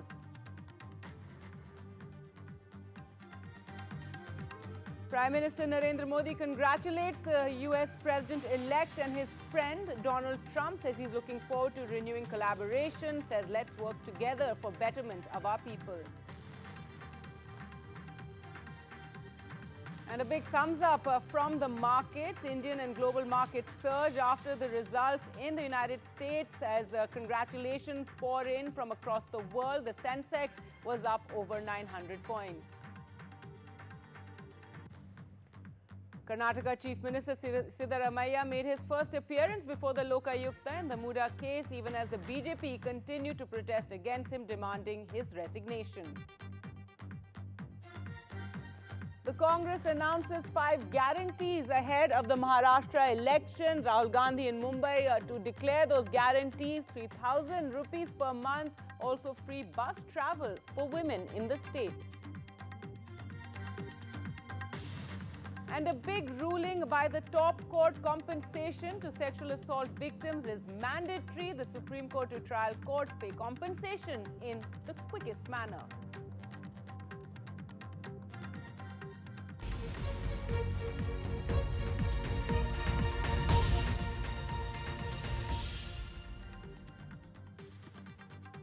Hello and welcome to our special programming on the US election results. I'm Gargi Raut, and it's been quite a day. Donald Trump poised to become President of the United States again in a remarkable comeback to the White House. And election, which was called one of the closest ever, turned out to be not so close at all, with Trump winning the Electoral College votes decisively. There you can see on your screens 280 to Kamala Harris's 224. But he also won the majority of the popular vote, something he didn't win when he won the last time around. In fact, the only Republican president in over 20 years to get majority of the popular vote. In fact, according to initial reports, Trump made gains with nearly every demographic group compared with his 2020 loss. So let's take a look at what we're focusing on in this show. The U.S. election results have a far-reaching impact on the rest of the world, which is why it's followed as closely as it is and why we've been following it so very closely. A Trump presidency means a major shift in U.S. politics and policies on several issues, tremors of which will be felt far and wide. The good news is Prime Minister Narendra Modi shares a good relationship with Donald Trump. He was one of the first world leaders, in fact, to congratulate him, referring to him as my friend Donald Trump. So will we now see India and U.S. relationship only growing stronger, especially given Trump's stand against China? There's also, of course, the trade issue. These are some of the factors that we're going to be going into. But let's go across now. I'm joined by my colleague, Gauri Dwivedi, who joins us from Washington, D.C. And Gauri is going to be taking us through what these election results also mean. Also joining us, Alistair D'Souza from Washington, D.C. And Gauri, first to you, quite the day. It's been quite, we thought this might carry on for a few days, and I think everybody's already spoken about it, how decisive it's been. It's not even been close. Now that people are waking up to this result, what have the reactions been like? A very good morning, Gargi, to you and all our viewers of NDTV from Washington, D.C. It's a bright, sunny morning here, and sun has effectively now risen for Donald Trump, hasn't it? Who would have thought that his political career, which went into complete oblivion, so many people here in D.C. told me that Trump was a pariah just 24 months back. And look at the comeback he has had. He is now, of course, going to be the next president of the United States. The town that is so blue and will remain so till the 19th of January, even there, many in the corridors of power here conceded that Trump had a victory simply because his campaign was sharper and his messaging was far clearer as against a Harris campaign which went back and forth because for many, Kamala Harris couldn't decide whether she was an extension of a Biden administration or whether she wasn't. And that flip-flop, of course, meant that Donald Trump heads back to White House in about 70 days from now, Gargi. That's right. And Alistair, do tell us, what are supporters of Kamala Harris saying? I know we're going to be, looking at these results and deciphering them for a long time, analyzing them for a long time to come. But, the next day, what are people saying? What didn't work for Kamala Harris? What worked for Donald Trump? Did it just boil down to the basics of the economy, inflation, people not wanting illegal immigrants coming in? Crushed, devastated, broken, shattered, pull out all those sad adjectives from the sad book, Gargi. You're hearing that here and across the country from Democratic supporters, especially here in Washington, D.C., which is largely Democratic. It was kind of seen last night as well at the rally that Kamala Harris was holding at Howard University, her alma mater. She was going to be there hoping to make her victory speech. Of course, that did not happen. In the late hours last night, we actually saw people leaving much before her campaign manager actually said that she would not be speaking last night. We're still waiting to hear from her as to when she's going to speak. Certain reports saying that she's going to speak at around 4 p.m. Eastern time. That's about 4.5 hours from now from Howard University. So that speech closely being watched. Her supporters will be closely listening to what she has to say. Also, we're hearing that she's going to call Donald Trump and concede that defeat to Donald Trump as well. So those are some of the reactions coming in. There's also going to be a whole bunch of soul searching, as you said. What went wrong here? Did Biden stay on too long in the race? Should Biden have stayed on in the race? All kinds of questions. Also, should Kamala have distanced herself from Biden in this case? There was, I remember one interview where she was asked, what would you do differently as far as moving away from Biden's policies that we've seen Biden implement over 4 years. And she came around and said something along the lines of that there's not one thing that I would change. So should she have really made herself distinct from President Biden? Those are the questions that are also going to be asked. And finally, there's also going to be a sense of worry. What's going to happen to the country with Donald Trump's policies? Many of the Democrats see his policies as not very American. We've heard of deportation of millions of illegal immigrants that he plans to undertake. Then there's also the question about his revenge politics. Is he now going to come after certain members of the Democratic Party? All those questions, those worries really front and center today. Right, everyone talking about that interview that Kamala Harris in fact, gave Alistair, to the that View, interview yes, really did her in, didn't it? That interview really did Kamala Harris in when she said that there's nothing that she would do differently from the Biden administration. And in fact, Gargi, the most interesting aspect, and something that we can get Natasha in on, is when Pennsylvania actually flipped. I was there at Howard University, and that's when faces really fell, when it became so clear that Pennsylvania, which was really the most crucial state, had gone the Trump way. And we can get Natasha on that what really is the mood like on ground, and what is it that voters said and felt, and the reason why it actually went to Trump. Well, Alistair, I think if you can take that question, we will try and connect with Natasha later, but go ahead, Alistair.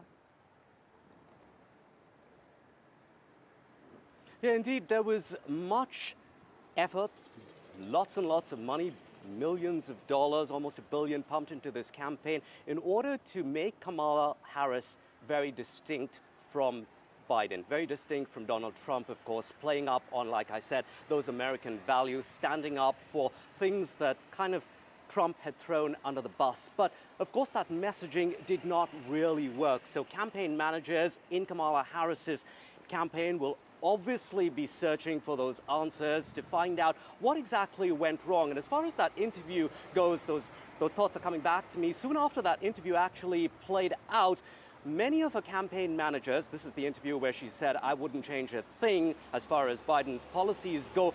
Many of the campaign managers came out and tried to backpedal and said that, no, that's not entirely what she meant. So you can see a lot of damage control mode at that point in time. Of course, a great disappointment as many of those swing states have swung not in her favor, but in fact in Donald Trump's favor. So lots of people hurting this morning, of course, the Democrats being at the top of the list, which has hurt them, Kamala Harris and her supporters. All right, Alistair, thank you so much for joining us on the program. We will return to you later, but let's now introduce our panel to talk more about what a Donald Trump presidency, the second time round, will mean for the world, what will it mean for India. We're joined by Vivek Mishra, Deputy Director, Strategic Studies Program, ORF. Adele Malka Nazarian, American media personality and political analyst, senior fellow, Gold Institute for International Strategy. Rick Mehta, former Republican nominee for U.S. Senate and biotech entrepreneur. Ajay Jain Bhutoria, Deputy National Finance Chair, Democratic Party and Asian American Community Leader. Raymond Vickery, Senior Associate, Center for Strategic and International Studies.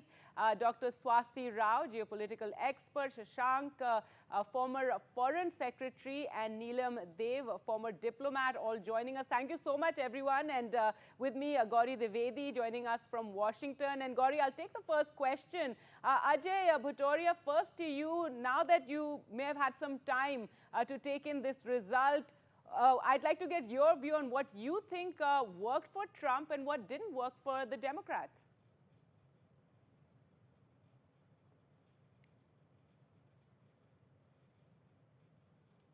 All right, I'll take that question. We'll be joined by Mr. Jain in just a moment. But Vivek Mishra, I think if you could take that question, please.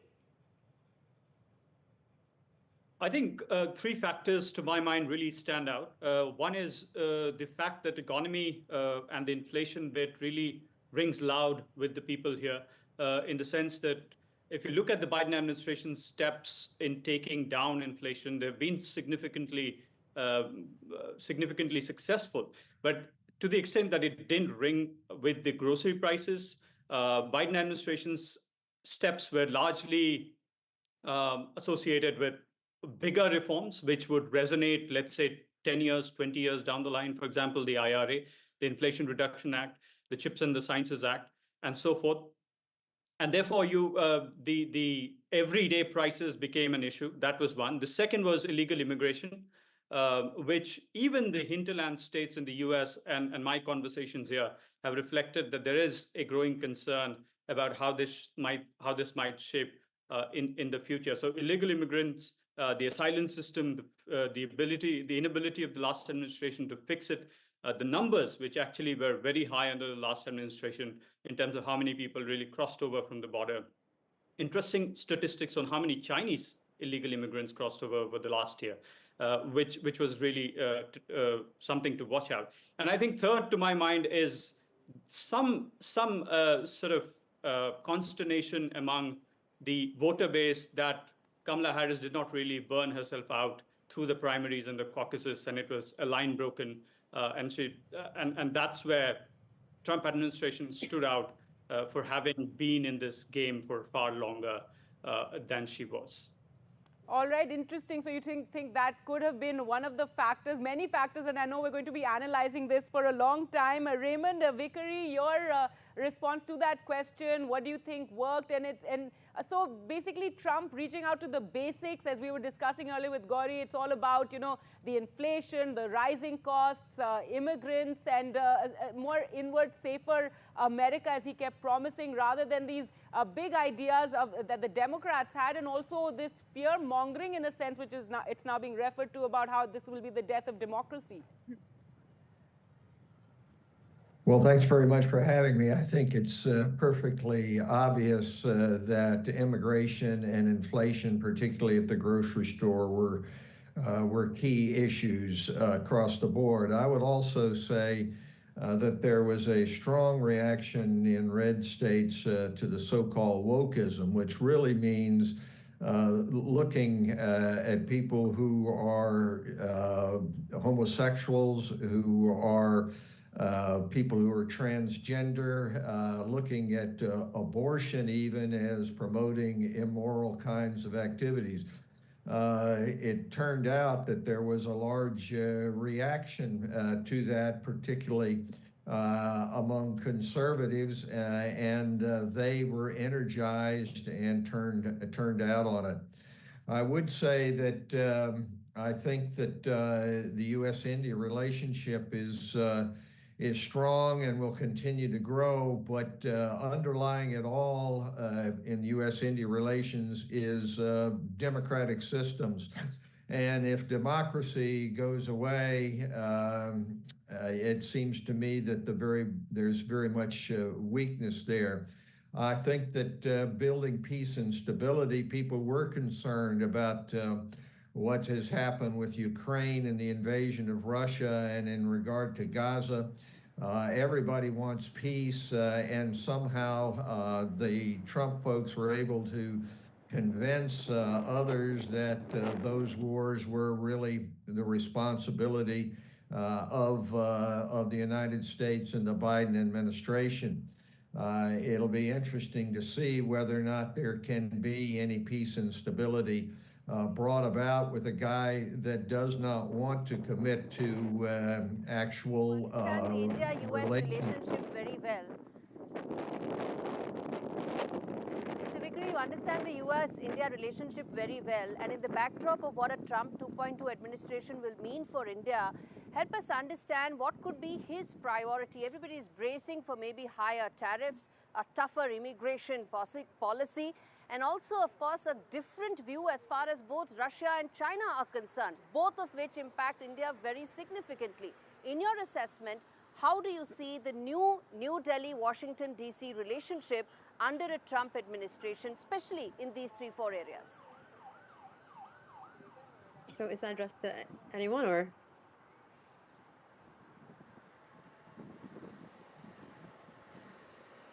Right, Mr. Vickery, if you could go ahead on that. Yes, Mr. Vickery and Adele, yeah, both can take that question. I'd be happy to go too. I'd be happy to go ahead on that. I think that particularly in the trade and economic area. I was Assistant Secretary of Commerce for Trade Development. We're in for a difficult time of trying to square the circle on tariffs. Trump, in his campaign, put forth what he would call, I would think, Fortress America economy. That is, you're going to raise tariffs on everybody across the board, whether or not they're friends or foes.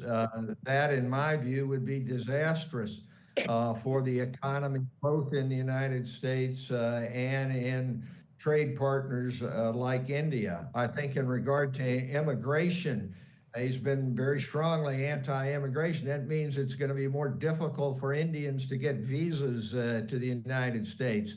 It means that the H-1B program is likely to be curtailed. Now, there are those who say that it's completely different when you talk about economics from geopolitics. But I believe that they're one and the same reality. They influence each other.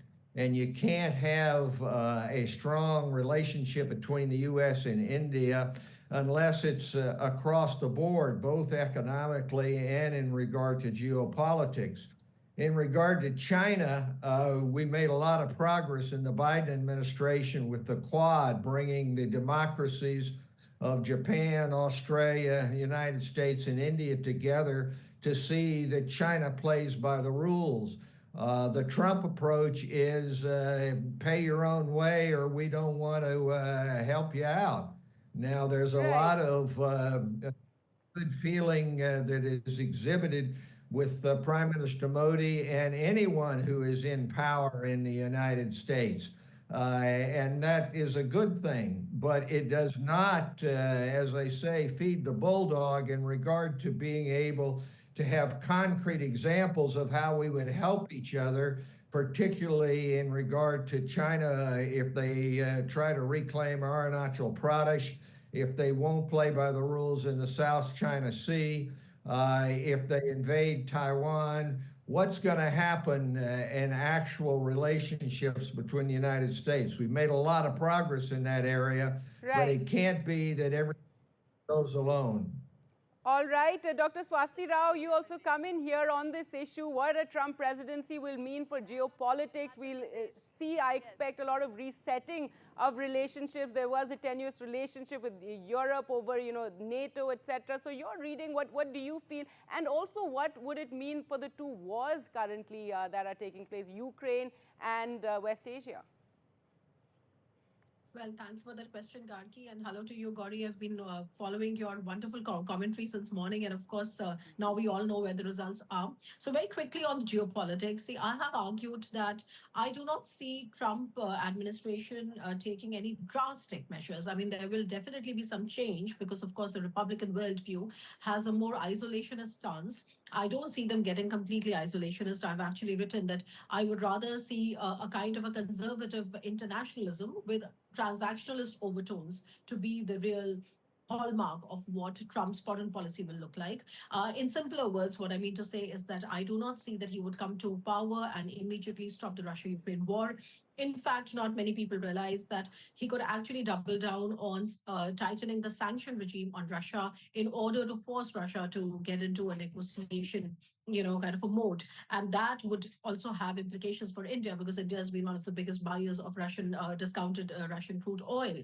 So that's on the one hand. The other hand is that with respect to Ukraine, he could also, activate the Lend-Lease agreement, which was signed by the Biden administration, but never really activated because President Biden kept using the presidential drawdown authority, to actually send money to Ukraine. So he does remain unpredictable, and then he is also erratic, and he would like to be remembered as somebody who brought the Russia-Ukraine war to an end. I can totally see that because it's also his last term. He's not going to be running again.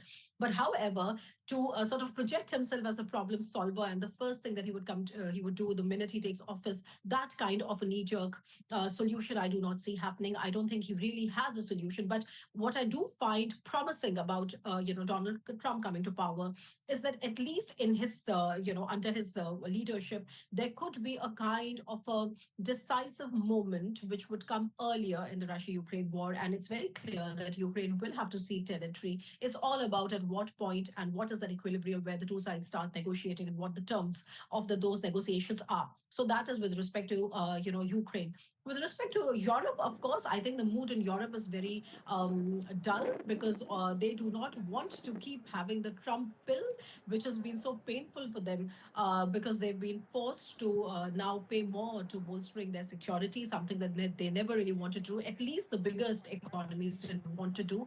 So Germany, of course, must be very unhappy. But despite that, if you look at the Trump proofing, maneuvers within Europe, they had already started in anticipation of a Donald Trump comeback. And the bad news is that it would probably not help Ukraine much in the short term because most of these effects or most of these strategies would start showing their impact only towards the end of 2030. And that's where the European defense industrial base is actually looking at. So in the longer term, of course, it means good news for Europe because they'll be forced to bolster their security. West Asia, of course, nothing. I think we'll take some of this in the later part. What you're saying is important. Right. Let me also get in, Neelam, on this in terms of specifically the aspect that I feel was a very important part of this election around the Indian diaspora that really came to the forefront in these elections, whether it was Trump reaching out on Diwali, whether his campaign reaching out specifically to the Indian American community, the fact that inroads were made in a demographic which was traditionally predominantly Democrat. That shift, I think, is a very significant part of this election as well. And Neelam, comment on the significance of the Indian American community in a Trump 2.2 administration. Where do you see? There's expectation that Vivek Ramaswamy could probably even head DHS. But beyond that, how do you see the Indian American community under a Trump 2.2? So I think the political significance of the Indian American community has been increasing. However, in addition to all the outreach that I suppose we can call him now President Trump, has made in the past, and his warm exchanges with Prime Minister Modi, who himself has been re-elected a few months ago. I think it also is important to keep in mind that the majority of the Indian community remains committed to democratic voting. However, like other ethnic groups, the younger members of the Indian American community, including younger men, have tended to lean more Republican. That will show up. Its consequences in American politics will show up over time. But at this moment, I think we need to keep in mind that most of the members of Congress of Indian origin remain Democratic. There are 6 of them already in. I understand a 7th may well be coming in. So we shouldn't exaggerate how close the equation between incoming president is and the Indian community. What is significant is that the Indian community is more and more active and at a level which is really interesting. More younger Indian Americans work in the US Congress as aides, foreign affairs, legislative assistants, whatever. But they are getting into what is the sinews of power of the US establishment. Those aspects are really very interesting. Of course, the fact that there are these high-profile Indian origin CEOs, including Ajay Banga heading the World Bank, these things all add to the sort of charisma of the Indian community. That, of course, applies across the board. It's not confined to Republicans. I urgently need to ask for your help on behalf of animals at risk right now. With the pandemic came a surge in pet ownership. And sadly, we're now seeing a serious rise in neglect, cruelty, and abuse. Our services are being stretched to the limit. To make matters worse, our costs are soaring too. But we refuse to let animals suffer. So please, act now to help rescue the growing number of animals who've never needed us more. Please call or text the number on screen now to give £2 a month to the RSPCA. In one of the toughest times we have ever experienced, your gift will make all the difference to animals. You could help provide more life-saving treatment, food, shelter, and the loving care that many have never known. We know there are millions of you who, like us, care deeply and won't stand by while animals are suffering. We have to reach those trapped in a life of abuse and neglect before it's too late. Because for many, the RSPCA is their only hope. But we can only come to the rescue with the support of people like you. So please, will you help us be there no matter what? Call 0800 121 4265 or text RESCUE to 81400 to start your monthly gift today. Thank you. Transform hard chairs and surfaces into comfy seats with Soft Sitter from JML, the lightweight and portable gel cushion that helps provide all-day comfort and support no matter where you sit. Its clever hexagonal honeycomb construction cushions, distributes and supports your weight, and its breathable design allows air to circulate, helping to keep you cool. Perfect for all types of seats, or as a kneeling pad. Get the comfort and support you need with Soft Sitter. Only $14.99 from Asda, Boots, Dunelm, Tesco and jmldirect.com. Greetings, wonderful people of Britain. I'm Tom Allen, and it's my pleasure to declare delivering good news is a daily routine with People's Postcode Lottery. Curious on how it works? Well, prick up your ears and let me explain. Enter with your postcode to play. Own it, rent it, doesn't matter. Winning postcodes are announced every day with a whole host of delightful prizes that could be won by you and your neighbours. And in our December draws, you could win a share of £32.5 million. It costs £12 for a monthly subscription that guarantees you entry into all draws every month. You're also doing your part for charities, with players having raised £1.4 billion so far. Want to find out more or join? Then why not hop onto our website or dial our digits for a chit-chat. For a chance to win, sign up before midnight on the 1st of December. You never know, good news could be delivered to your postcode. On patients but get the least back in return. And so it's all about going to be unpacking the value. What is the value and protecting constitutional rights? And so you're going to have folks like Vivek Ramaswamy be highly influential, highly involved at protecting medical innovation and protecting American rights altogether. And so I think we're going to see a very exciting Trump 2.0. All right, I'd like to get Adele Nazarian's view on what was just said by Rick Mehta, and also are you hopeful, you know, everyone's talking about how divided American society is with these elections. Are you hopeful now that given the kind of tone Trump took in his speech that perhaps there can be some amends made? Great to be on with everyone. I agree with Mr. Mehta. I think Trump is definitely a changed man. He is a uniter this time around. And I believe that the unfortunate assassination attempts on his life were a wake-up call. He found God, if I can say that in a way. And he doesn't want to see the country that he loves so much go downhill. And I think that's why he is going to take a more proactive retro tone. He's not going to use the same, you know, let's say divisive kind of rhetoric that he was using the last time around. And despite the fact that the left has come after him in a hellish way and just relentlessly called him names, derogatory terms, completely mischaracterizing him as Hitler, all these absurd characterizations, I have a feeling that he's going to put the country and its people ahead of his ego and do what's best for the nation. And that means I think there are going to be some people who have to be taught lessons. If I was advising him, I would absolutely make sure that he is, you know, going after the Jack Smiths of the world and whatnot.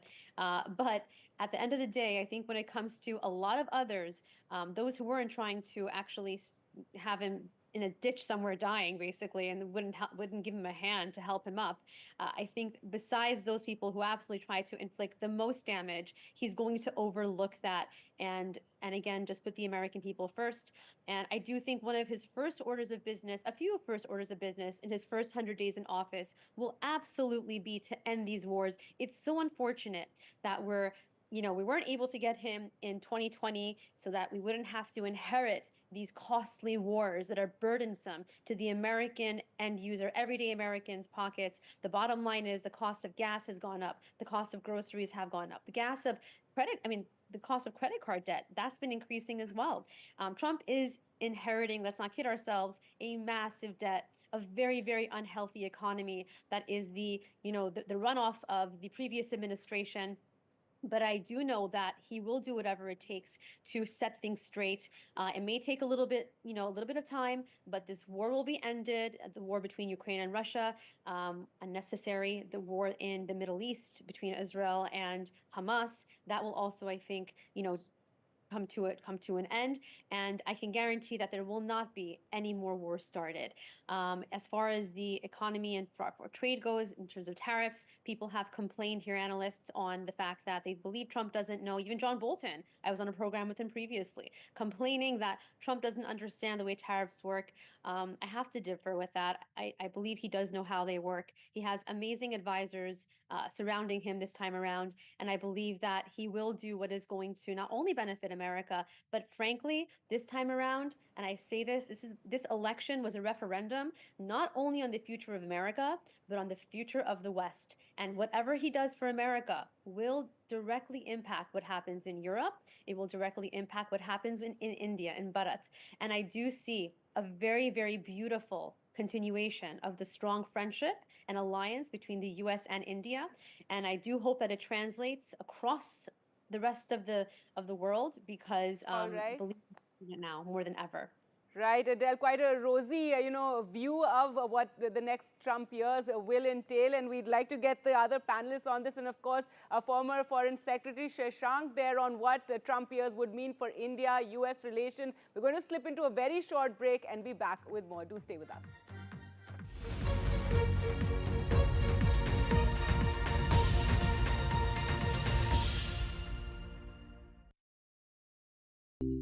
At Tesco Mobile, that Black Friday feeling lasts longer.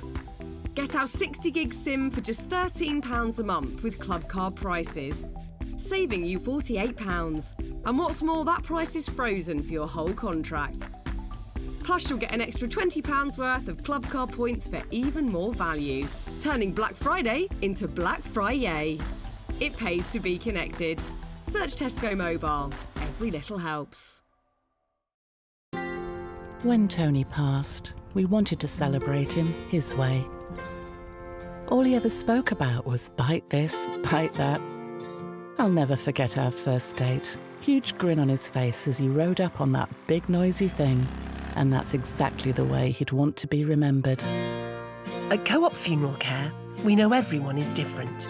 That's why we offer funeral plans to funeral services that are personal, every step of the way. This is an important message for people living with diabetes from people living with diabetes. When I was experiencing the symptoms of diabetes, I didn't know what was going on. You go on the internet and it's full of horror stories. I didn't understand about carbs, I didn't understand about blood glucose levels. That's why the support I get as a Diabetes UK member is so important. You can become a Diabetes UK member for just £3 a month. When you do, you'll receive a practical guide specific to your type of diabetes and a copy of Balance magazine 4 times a year.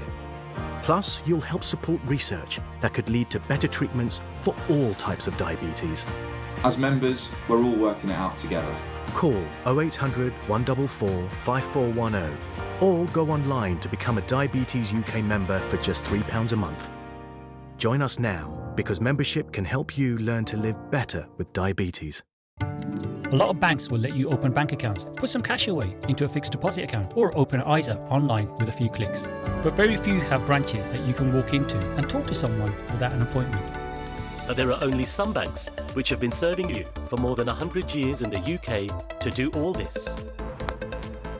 That bank is SBI UK. A Fortune 500 financial institution offering technology-driven banking solutions with a human touch. SBI UK, the bank with a global reach. Start earning cashback today. Sign up to Quidco.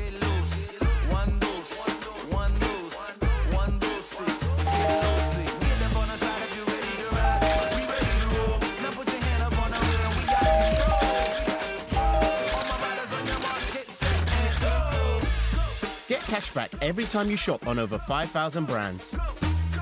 It always pays to Quidco. I kept calling her, but she didn't pick up just because it was 2 a.m. I get it, bro. Not every travel company delivers on their promise of 24/7 customer support. Get true 24/7 customer support everywhere you go with Brightsun. Brightsun Travel, making travel brighter. Family life. It's made of ups and downs and those little moments. But should the unthinkable happen to you? Life insurance from Legal & General can help look after monthly bills, the roof over their heads, childcare costs, and most importantly, your family. Because no one protects more families in the UK than us. Premiums start from £5 a month and they never rise. Plus there's a £120 gift card after you apply. Legal & General. Ensure life goes on.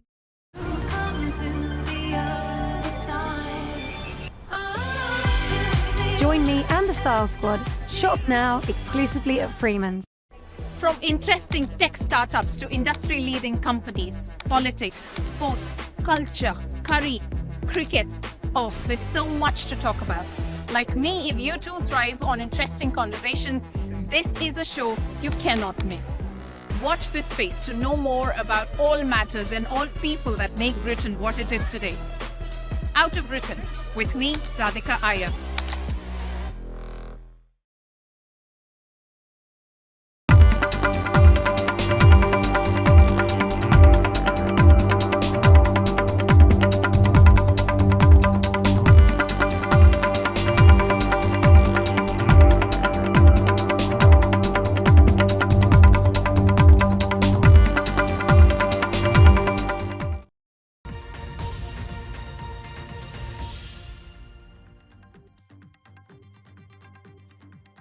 Welcome back to our special show where we've been talking about Trump's decisive victory in the US election and what Trump 2.0 will mean for the US, for the world, for India. And now some breaking news coming in. Prime Minister Narendra Modi, who had earlier posted and on social media about congratulating Donald Trump, his friend, now has posted again on social media site X and said, had a great conversation with my friend, President Donald Trump, congratulating him on his spectacular victory. Looking forward to working closely together once again to further strengthen India-US relations across technology, defense, energy, space, and several other sectors. Let's go across to Maria for more on this. So, Maria, the Prime Minister has spoken to Donald Trump and congratulated him. Yes, that's right. And in fact, what sources are saying is that President-elect Trump told Prime Minister Modi that he considers India and Prime Minister Modi a very good friend and a true friend of his. He also said that Prime Minister Modi is one of the first world leaders he has spoken to after his victory. It was rather an interesting conversation which played out between the two leaders, in which President Trump sources said that the whole world, in fact, loves Prime Minister Modi and that India is a magnificent country and Prime Minister Modi is a magnificent man. He also, this is interesting in the form that, Gargi, we have seen that how in the last 10 years of Prime Minister Modi, the foreign policy has been very personality-centric, in which he has made an effort to strike a very personal rapport with all the world leaders. And he and Donald Trump in particular, from 2016 to 2020, when Donald Trump was the president for the first time, there was a bonhomie, and India-US ties, saw collaborations across several sectors. And that's what I think is being highlighted here, where the two leaders are looking forward to working with each other. What has been highlighted again is an interesting development in terms of the two leaders, what sources say, affirming on world peace as well.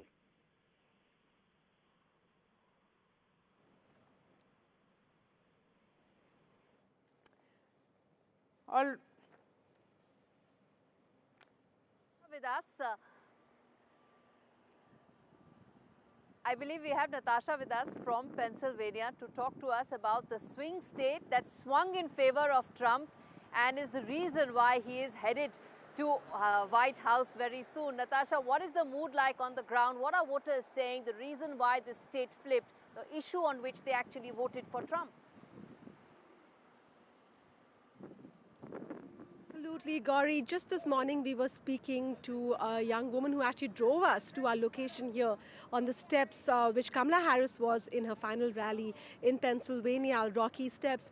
Well, this woman, white woman, was telling us why she went for Trump, and was very clear to her. She felt that Trump would be better for her pocketbook. This is something we talk a lot about, her wallet, but also more than that. There were issues that she's concerned about. She doesn't want to see transgenders being allowed to play equally with female sports. And she also said that she didn't trust Kamala Harris on what mattered most to her family.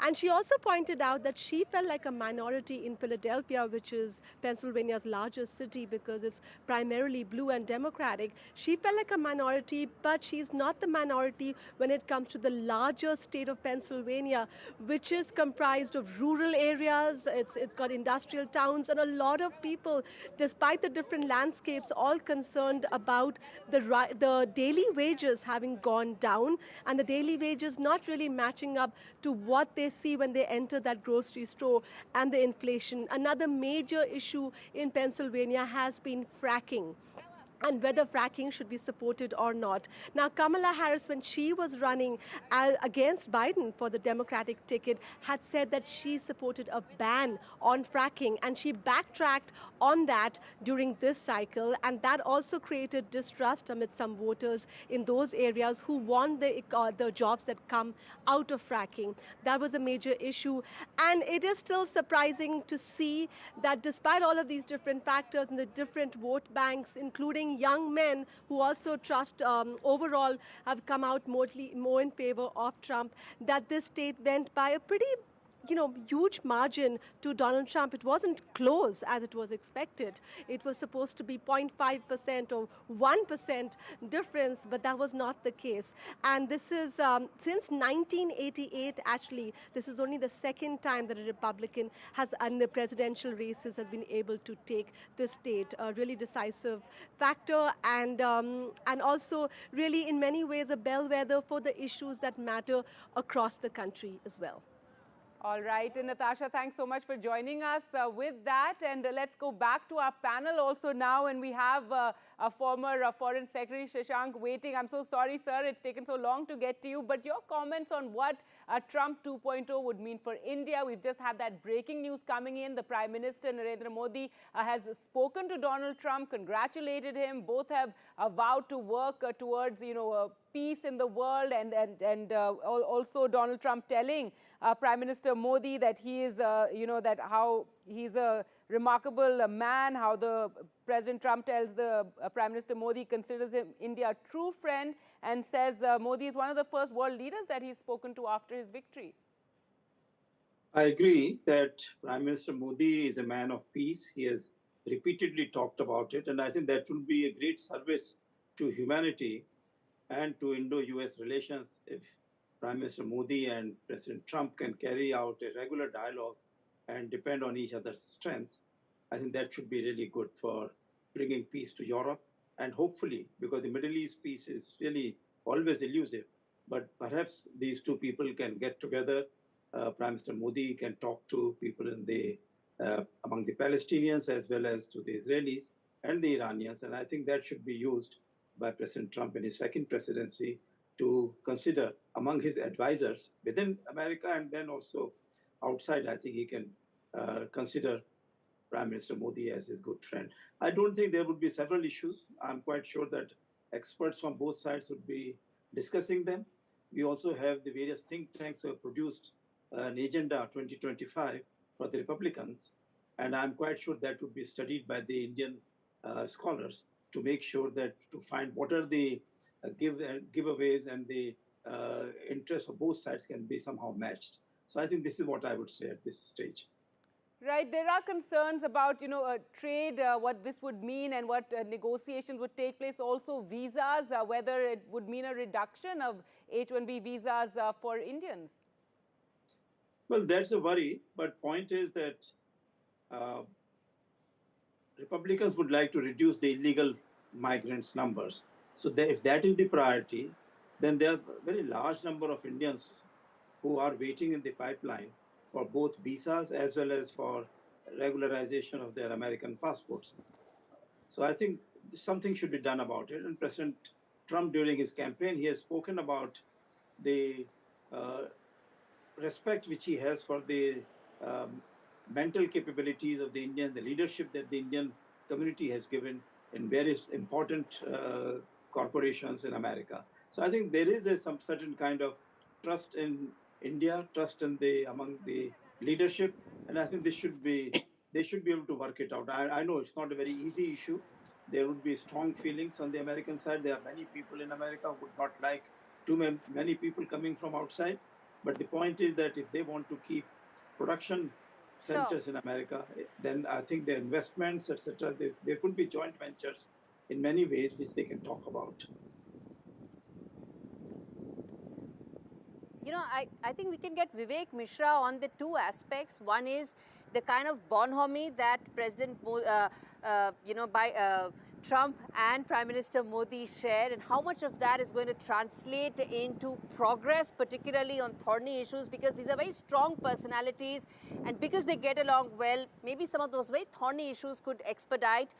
So how much of that bonhomie matters? And secondly, in a Trump 2.0 administration where he wants to end these conflicts very soon, he said that he wants to end Ukraine, he wants to end Gaza, how important will be India's mediation efforts? They have happened in the past. Will they expedite? Will they put New Delhi on a higher pedestal as Trump wants to close some of these conflicts at the very earliest? Vivek Mishra?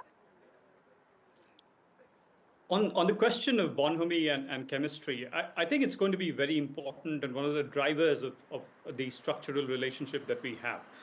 On one hand, they're both, as you said, in their own accords, very strong personalities. But I think some of the legacy that lives on from the Howdy Modi event, the Trump visit to India, I think really are the meat around the bones that we're talking about in terms of a future Modi-Trump relationship. Remember that both of these leaders are very development oriented. And I think that's a psyche that'll be useful in driving this bilateral and giving it a new momentum, I think.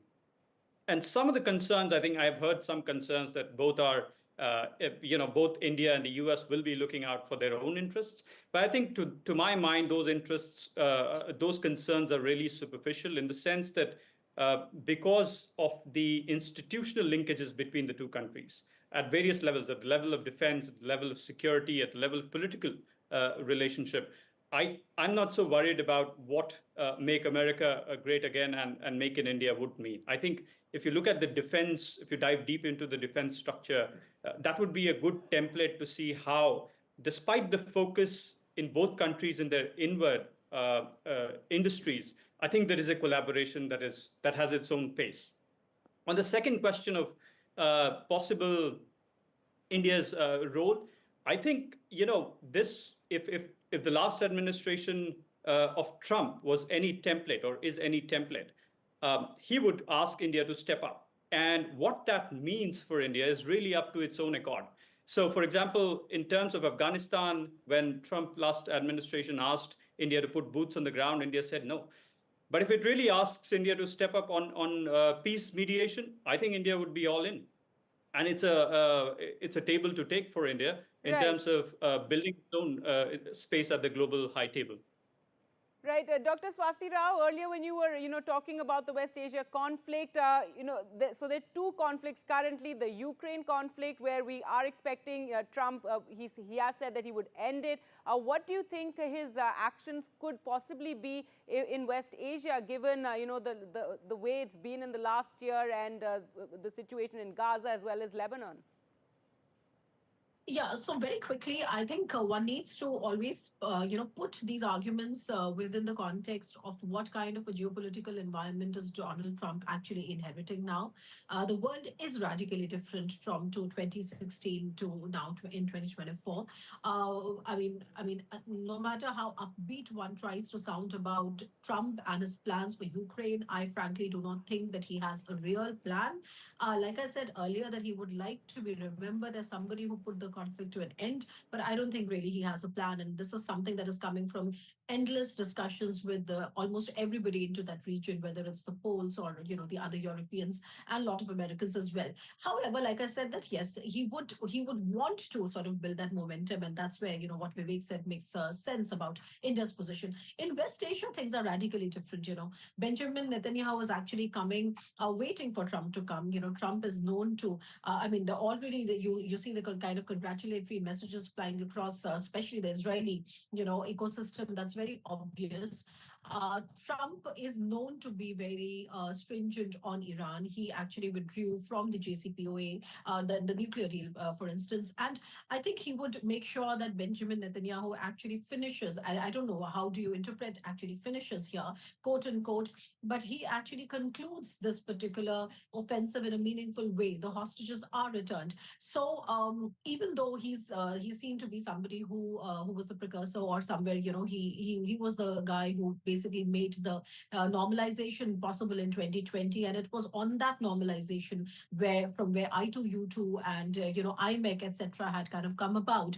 But the West Asian situation remains fragile, and everybody understands that as long as it is overridden with the actions of the proxies, especially the Hamas, Hezbollah, and Houthis, there is actually no end in sight. So I think on the question of West Asia, Donald Trump is going to support Benjamin Netanyahu, but in a way that shows some tangible result. It's not just about mindless, killing of civilians because the terrorists are hiding behind them. So I would perhaps expect that. But just my last point is that please understand again that in 2016 we did not have a situation where we saw a certain axis of countries working in different theaters but helping each other. So like we have in 2024. So in Europe, the prime actor out there is Russia, which is supported by China and North Korea. In West Asia, the prime actor out there is Iran, which is supported by Russia and China again. In Indo-Pacific you have this crink axis, and then to have a coordinated response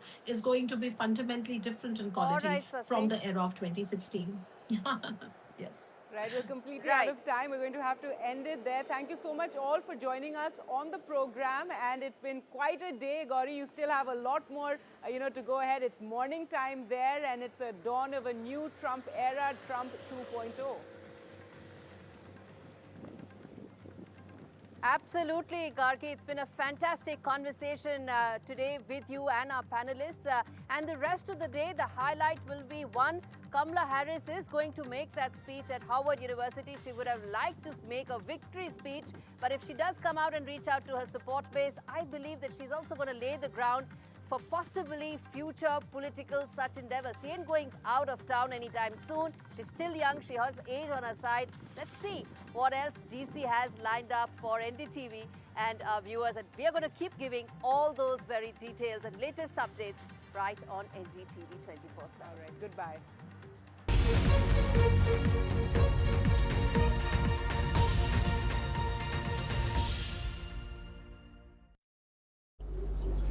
I'm starting to notice a trend in your stories and the way you talk about yourself. You expect to disappoint people, and then when you do a good job, like at work today, you don't let yourself enjoy it or accept any praise. You've come so far. Maybe it's time to start giving yourself some of the credit.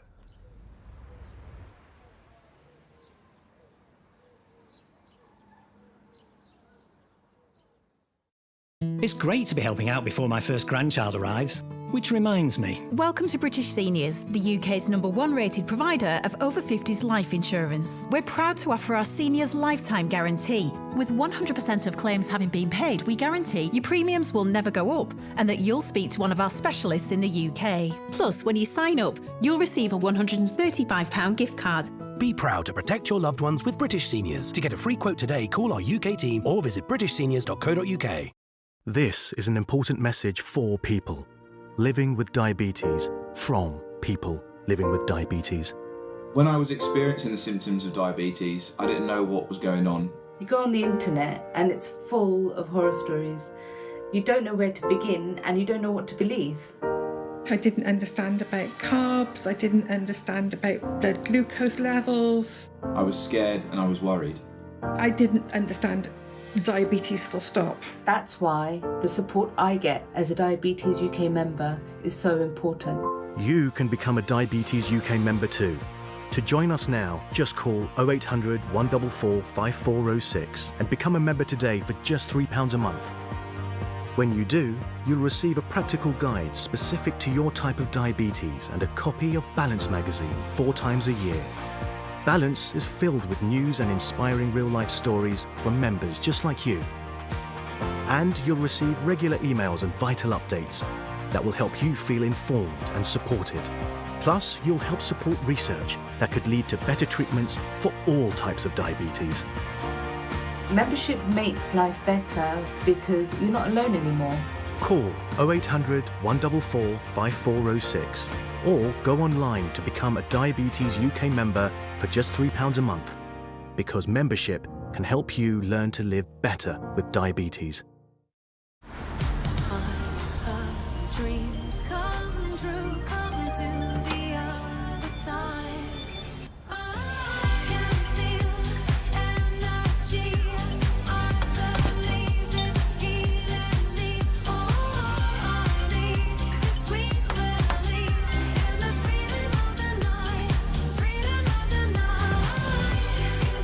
Join me and the Style Squad. Shop now exclusively at Freeman's. I now request the Honourable Prime Minister to launch NDTV World and address the summit. It was the grand launch of NDTV World by Prime Minister Narendra Modi. NDTV World, as he laid out his vision for the India century at the NDTV World Summit. ऐसी सदी जिसमें भारत के प्रयासों से दुनिया में स्थिरता आए, In the presence of those who are shaping our future. मेरी तरफ से आपको ढेर सारी शुभकामनाएं हैं। NDTV World, your new home for global news is here.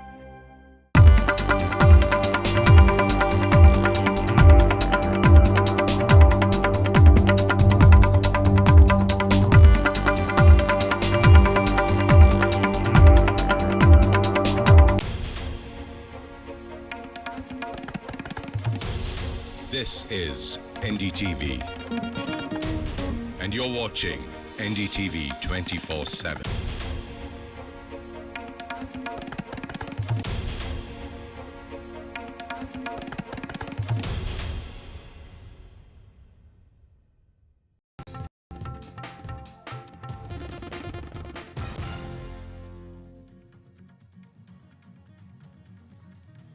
A decisive victory for Donald Trump, who will take charge as the 47th President of United States of America. The Republicans retake the Senate majority as well as Trump declares a golden age and thanks the American voters. Prime Minister Narendra Modi dials US President-elect Donald Trump and congratulates him. He says that he is looking forward to renewing collaboration and says, let's work together for betterment of our people. Indian and global markets surge after results in the US. The Sensex is up by over 900 points. Karnataka Chief Minister Siddaramaiah makes his first appearance before the Lokayukta in the Muda case, even as the BJP continues protests against him. Congress gives 5 guarantees for people ahead of Maharashtra polls. 3,000 per month, free bus travel for women, among many guarantees.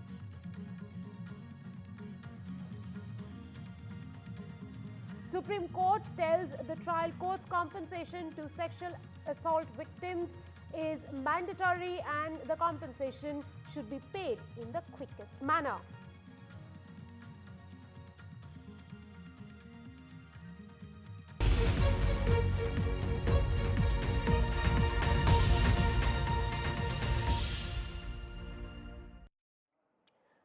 our top story. Donald Trump thanked his supporters and described it as a magnificent victory for the American people as he made one of the most stunning comebacks in the US political history with his win over Kamala Harris. He also referred to the July 13 assassination attempt and said God spared his life for a reason. The 78-year-old has secured more than 270 electoral college votes needed to defeat his opponent, incumbent Vice President Kamala Harris in the US presidential elections. Trump has bagged 280 votes while Kamala Harris is at 224. As America stands on the precipice of a second Trump presidency, uncertainty reigns. The nation braces for deep political divisions, dramatic shifts in policy, and a world that may look very different in the coming years.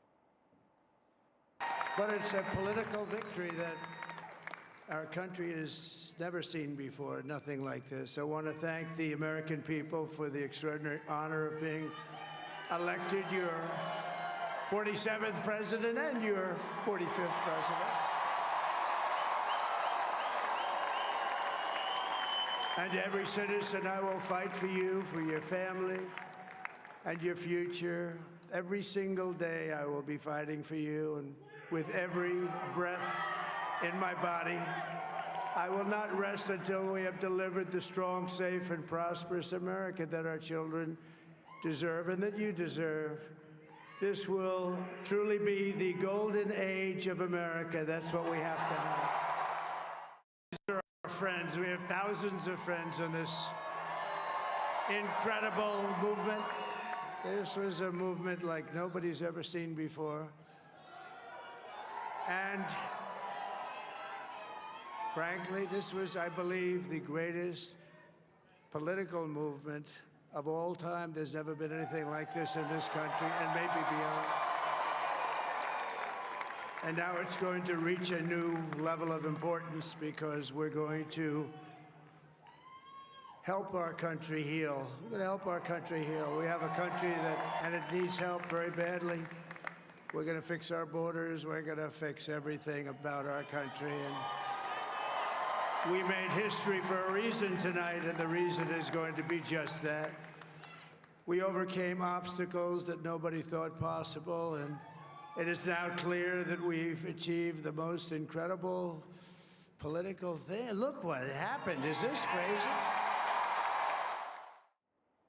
Prime Minister Narendra Modi dialed Donald Trump, congratulating him on his spectacular victory, saying that India is looking forward once again to working with him and bettering relations in technology, defense, energy, space, and several other sectors.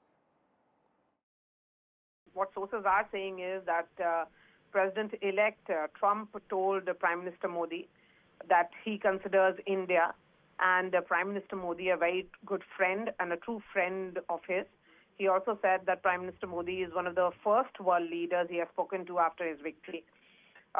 It was rather an interesting conversation which played out between the two leaders, in which President Trump's sources said that the whole world, in fact, loves Prime Minister Modi and that India is a magnificent country and Prime Minister Modi is a magnificent man. He also, this is interesting in the form that, Gargi, we have seen that how in the last 10 years of Prime Minister Modi, the foreign policy has been very personality-centric, in which he has made an effort to strike a very personal rapport with all the world leaders. And he and Donald Trump in particular, from 2016 to 2020, when Donald Trump was the president for the first time, there was a bonhomie, and India-US ties, saw collaborations across several sectors. And that's what I think is being highlighted here, where the two leaders are looking forward to working with each other. What has been highlighted again is an interesting development in terms of the two leaders, what sources say, affirming on world peace as well. The Congress on Wednesday announced 5 guarantees in Maharashtra as a part of its manifesto for the upcoming elections. The first is 3,000 rupees per month to women and free bus travel for women and girls under Mahalakshmi Yojana. The second guarantee is loan waiver of up to 3 lakh rupees to farmers, an incentive of 50,000 for regular loan repayment. The third promise is conducting a caste-wide census in the state and strive to remove 50% reservation limit. The fourth guarantee includes health insurance of up to 25 lakh rupees and free medicines.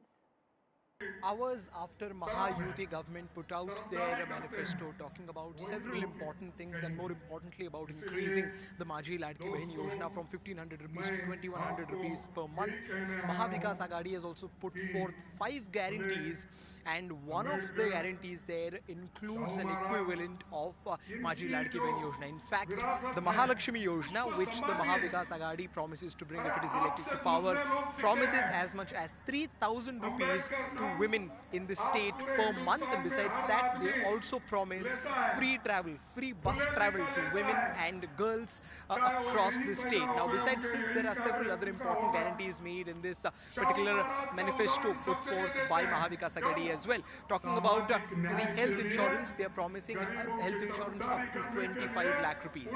We've seen that both Mahayuti and Mahavikas Aghadi had been talking about the safety and the money that is given to the farmers through different means. We saw that there were several promises being made by Maha-Yuti government as part of their manifestos, and even by the Nationalist Congress Party, Ajit Pawar faction, who released their manifesto a while back. They talked about waiving farm loans, although they did not really specify a number. But as far as Mahavikas Aghadi is concerned, they've promised to waive off the loans to the farmers up to 3 lakh rupees. Besides that, they also promise an assistance of 50,000 rupees to those people who make timely repayments of the loans. We are also seeing that the important part of this entire manifesto is caste census. Caste census has been one of the top guarantees by the Congress, by the Congress party, by the Congress government across the country, in different parts of the country. We've seen that it was promised in Karnataka, it was promised in Telangana, it was also promised at the national level before the Lok Sabha elections, and even in Maharashtra, caste census is one of the important points which is mentioned here in the manifesto. Rahul Gandhi, while talking about caste census, very categorically mentioned that the intention behind introducing this is to destroy the 50% ceiling which restricts people, the backwards, the minority, the women, even the poor amongst the general castes to go or to rise up the ranks in different professions. The Supreme Court on Monday directed all trial courts to order victim compensation to women and minor children in cases of sexual assault and other cases involving bodily injuries while passing judgment. A bench of Justices B.V. Nagaratna and Pankaj Mittal passed the direction while hearing a plea filed by a man convicted for rape and assault on the various provisions of IPC and the protection of children from sexual offences of the POCSO Act. Further, the court directed the district and legal state service authorities to swiftly implement its direction to ensure that victims in such cases are paid compensation in the quickest manner. Chief Minister Siddaramaiah appeared before the Mysuru Lokayukta and was questioned on the Muda land allotment controversy for the first time today. His wife was questioned a few days ago, and even as the Chief Minister made a political statement with the way he arrived at the Lokayukta office, BJP organized protests against him in Mysuru. The political exchange over the controversy is only getting sharper. My colleague Pratibha Raman reports from Mysuru.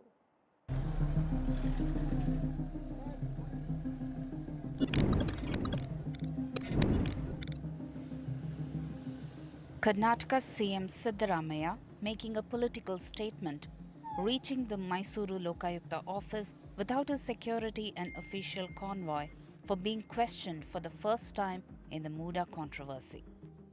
12 days after his wife Parvati was questioned, Siddaramaiah was quizzed for 2.5 hours before he resumed his campaign for the upcoming by-election in 3 rural Karnataka constituencies.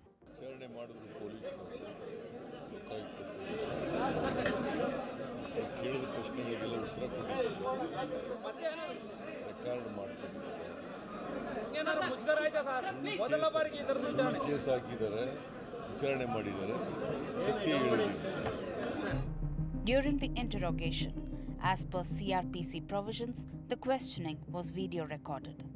6 officers are involved in the investigation. 3 officers conducted the CM's interrogation. The Chief Minister requested to be interrogated like a regular citizen with no preferential treatment. Around 10 to 15 witnesses, apart from the 4 accused in the FIR, have been questioned. The deadline for submitting the final report is December 24th.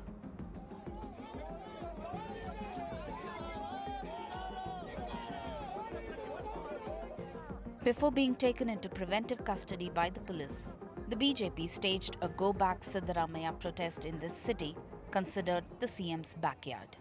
ನೀವು ಭ್ರಷ್ಟಾಚಾರದಲ್ಲಿ ಮುಳುಗಿದ್ದೀರಾ ಅನ್ನೋಂಥದ್ದು ಜಗತ್ತಿಗೆ ಗೊತ್ತಿರುವಂಥದ್ದು. So ಇದೆಲ್ಲ ಸಂಗತಿಗಳು ಬಯಲಾಗಬೇಕು ಅಂತಿದ್ರೆ ಸಿಬಿಐಗೆ ವಹಿಸಿದಾಗ ಸತ್ಯ ಹೊರಬರುತ್ತೆ. ಅದಕ್ಕೆ ನಾನು ಆಗ್ರಹ ಮಾಡುತ್ತೇನೆ. ಮುಖ್ಯಮಂತ್ರಿಗಳು ನಿಜಕ್ಕೂ ನನ್ನ ತೆರೆದ ಪುಸ್ತಕ ನಂದು ಅಂತ ಏನು ಹೇಳ್ತಿದ್ದಾರೆ.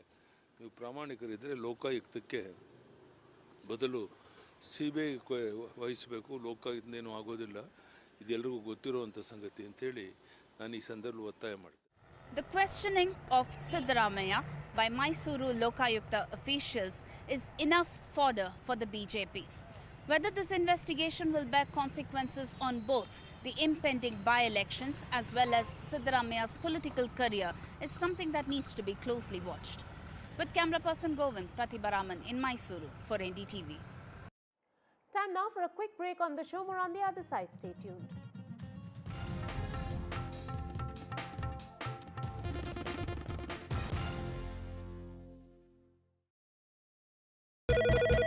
Hello? Hello? I need help. Hello? I desperately need a place to stay. Every 10 minutes, we get a call like this from another homeless young person. This Christmas, we're expecting more frightened young people to call the Centrepoint helpline than ever before. We must answer their calls. Please, call 0808 281 8005 today or search Centrepoint 5 online to start your gift of just £5 a month. In the months ahead, you'll know your gift is helping more homeless young people get the safety and support they urgently need. Thank you. Sometimes it takes someone who really knows you to make you feel seen. Gifts that say I get you. Etsy has it.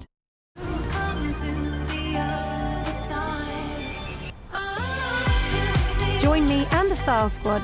Shop now exclusively at Freeman's. No child should suffer the torture of trachoma, but so many are in pain right now. Nananga's lashes have turned inwards. They rip and tear away at his eyes. Pamelo's sight could be gone forever.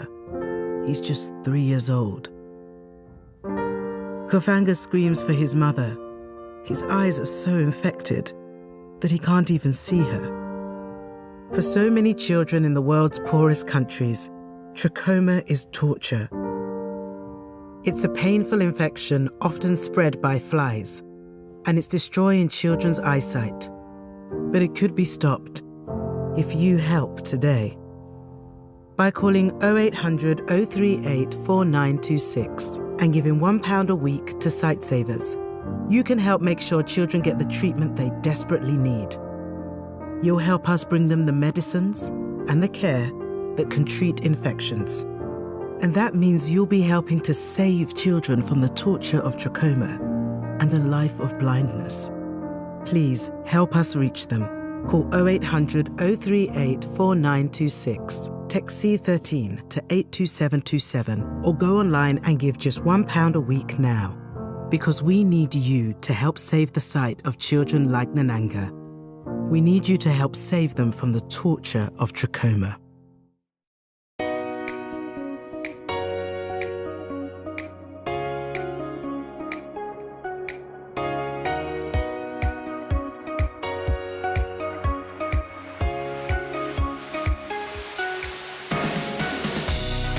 Well Man and Well Woman, the UK's #1 vitamins for men and women. Live life well. From Vitabiotics, the UK's #1 vitamin company. From interesting tech startups to industry-leading companies, politics, sports, culture, curry, cricket. Oh, there's so much to talk about. Like me, if you too thrive on interesting conversations, this is a show you cannot miss. Watch this space to know more about all matters and all people that make Britain what it is today. Out of Britain with me, Radhika Iyer.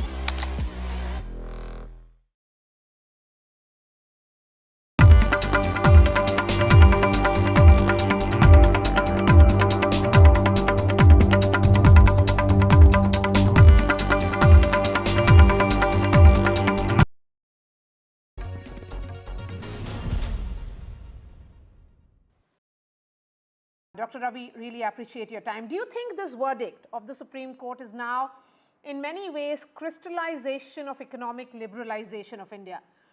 When individual rights come ahead, take priority of the state?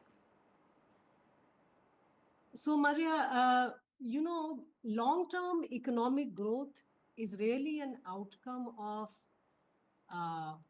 right of individuals to private property, and having an independent judiciary which can protect the right of individuals, property from being expropriated by other individuals as well as by the state. I think it's very important to understand that the laws have to be such that private property expropriation is not only protected against other individuals, but by the state as well, because the state is your most powerful entity and a very important part of the economy.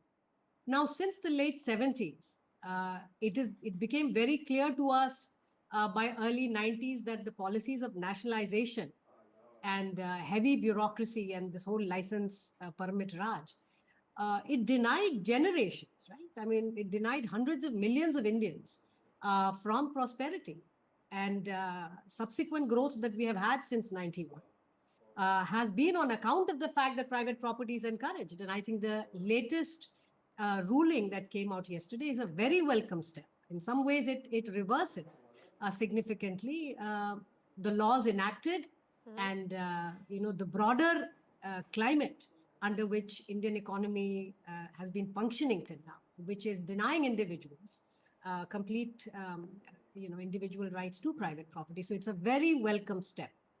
Okay, so then Dr. Ravi, would you then say that there have been some reasonable checks on nationalization post this verdict? Well, it basically tells you now there are checks on the state from taking over properties, which is what nationalization was, by the way, right? And after that, we saw what the outcome was. But you need now, I mean, there is enough evidence to see that the recent growth we have had is on the back of course, facilitating government policies, but fundamentally private enterprise. It's Indians and their hard work which is leading to creation of these wonderful growth across the country, which we are enjoying, on account of which hundreds of millions of people have come out of poverty and so on and so forth. But the basic law still existed, the one of the late 70s, which basically did give the state extraordinary powers to expropriate and take over private property. So yesterday's ruling is very welcome, because now the state is prevented, in a very major way from having rights over private property and basically taking over private property. So those checks basically mean that efforts of excessive nationalization is checked. By the way, it is not just the state, right? You also have to think of what policies are, how people think. If you remember, in the midst of COVID, when a very large number of economists had also floated the idea that we should just, the state should take over jewelry and land and, property, whatever it sees fit to overcome the COVID crisis. And many of us actually wrote vehemently against it, because, of course, the law is what allows the state to function, but the general sense and the general philosophy which drives people and society, I think had become excessively shackled after the late 70s under Mrs. Gandhi. But ma'am, I'm looking at the dissenting judgment now. Justice Dhulia, in his dissent, had actually said that excluding privately held property from the purview of Article 39B disregards the practical reality that certain private resources might indeed benefit the public if it is distributed equitably. So do you think that argument of what directive principles mean is also being revisited in many ways, and some form of public welfareism as well? Yes, absolutely.